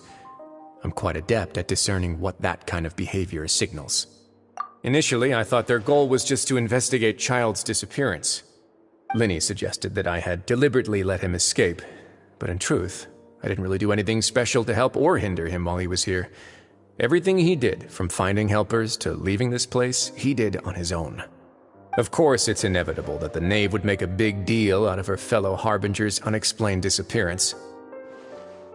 I'm also quite curious about where that Harbinger went, so I figured I might as well let the Fatui do their own investigative work. All I care about is the answer. So you were hoping Lenny's group would just do your work for you! You make it sound like that's a bad thing. Unfortunately, things didn't go as planned. I assume that Fremonet has told you already the ratio of primordial seawater around the fortress of Meripede is on the rise. The Forbidden Zone has always been Linny's target, and you got roped into that investigation after running into him. I began to intervene out of concern for your safety, and also to prevent the fortress from becoming entangled in more irksome matters. Are the rumors true? That you're also a former criminal? Now, why would you put it like that? Isn't staying here all day and serving as the manager of the fortress a kind of sentence unto itself? Another form of prison? I just happen to have some support from the rest of the inmates. That's all. Oh, right! Paimon wanted to ask, who invited Cloran down here? Me, of course. I paid her good mora to come down to the fortress for some field work. As a champion duelist, Miss Cloran could be considered to be an independent party. I needed to find an exceptionally capable person to help me get through the impending crisis. And saving Fremonet was part of that crisis? You can think of it like that, yes. Credit where credit is due, that boy is quite adept at diving. Had conditions not been as hostile as they were, he probably would have found the missing Harbinger already. That's not something you should be asking after. Neuvillette only asked you to investigate Child's whereabouts. All I need to prove to you is that the Forbidden Zone had nothing to do with the Harbinger's disappearance. That should be clear now that you've spoken to Fremonet. But we've already uncovered that there's something wrong with the infirmary, and we've answered a bunch of questions that you threw at us. Isn't it about time that you answer our last question in return? You make a compelling case. Do you really want to know the answer that badly? Yeah, Paimon really wants to know! Even if the truth may not be pleasant? Follow me.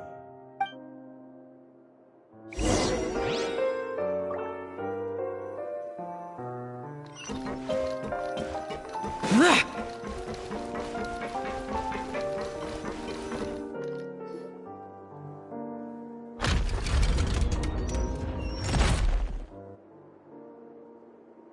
a hidden door here? And a whole basement behind it? Huh. You're pretty good at hiding stuff, Risley. It seems you've forgotten just what kind of place the Fortress of Meripede is.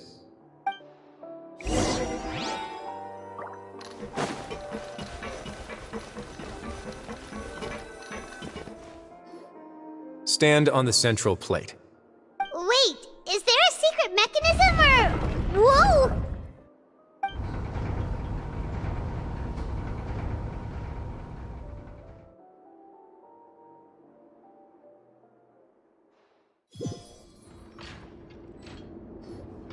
So, this is the Forbidden Zone?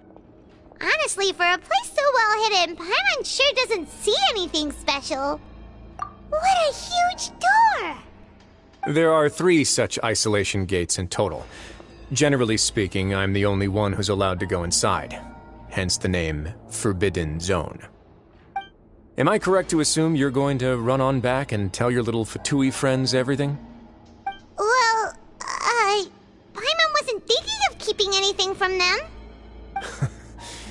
Well, I'd advise you wait until you've seen the whole truth of this place for yourself before deciding whether or not to tell them.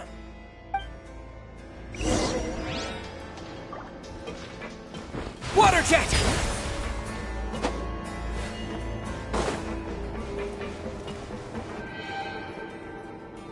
Huh. So there's a switch on the side. Stand back.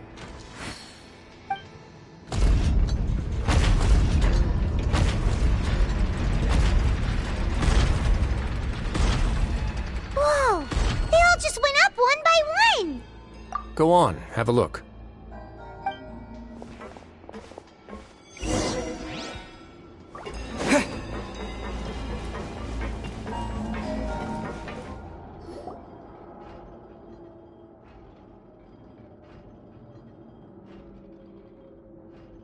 I've been interested in what lies beyond that gate ever since I assumed leadership of the Fortress of Meripede.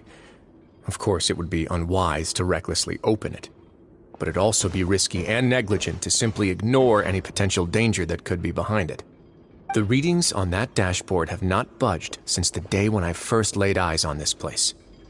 But over the past year, the needle has crept upwards from its original position, likely because some parameter it's been tracking has changed, if only infinitesimally. Normally, I would have ignored it, but I happened to have some free time when I noticed it, so I investigated. Any guesses what the reading could be tracking? Very reasonable guesses. I've considered both of those as well. Unfortunately, our dashboard is tracking something less ordinary. The temperature should vary with weather and climate changes, so for something that rarely shifts, the water pressure is more likely. We ran a few tests to increase the pressure from the outside, but the readings didn't change at all. Later on, a few more possibilities occurred to me, such as a potential connection with the primordial sea. I began to make a few preparations based on that hypothesis. Over the past few days, the needle has moved again. With that, and the symptoms that Fremine displayed after leaving the fortress, I can now confidently conclude that the readings represent the concentration of primordial seawater in the seawater nearby. The concentration of primordial seawater? But we're already under the sea! And that is precisely the problem. We're at the bottom of the sea, and now we're surrounded by toxic seawater. Somehow, primordial seawater got mixed in, and the concentration is steadily rising. Yes, that's very likely. But forget about the two of us! Not even Novelette knows where the primordial sea could be, much less where we could find and plug a leak. Oh. Oh! Seems like you've figured it out. I believe the primordial sea lies directly beneath this sluice gate. For some reason, the primordial seawater levels have risen significantly, and it's now very close to us. The indicators are now red. Although the gate still stands, some primordial seawater has already leaked out and mixed into the sea around us. If this continues, soon it will no longer be able to hold back the primordial sea at all. Yeah, you know what the legends say. If this place falls, then everyone in Fontaine will be turned into puddles in the span of a night. But that's just too weird! Why would the Fortress of Meripede be built right above a sluice gate for the Primordial Sea? Who built this place anyway? Your expression tells me you think this might be part of a vast, complicated conspiracy. To be honest, you might find the actual answer may be exceedingly boring. It's just that the secret of the Forbidden Zone had been long forgotten by the nation before I rediscovered it with my research. There's no single founder of the Fortress of Meripede in any traditional sense. What we know about its history has been left to us by the people who used to live here. When the previous Hydro Archon Egeria ruled the land, all convicted criminals from Fontaine were exiled. The people drove the criminals away like a wolf pack chasing away the banished. The criminals received no sympathy of any kind from the people. They were exiled to the desolate seaside, where they experienced only pain, struggle, and the bone-chilling cold.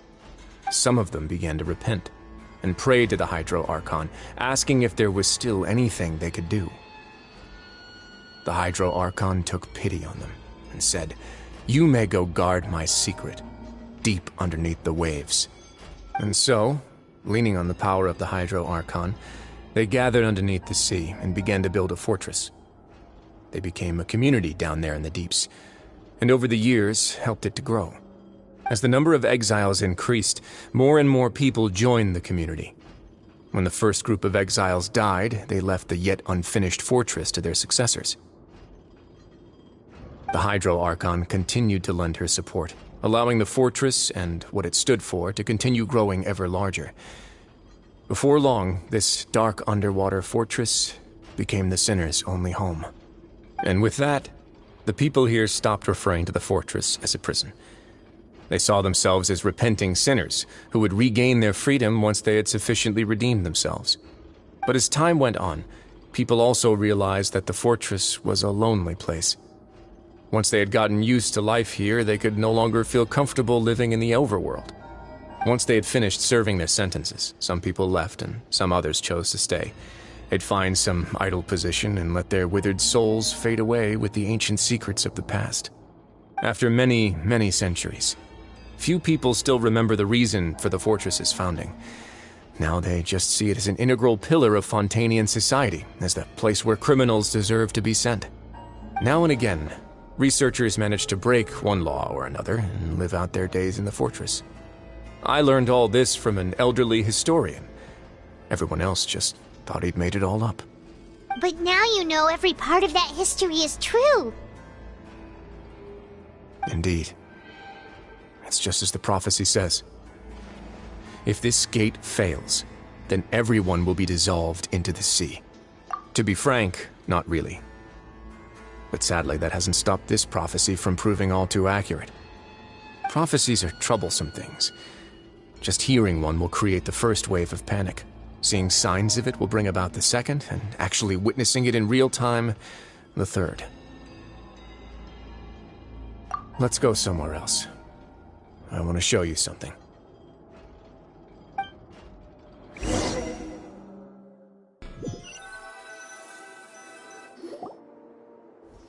This is it. Your Grace, perfect timing. The results from our last round of experiments have... Wait, Jurier, he's not alone! Huh? Lorvine and Jurier? No need to panic, you two. I've already told them about our plan. What? After you warned us not to tell a single soul about any of this? I'm skeptical as well. Are you sure they are trustworthy? The results speak for themselves, don't they? These two may already know more than you could ever imagine. All right then, if Your Grace insists. They seem harmless enough, so I'll trust them for now. Well, how about some reintroductions? This is Jurier, one of the highest-ranked researchers from the Fontaine Research Institute. He used to... Good.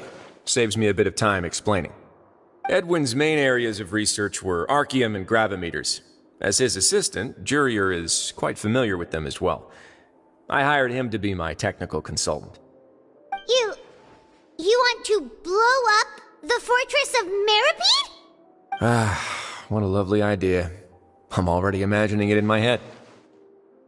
Gotta admit, I'm tempted as well. Guys, focus! Focus! That taskmaster over there is Miss Lorvine, and is also one of my technical consultants. While Jurier used to be Edwin's assistant, she used to be Jurier's assistant.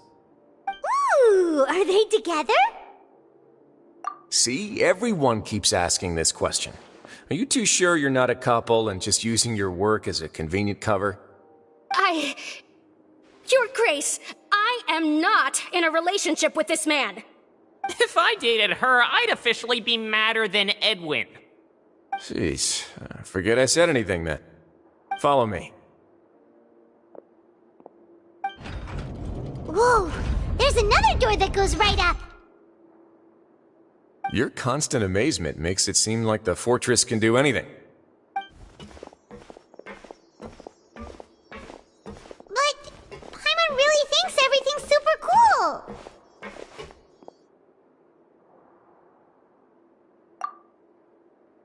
Well, let's spice it up a bit. And here you go.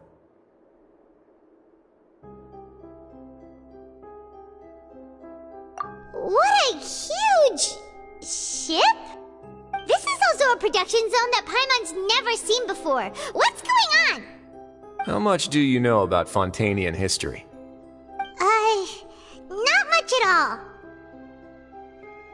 Well, then maybe you haven't heard the story of ancient Lemuria.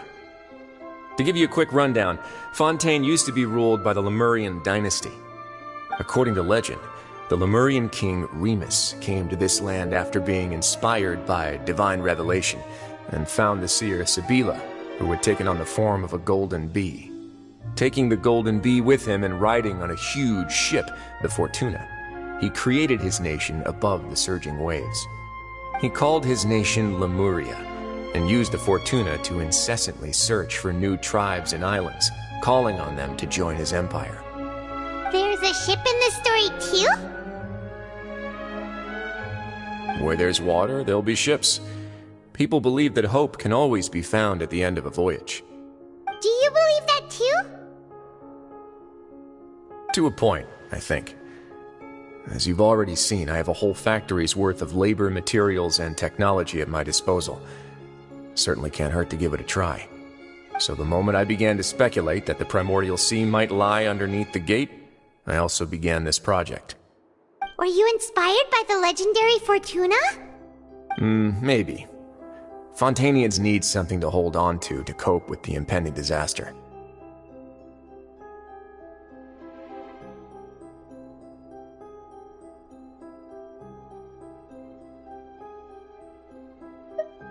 Were the workers to find out the truth behind this ship, riots would destroy the fortress faster than any catastrophe.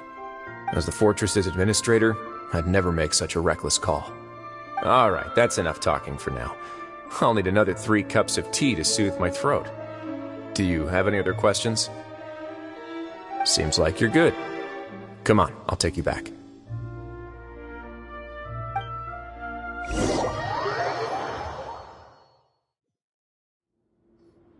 I'll leave you here for now. Oh, thank you so much. No worries. But don't forget, it's up to you whether or not you want to share what you just saw. What you do from here on out will likely affect those 3 as well.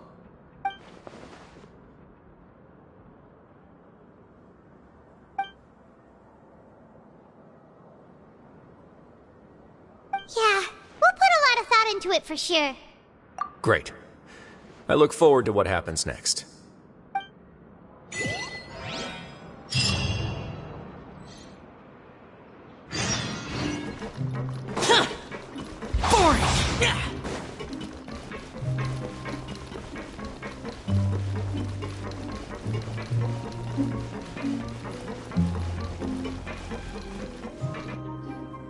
We're back! Welcome back. Do you want a cup of tea? How can you be so much like Risley, always drinking tea? Huh. Actually, now that you mention it, I just remembered something now. While I was sedated, I could still barely hear 2 people talking next to me. They were discussing everything, from the leaves to the water and even the teacups themselves. Must have been Risley and Sijuin. Yeah, I heard one male voice and one female, so it should have been the two of them. They really were just talking about brewing tea. I really can't make sense of this place. So, Traveler, Paimon, were you able to learn anything from Risley? Yeah, he explained everything. Very well. Then, would you mind checking your answers against my speculations? Yeah, I took the time to rest, so I'm feeling a lot more relaxed now. Nobody else is around, and Miss Sijuin is also busy with something or other, so let's just talk here. All right, then I'll posit my theories. I asked myself 3 questions. Firstly, why was Fremine affected by the primordial seawater? It was because he dove into the sea. My theory is, the long-lost primordial sea is probably very close to the fortress of Mirapede. Whoa, he's good. He got that right on the first try. That's our Linny. Secondly, Risley's attitude changed dramatically during the course of our stay here. He ignored us completely at first, then suddenly roadblocked us. Why? I spent quite a long time thinking about this. If he has been monitoring the Fatui since the very beginning, he probably ignored us at first because he was hoping we could find Master Child for him. What's more, the Fortress of Mirapede is not part of Fontaine's court system, nor does it report to Udex Nervulet. Risley is basically the king of a no-man's land. As long as the fortress doesn't do anything about Master Child's disappearance, Father can use it to pressure the Fontaine authorities. And while the 2 factions are pitted against each other, Risley will be free to move between the parties of interest. If I had to guess, he probably has something that he's working on himself. It's likely related to the secret of the infirmary, but I just can't think of what it could be. You're super smart. Thanks so much. Then finally, there's the last question. If Risley does have a plan, what could it be? All I know for now is that his plan probably has something to do with the changing nature of the seawater. He's even gotten Cloran to help him out. That can't be the full extent of what he's doing. There's probably a secret passageway behind the block in the infirmary, and there's something big in the fortress that most people here never get to see. He has a bargaining chip, and it could be important enough for Father to deal with him directly. I don't have enough information, so I have no idea what his chip might be. But let me guess. You have the last piece of the puzzle.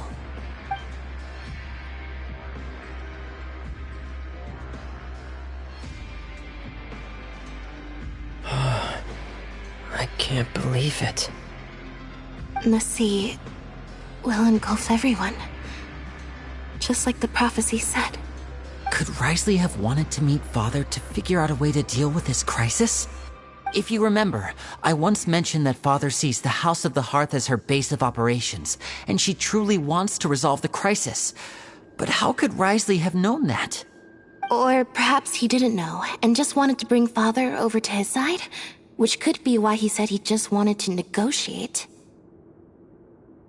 Yeah, that makes sense to me. I understand your concerns as well, Traveler. I'll figure out a way to pass this on to our father. No matter what, we're on your side. The 2 of you have already aided us far too much. We probably wouldn't be standing here right now if not for you. If you ever need anything else going forward, please come to the House of the Hearth at any time. Though you may not share the sentiment, after all that we've gone through together, the 3 of us basically see you as family now. You have my gratitude. Thank you for protecting Linny when it really mattered. And thank you for sharing the secrets of the fortress with us. We didn't think you were going to do it. Why are you being so formal all of a sudden?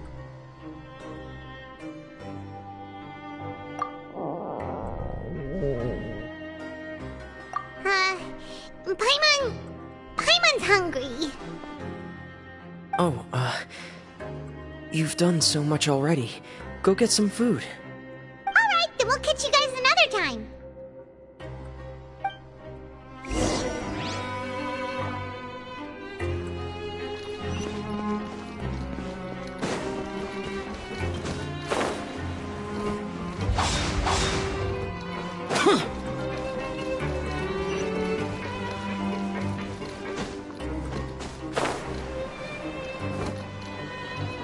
Impossible! Time for dinner. Welfare meals now being served at the coupon cafeteria. Come on, let's go pick up ours as well. Traveler and Paimon, over here. Are you here for dinner too, Miss Sijween? And I'm taking the opportunity to prepare Miss Cloran's dinner as well. Huh. You're right. She's actually sitting in the fortress cafeteria. What would you like to eat? Yep, you can. I've already talked to our chef, Mr. Wolsey. It's all on me today, so you can get whatever you'd like.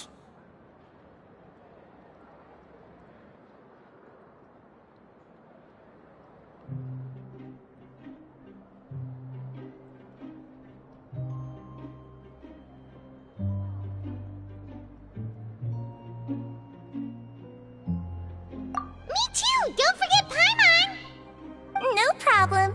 Just leave it to me.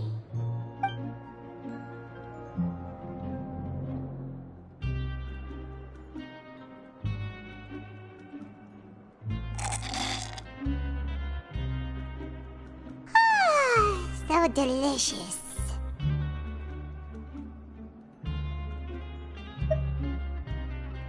Is this how it feels to be freeloaders? Wait a second, we did do plenty of work after all. Feeling full yet? How's the food? Delicious. I'm so glad to see you all so happy. Oh, see the expression on your face just now? The muscle here just moved, which suggests that you're feeling quite relaxed at the moment. Sijween, do you do this to help your patients or to better understand human beings? A bit of both, I suppose. I'm a Melazine, which means I'm very different from human beings. I must know what you're thinking if I want to take good care of you. You're really good at taking care of people. Even though you're so short, you still talk and act like an older sister. Really? You're reminded of an older sister? That's great to hear. Oh, and what did you mean back in Risley's office? When you said that you were protecting Linny and his siblings as well? Oh, that. I just asked His Grace to look out for those children, especially that diver boy. I was getting a bit worried after hearing that something was wrong with the water. Thankfully, Clorand is very strong and managed to save him in the nick of time. His Grace also sealed the pipes after Clorand left, to make sure that Linny wouldn't impulsively chase after his brother. Although the path was blocked, we still stationed some guards there to stop anyone from approaching. They were instructed to only open the door once Miss Clorand had returned.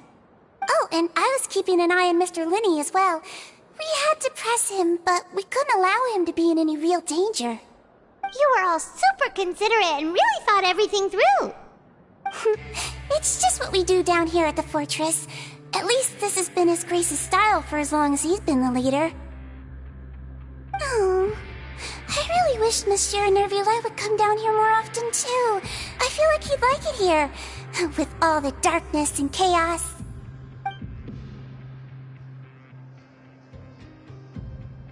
Get a good night's rest, you two. You both worked very hard.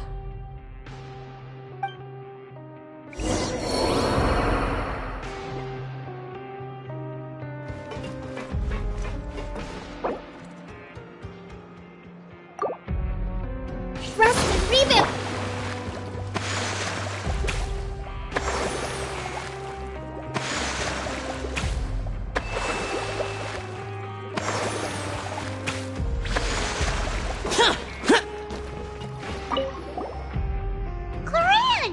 Ah, it's you two.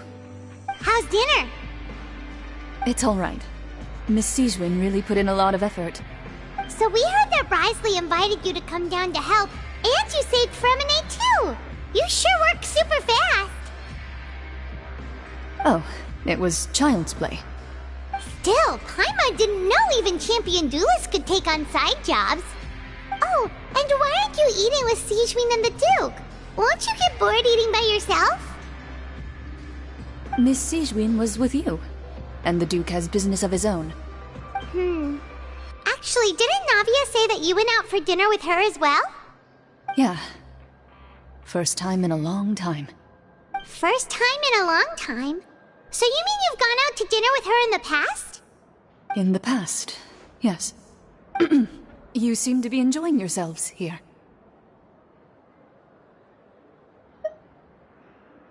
Things will be getting messy at the fortress soon. Don't run around unnecessarily.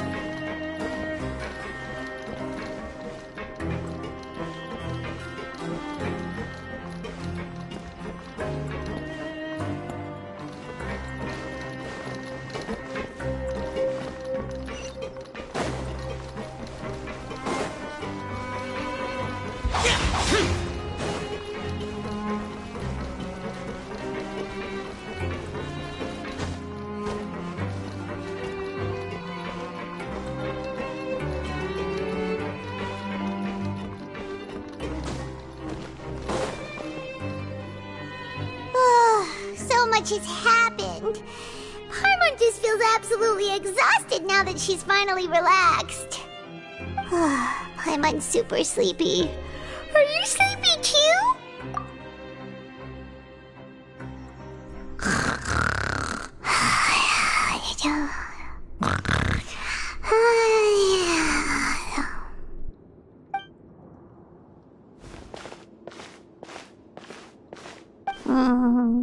Delicious.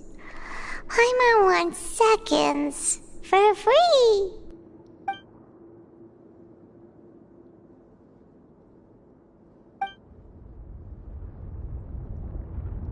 Out of my way!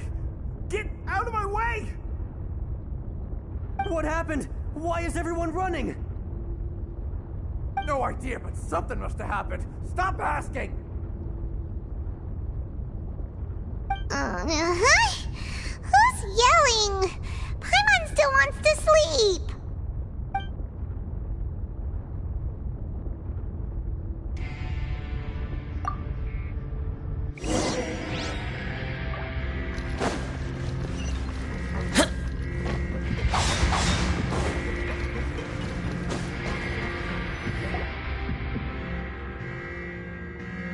What happened? Why is everyone running around? Hey! What are you doing? No time to explain, mate. Goodbye! Hey! Wait! What's wrong with these people? They won't even talk to us. They're here! There you are! Oh, thank goodness! Quisto and Laveroon, do you know what happened here? We came here especially to inform you. Something seems to have gone terribly wrong just now. His Grace is telling everyone to evacuate and get out of here. Laveroon was saying you two are new here and you don't have many friends, so you might slip through the cracks. Haven't you heard all the stories like that? An evacuation is successfully completed, yet you only find out once you do a head count that 1 or 2 people are missing. Wait, weren't you the one who brought that up? Why is it suddenly my idea? Hey, shut up! Okay, whatever. The point is, you should come with us.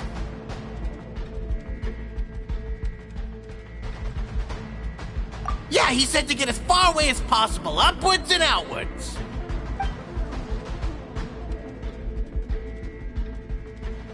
Oh no, it can't be that thing! Whoa, wait, what?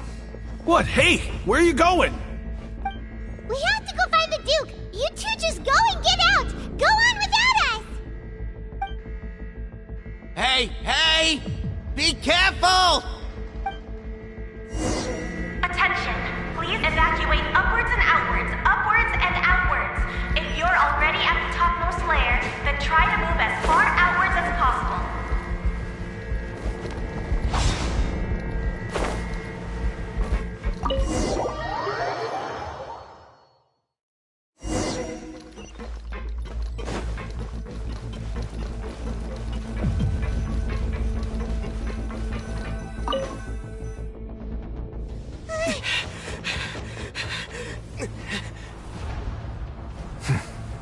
They're here. Just like I said. What happened?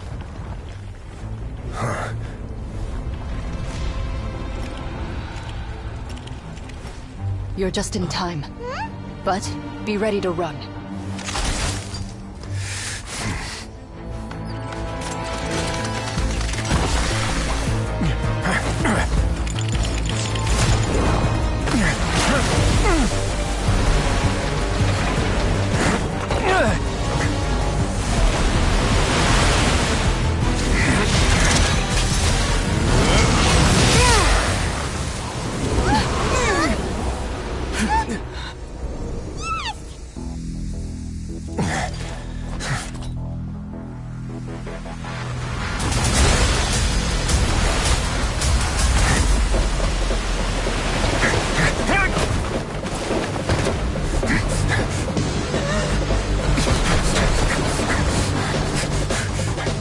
Three, 2, 1.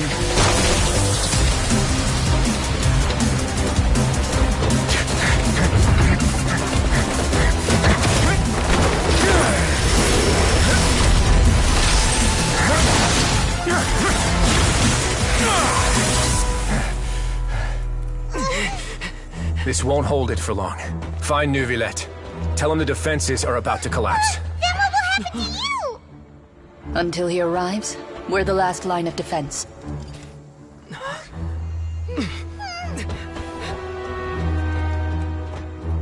The gate. How long do you think it'll hold? That depends on us.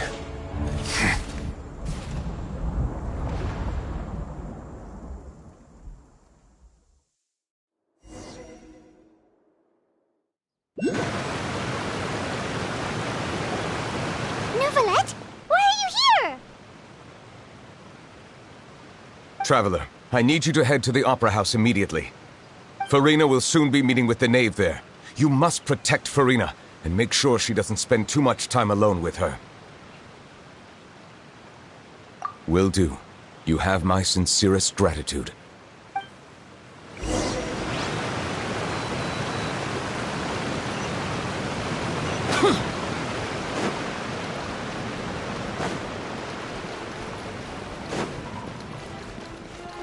Look!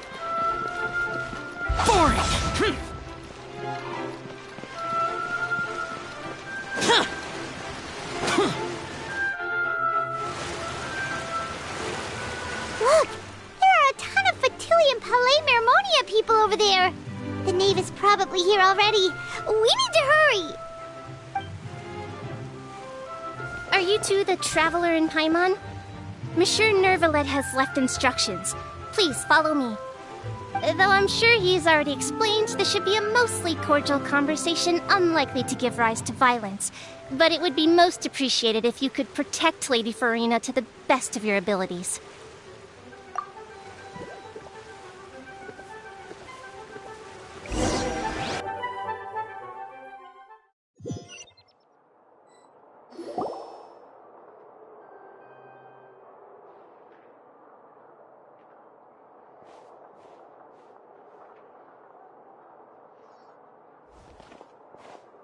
Oh, so you two are the honored guests Miss Farina mentioned. Of course, of course. How could they not attend a meeting such as this? I must always have 2 or more guests at my dessert table. Otherwise, the occasion would be too lonely and unbecoming of my station. It is my pleasure to make your acquaintance, traveler. I have heard much of your accomplishments. I am the Knave, one of the 11 Fatui Harbingers.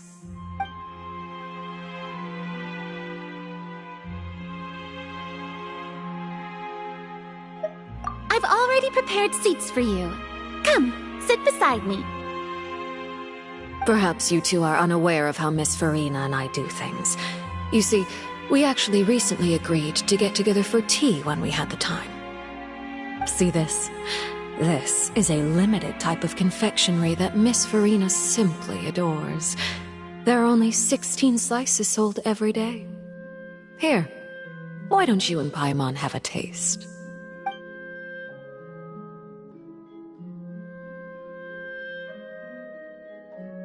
Traveler, what do you think of this cake? That's good to hear. So what Child said was on the mark after all. You do share a taste in desserts with Farina and I.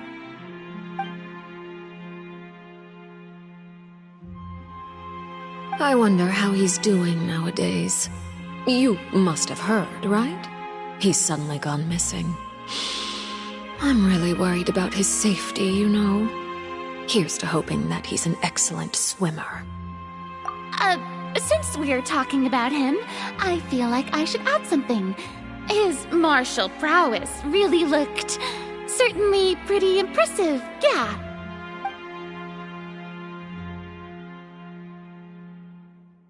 Oh, so you're also familiar with his aptitude for fighting, Miss Farina. Oh, right. I almost forgot. Child was subdued by Udex Nuvillette right in front of you. Against ordinary people, my colleague would never be on the back foot. But alas, he just never imagined he'd run into such a person. I must express my admiration for Monsieur Nuvillette. Coming from you, that's not surprising at all. But I thought you would be happier to hear the news. Of course, but it's still a bit of a shame.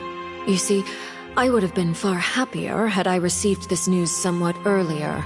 As you well know, a long time has passed since Child disappeared.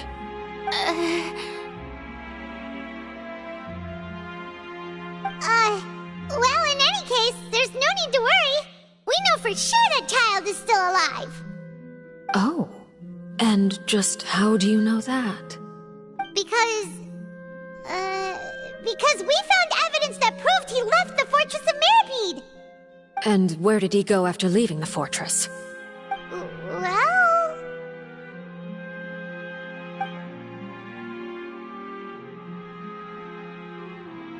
The Fortress of Mirapede lies deep beneath the waves. Unless he pranced right out of the main gate, he must have had to swim for it. Do you have any proof that he surfaced safely?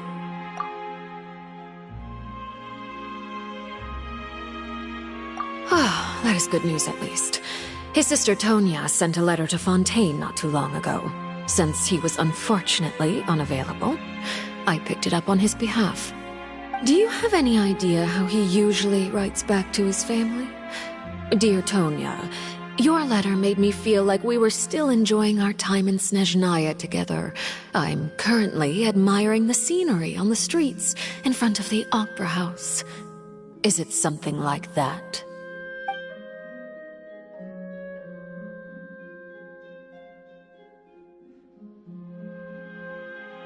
All letters tend to follow the same few formats anyway, right? As long as the contents are accurate, it doesn't matter so much how it's written or how it's worded. Huh?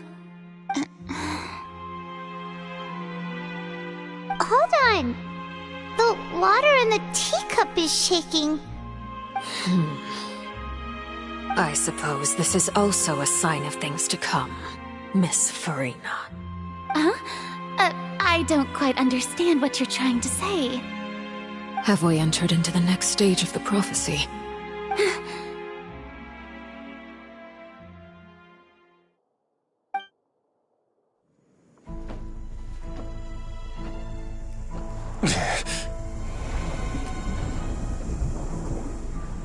My thanks to you both. I will take it from here.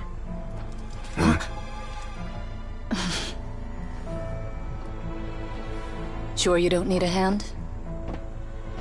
Quite sure. Wow. So, what's your secret, huh? Let me guess. Nah, who knows? Maybe it's just your sense of responsibility. Sounds about right.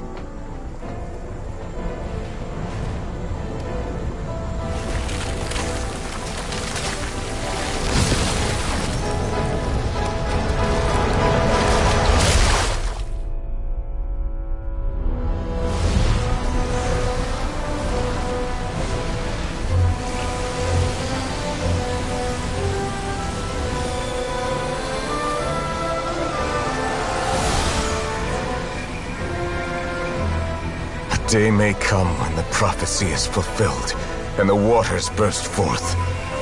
But it is not this day! This ancient power could easily obliterate an entire race. A tsunami of fury would unleash endless catastrophe.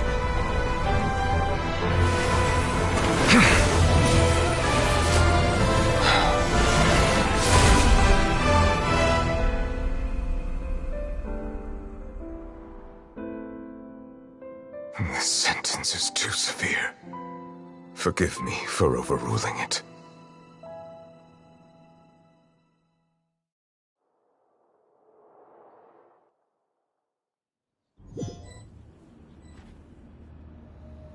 All right. Seems like the problem inside has been suppressed. Let me guess. We're safe for now. Indeed. But only for now. I win this bet. You owe me a present. Very well. It was indeed just as you said. You made a bet? We made a bet on the size of your entourage. Cloran thought you wouldn't come down by yourself. I figured you would have at least brought a few people along for appearance's sake. It appears I underestimated just how confidential the mission was. Shouldn't you have gotten used to confidential missions by now? That's just how the courts operate. So what gift must the loser give? Tea? He already has tons of tea in his office. I'm thinking about a set of legal codices. That wouldn't happen to be a dig at my lack of legal awareness, would it? Well, I'm sure His Grace doesn't consider the fortress to be outside the law. I was under the impression the residents of a place like this would be uninterested in the legal codices. That was obviously a joke. Anyway, you've still got some unfinished business to attend to in the overworld, correct? No need to stay here if you have a pressing matter. We all know you can't leave Palais Mermonia for long. Thank you. I hope everything went smoothly with the Fatui Harbinger.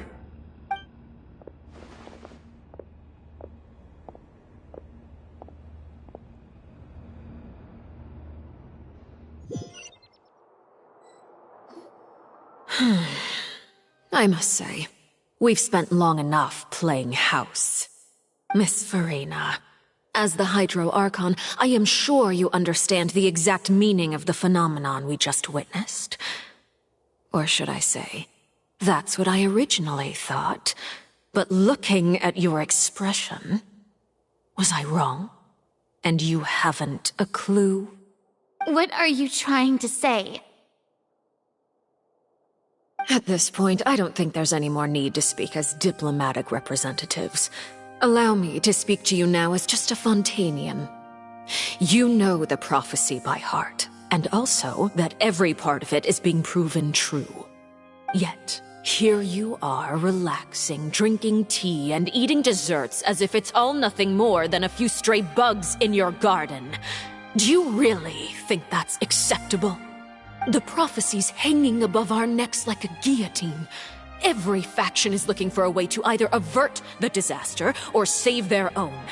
Even the orphans of the House of the Hearth have devoted everything to saving their homeland. But you? It beggars belief just how nonchalant and carefree you have been. From the very beginning, you, the god Focalor, you have utterly failed to take action. You're wrong. I've never ignored the prophecy, nor have I just been passing the time in self-indulgence. Retract your accusation and stop doubting the wisdom of the gods with such absurd conjectures. I am not alone in my doubts, you know. All the children of Fontaine may be harboring the exact same thoughts right now. Oh, great Hydro Archon. How are you going to save them? Save us? How are the people you've sworn to protect supposed to survive in a land that will soon disappear beneath the waves? I have my ways, and I've been working on them for all this time. Even if you look down upon me, you have no right to judge me. Fontaine will be saved. Even if I still cannot see the true future right now, as long as I continue on as I am, I will be able to hold my head up high!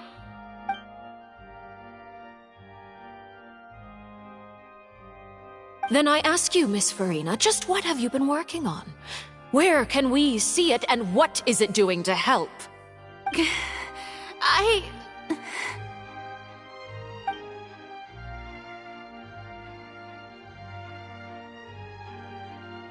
My machinations are just like the prophecy itself. They will only reveal themselves at the fated time. It is just that beings like yourselves are unable to perceive them as of yet. I see. As a god, the proof of your labor always lies beyond prying mortal eyes. Allow me to be so bold as to ask another way. Would it be possible for you to tell us the parts of your plan that are not confidential? Such as your emergency response plan for the impending disaster? An emergency response plan? Oh, that look in your eyes. Have you not even prepared one of those? The emergency response plan is also strictly confidential. Then allow me to jog your memory. Miss Farina, what is the purpose of your Oratrice Mécanique d'Analyse Cardinal? And what do you plan to do with the massive amounts of indemnitium that has accumulated over the years? The Oratrice? It's just like it appears to be. So you also have no idea. If I'm not mistaken, someone's using it to prepare for something. But unfortunately, it would seem that someone is not you, Miss Farina. I first caught wind of this when Linny tried to investigate the Oratrice in the Opera House. You see, even just getting close to the core contaminated him with an extremely large amount of indemnitium. But even if that had nothing to do with you, then what could you possibly be working on, oh great Hydro Archon? Oh, right. I almost forgot. Udex Neuvillette is not at the tea party with us today. Miss Farina, I suppose you must have ordered him away to take care of some troublesome business. Yes, that's exactly right. Please keep it a secret for me. Of course I will. Although, I must say, Miss Farina, you seem quite insecure without the Udex by your side. Oh, very well. Let's stop that conversation here. There are still a few slices of cake left, so please, help yourselves, everyone.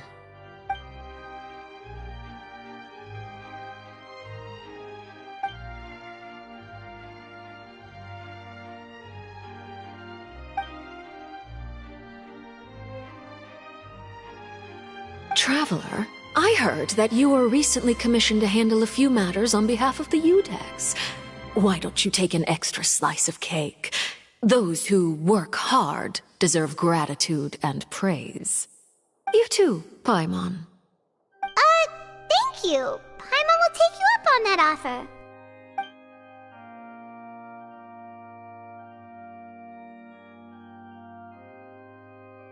Oh, Paimon's super full. That cake was great. If it's on my tea table, it must be of the highest quality. Yes, and we must thank the knave for bringing these over as well. You're welcome. I'm sure the cake also felt greatly honored to be featured at Miss Farina's table, and I was merely catering to Miss Farina's tastes, seeking a chance to chat over tea. It is getting late. Why don't we call it a day? There are still a few matters that I need to take care of, so I must take my leave now. Very well. We'll end it here.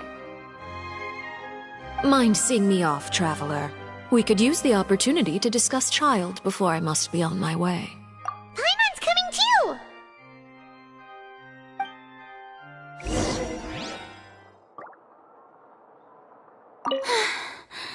The tea party turned out to be even more difficult than I'd imagined.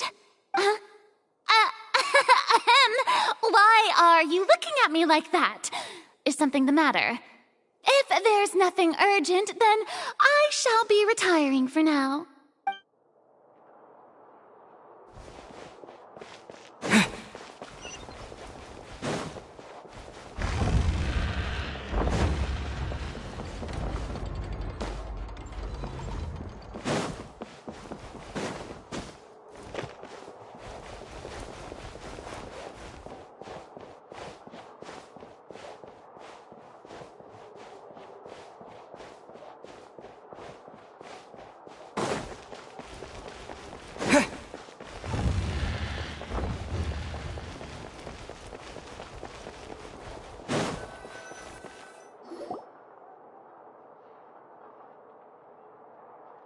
I'm glad that you were willing to come with me.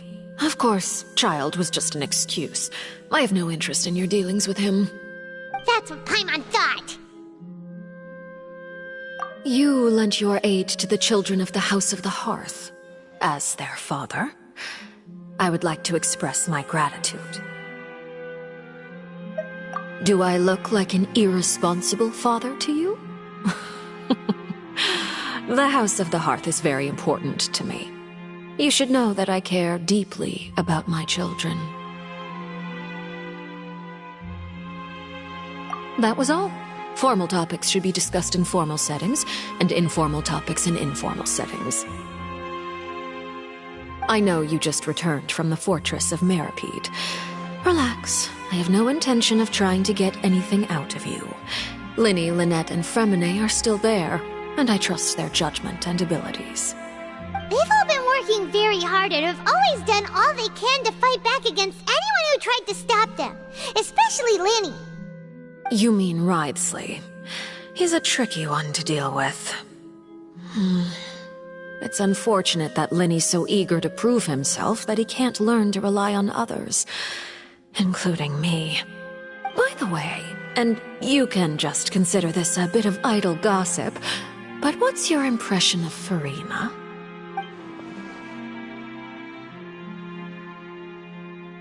You are outside of our disputes, and the freest person in all of Fontaine, able to move around most easily. Allow me to share my perspective with you. And that's everything that happened during the trial. Master Child was declared guilty and immediately transported to the Fortress of Meripede. Didn't he say he was coming here on vacation? Does he not feel an ounce of shame for all the trouble he has caused?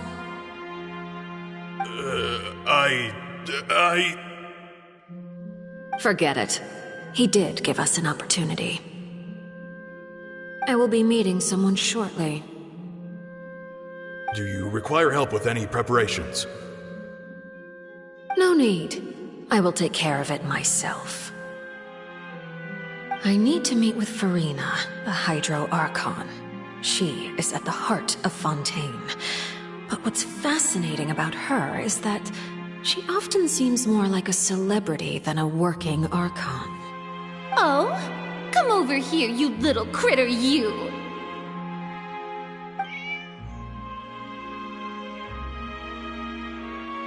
You dare to run from me? Stop right this instant! My goal is just to discover the location of the Gnosis. But I didn't expect the chance to approach Farina to be handed to me on a silver platter. This is so easy, it's actually making me a bit suspicious. Anything left unguarded is usually just bait. But no one will blame someone for taking the bait. After all, from the moment it was attached to the hook, the bait is meant to be sacrificed. It's just as I guessed in the second before I struck. The Hydronosis is not currently held by the Archon. In fact, this Archon doesn't seem like a god at all. And I sense that she's under some kind of curse. Who are you? And what are you trying to do? Please don't kill me! I'm begging you, please! The fear in her pupils is genuine, so perhaps she's not bait after all. Either way, targeting her has lost all meaning. I left the scene with ease. Nobody came looking for me, and nobody could serve as a witness to my near assassination of Focalor. I suspect even Farina dares not mention this incident to anyone. Not long after, my informants confirmed what I had guessed. After returning to her quarters, Farina quietly cried alone. She was so scared that she could not sleep that night, nor could she even bring herself to eat her cake. There's no doubt that there's something wrong with her. I began to entertain the possibility that she is not the true Hydro Archon. Perhaps Iudex Neuvillette is actually the genuine article. I have to find the Gnosis. If the Neuvillette hypothesis is correct, he is probably in possession of it. Alternatively, it might have been hidden in a place that's hard for ordinary people to access. Yes, Father. My dear children, please speak. News from the Fortress of Meripede. Master Child has gone missing. On top of that, the contacts and guards we bribed at the fortress have all gone quiet as well. Probably the handiwork of that Ridesley. I'm afraid so. This is a good opportunity. The value of a Harbinger is much higher than most would imagine. We now have an excuse to exert diplomatic pressure on the Fontaine authorities. Set up a meeting for me. I would like to meet the Hydro Archon and Iudex Neuvillette. Oh, and I have an additional mission for you three. Yes, Father. Tartaglia's disappearance was not a part of my plan, but I can use it to make a breakthrough. With this as my excuse, I can ask for an official audience and continue my investigation of Farina and Iudex Neuvillette. The initiative belongs to the House of the Hearth. My wish to investigate the Fortress of Meripede will be a front. Linny and his group will be responsible for the actual intelligence gathering.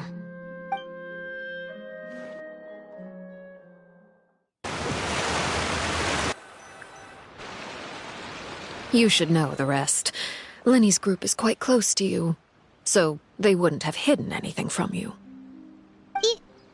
You attacked the Hydro Archon? It wouldn't mean anything, even if you shouted it from the rooftops. After all, even Farina herself is still pretending that nothing of that sort ever happened. Alright then. I've now had 2 chances to enjoy tea with Farina. I have to say, the leadership of Fontaine is even more inscrutable than I had imagined. I once surmised that Iudex Neuvillette must be the Hydro Archon, but now, that doesn't seem right to me either. I am a servant of Her Majesty the Tsaritsa. Over my years of service, I've learned how a real Archon conducts and carries themselves. Whether Iudex Neuvillette or Farina, neither fits the bill. It's hard to imagine either of them as the Archon. Of course, that is all just how I feel. Gut feelings often do not require justification. It is, however, quite amusing to me that after all my years working in intelligence gathering, I've come to realize I am at a complete loss regarding the identity of the god of the land of my birth. Don't you think Fontaine is quite intriguing? A catastrophe looms, yet many secrets have yet to rise to the surface. It looks like Fontainians will have no choice but to save themselves. Ultimately, though, one must survive in order to do anything else. Should the need arise, I would be happy to cooperate with you. You don't need to commit to anything right now, of course. I have a feeling that the situation will continue to evolve, and as your name is often connected with noble deeds, I'm sure we will work together someday. He certainly returned quickly. You must want to catch up with each other, so I'll leave you to him.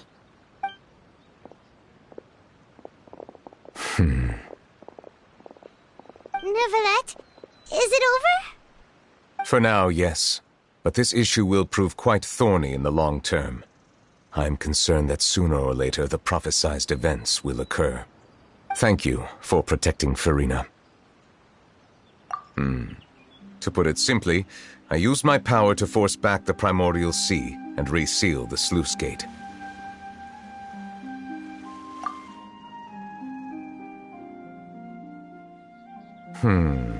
So as expected, the knave has turned up the pressure on Farina. She's trying to feel her out, though I'm still unsure as to her motives. Permission granted.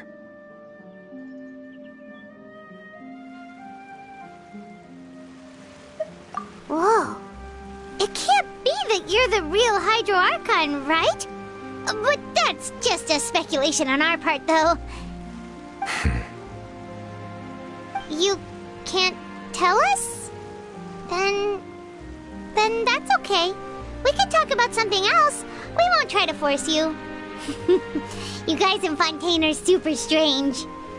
If by the phrase, you guys, you are referring to Farina and I, then although I'm not sure just what you are trying to imply, I must clarify that I do not share her positions on a multitude of topics. I believe so. The fortress has a long and complex history. It has seen much grief and suffering. And now, another catastrophe will soon be upon us. I mourn this turn of events. Huh? Why is it raining all of a sudden?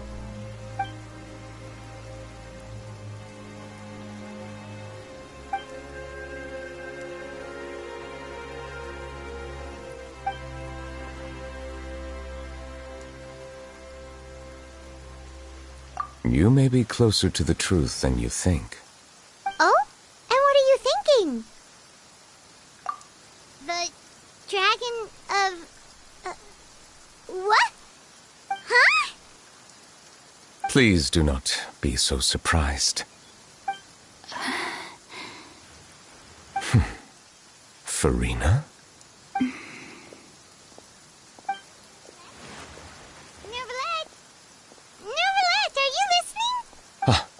My apologies. We were just guessing randomly. We didn't guess right, did we? You're not actually the dragon sovereign of water, right? Well, if you don't want to confirm or deny... You guessed correctly. I sincerely hope you'll be able to keep this a secret for me. Right, of course. We'll definitely help you keep it a secret. There's still something Paimon wants to ask you, though. Please, go ahead. Well, if you are the dragon sovereign of water, and you were able to force back the primordial sea from the fortress, then since Fontaine's prophecy is all about seawater, couldn't you just use your power to solve the crisis? None of the currently living dragon sovereigns in the world, myself included, possess our full dragonhood. They say that when the first usurper arrived on Tivat, they seized a part of the dragon's power. Today, that stolen power is the basis of the Archon's authorities. There are 7 elemental archons and 7 matching dragon sovereigns. The dragon sovereign of water who lived through that era perished a long time ago.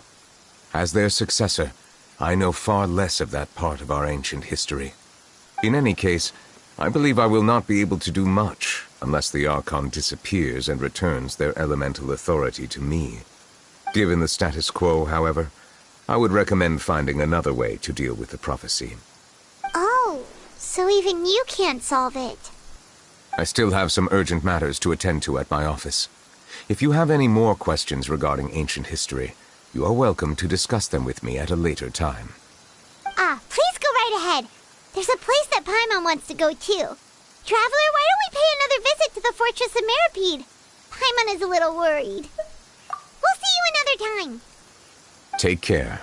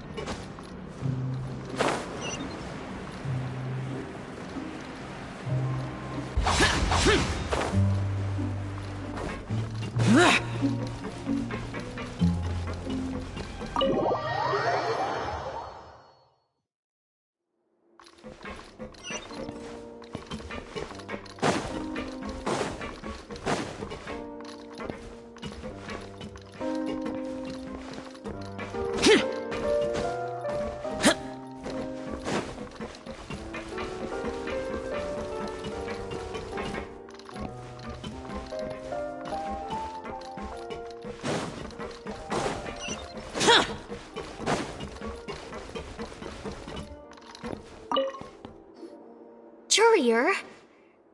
Miss Sijween told me you still haven't eaten. Yeah, I was working on something, so I forgot. That's no excuse for... Huh? It's you two. Courier, Lurvine, we're back! Hello there. It's been quite the mess here recently. How have you been? And you? Are you still taking the secret passageway from the infirmary to work on the ship? Yep. That is still top secret, though, so don't say a word to anyone. It can be a bit annoying when there are lots of people in the infirmary, but I still prefer taking that route over the one from the Duke's office.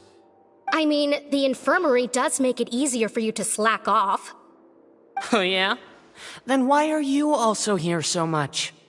You two really are just using your jobs as a cover for your relationship, aren't you? Not at all!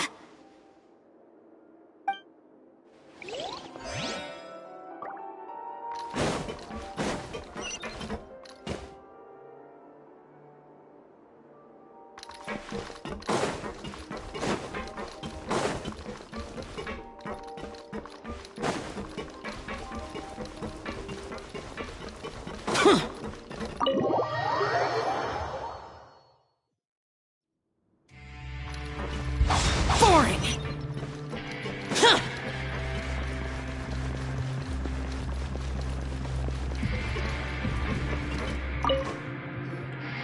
Sijween! Traveler, Paimon, you're back!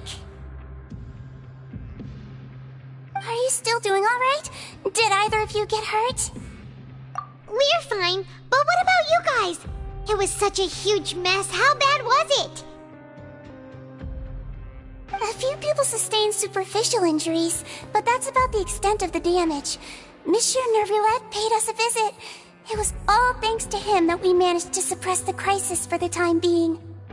Of course, we must also thank you for the help you provided. How did Nervulet know that he was needed here?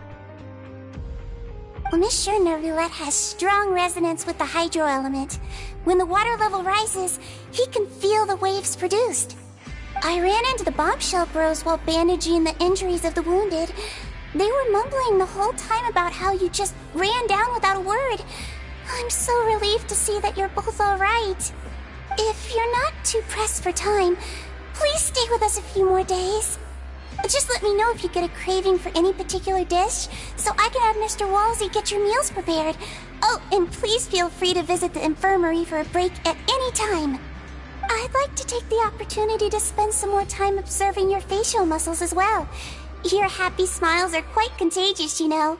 They're so memorable, and I've missed them immensely while you were gone.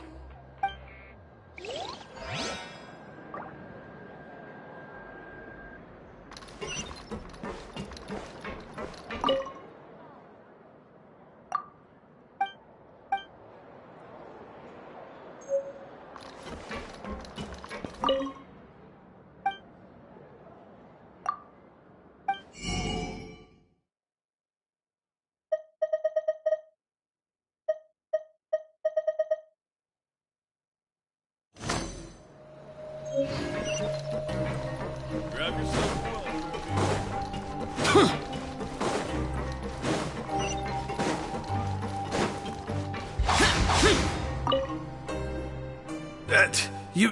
You guys are back? Crystal! Lavaroon! You guys didn't get caught and thrown back down here, right? Huh? No, not at all. And here I thought you'd managed to escape from jail during all the commotion. I'd held you up as legendary jailbreakers, but now you're telling me you just never left? We're sorry, but we just had some business to take care of. All right. There's no need to get caught up in the details. We're just relieved to see you. He was super worried about you, you know. Hey, it wasn't just me. Weren't you super worried as well? Something like that, yeah. I was also transferred to work in the kitchen a few days ago. I can still hear Quisto mumbling to the carrots. Are those two all right? Do you think they made it out alive? Whenever he'd say that, I'd tell him I'm sure they're fine. Wherever they are, they're kicking back with drinks in hand, enjoying the lovely scenery. Hey, there's nothing wrong with worrying about your prison pals, is there? I mean, considering how they always love listening to all my gossip. These two, they sure are a lot warmer and friendlier than when Paimon first met them.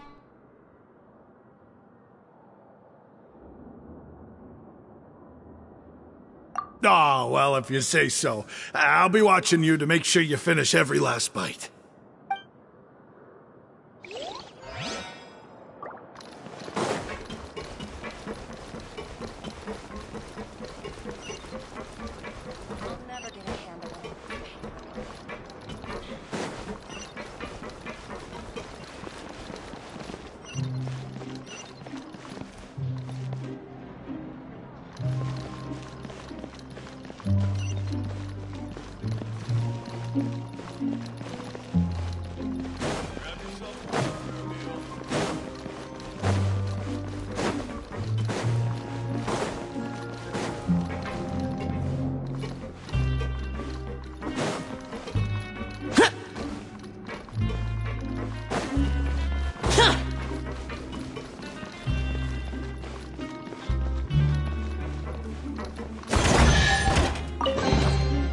Why would anyone want...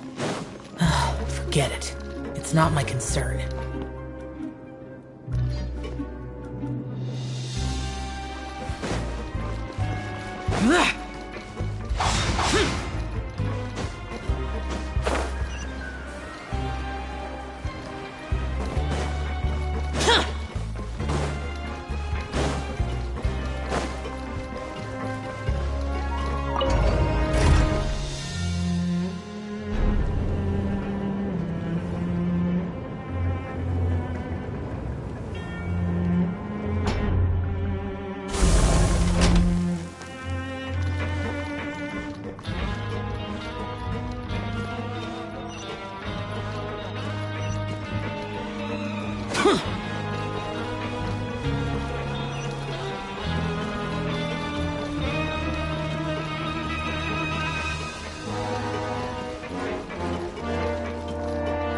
Useless!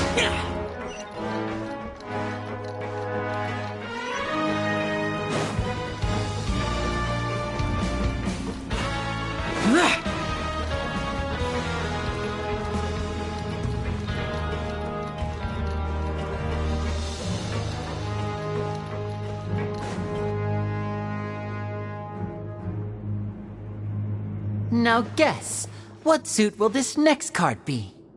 A bare-teeth cat? Well, well, look who it is. Traveler, Paimon. Hello, everyone. Looks like you're recovering nicely from it, eh? Mm-hmm. Thanks to everyone's support. Oh, right.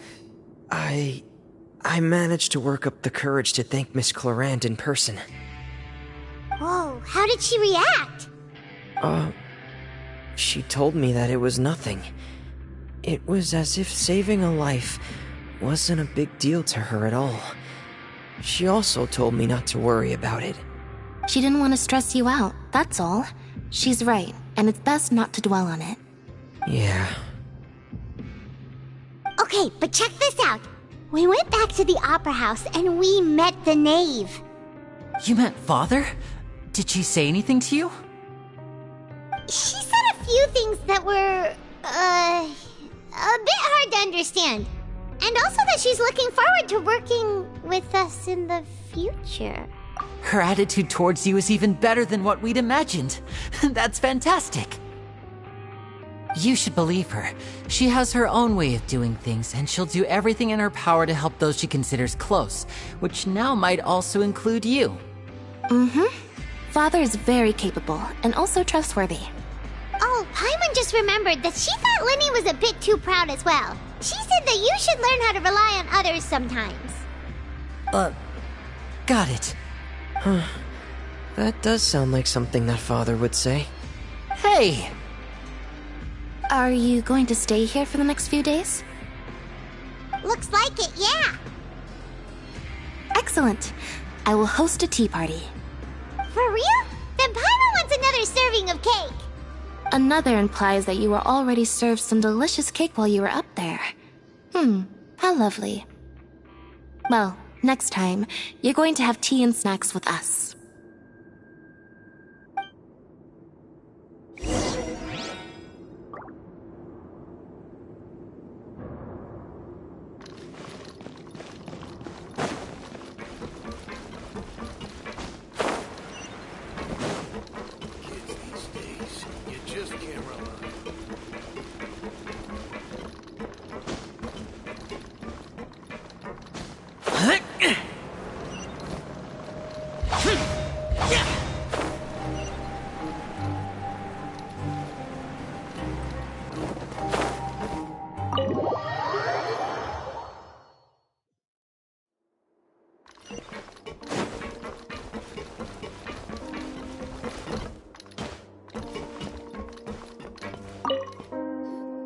Do my eyes deceive me, or did I just see two inmates come back after making it to the surface?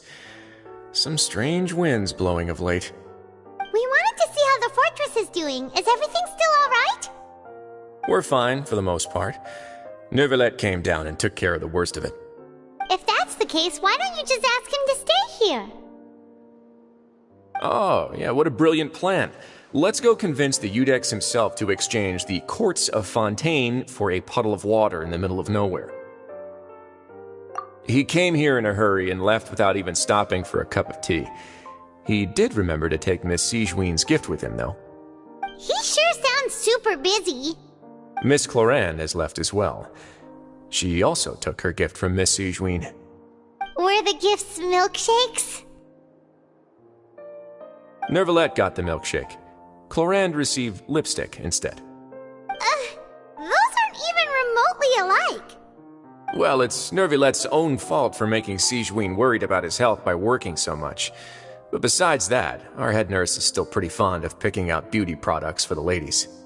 Oh, and I have some gifts here for you as well. Are these from Sigewinne too? Nope, they're from yours truly. You've already wrapped up your work at the fortress, so you can return to the surface at any time. You haven't yet served your full prison term, however, so you may continue to use your cell until your term is up. For real? Then we could stay here for a really long time? You may access the cafeteria for free. Hooray! Just remember to come complete your paperwork once it's time for your release.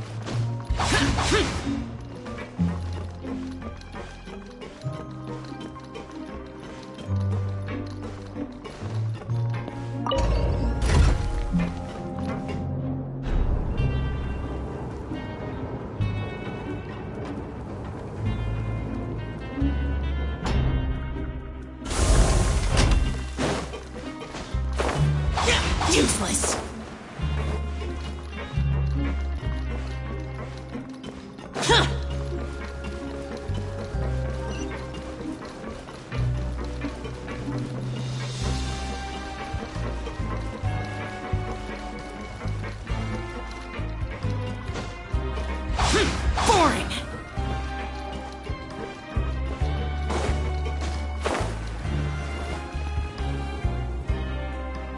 We're back in our cell again. We're no longer prisoners, though, so it really doesn't feel the same.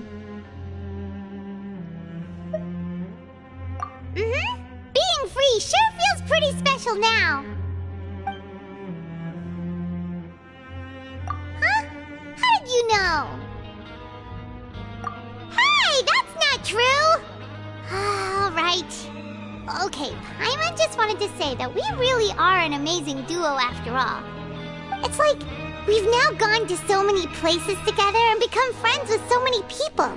We've never stopped traveling or stopped meeting new friends. There are so many bad things in the world, and we're just two people, but we've still been solving problems no matter where we go. Isn't that pretty cool? You're counting Paimon today? Aren't you the only adventurer here? Then let's ask Catherine to give Paimon an adventurer handbook as well. Paimon will also be an adventurer from today forward. Just the thoughts making Paimon giddy. Paimon's gonna crash, so you sleep soon too. The last time we fell asleep here, we woke up to a whole mess outside our cell. The primordial seawater nearly rose up. That was so scary. We should be safe now, right? All right then. Good night to you, Traveler.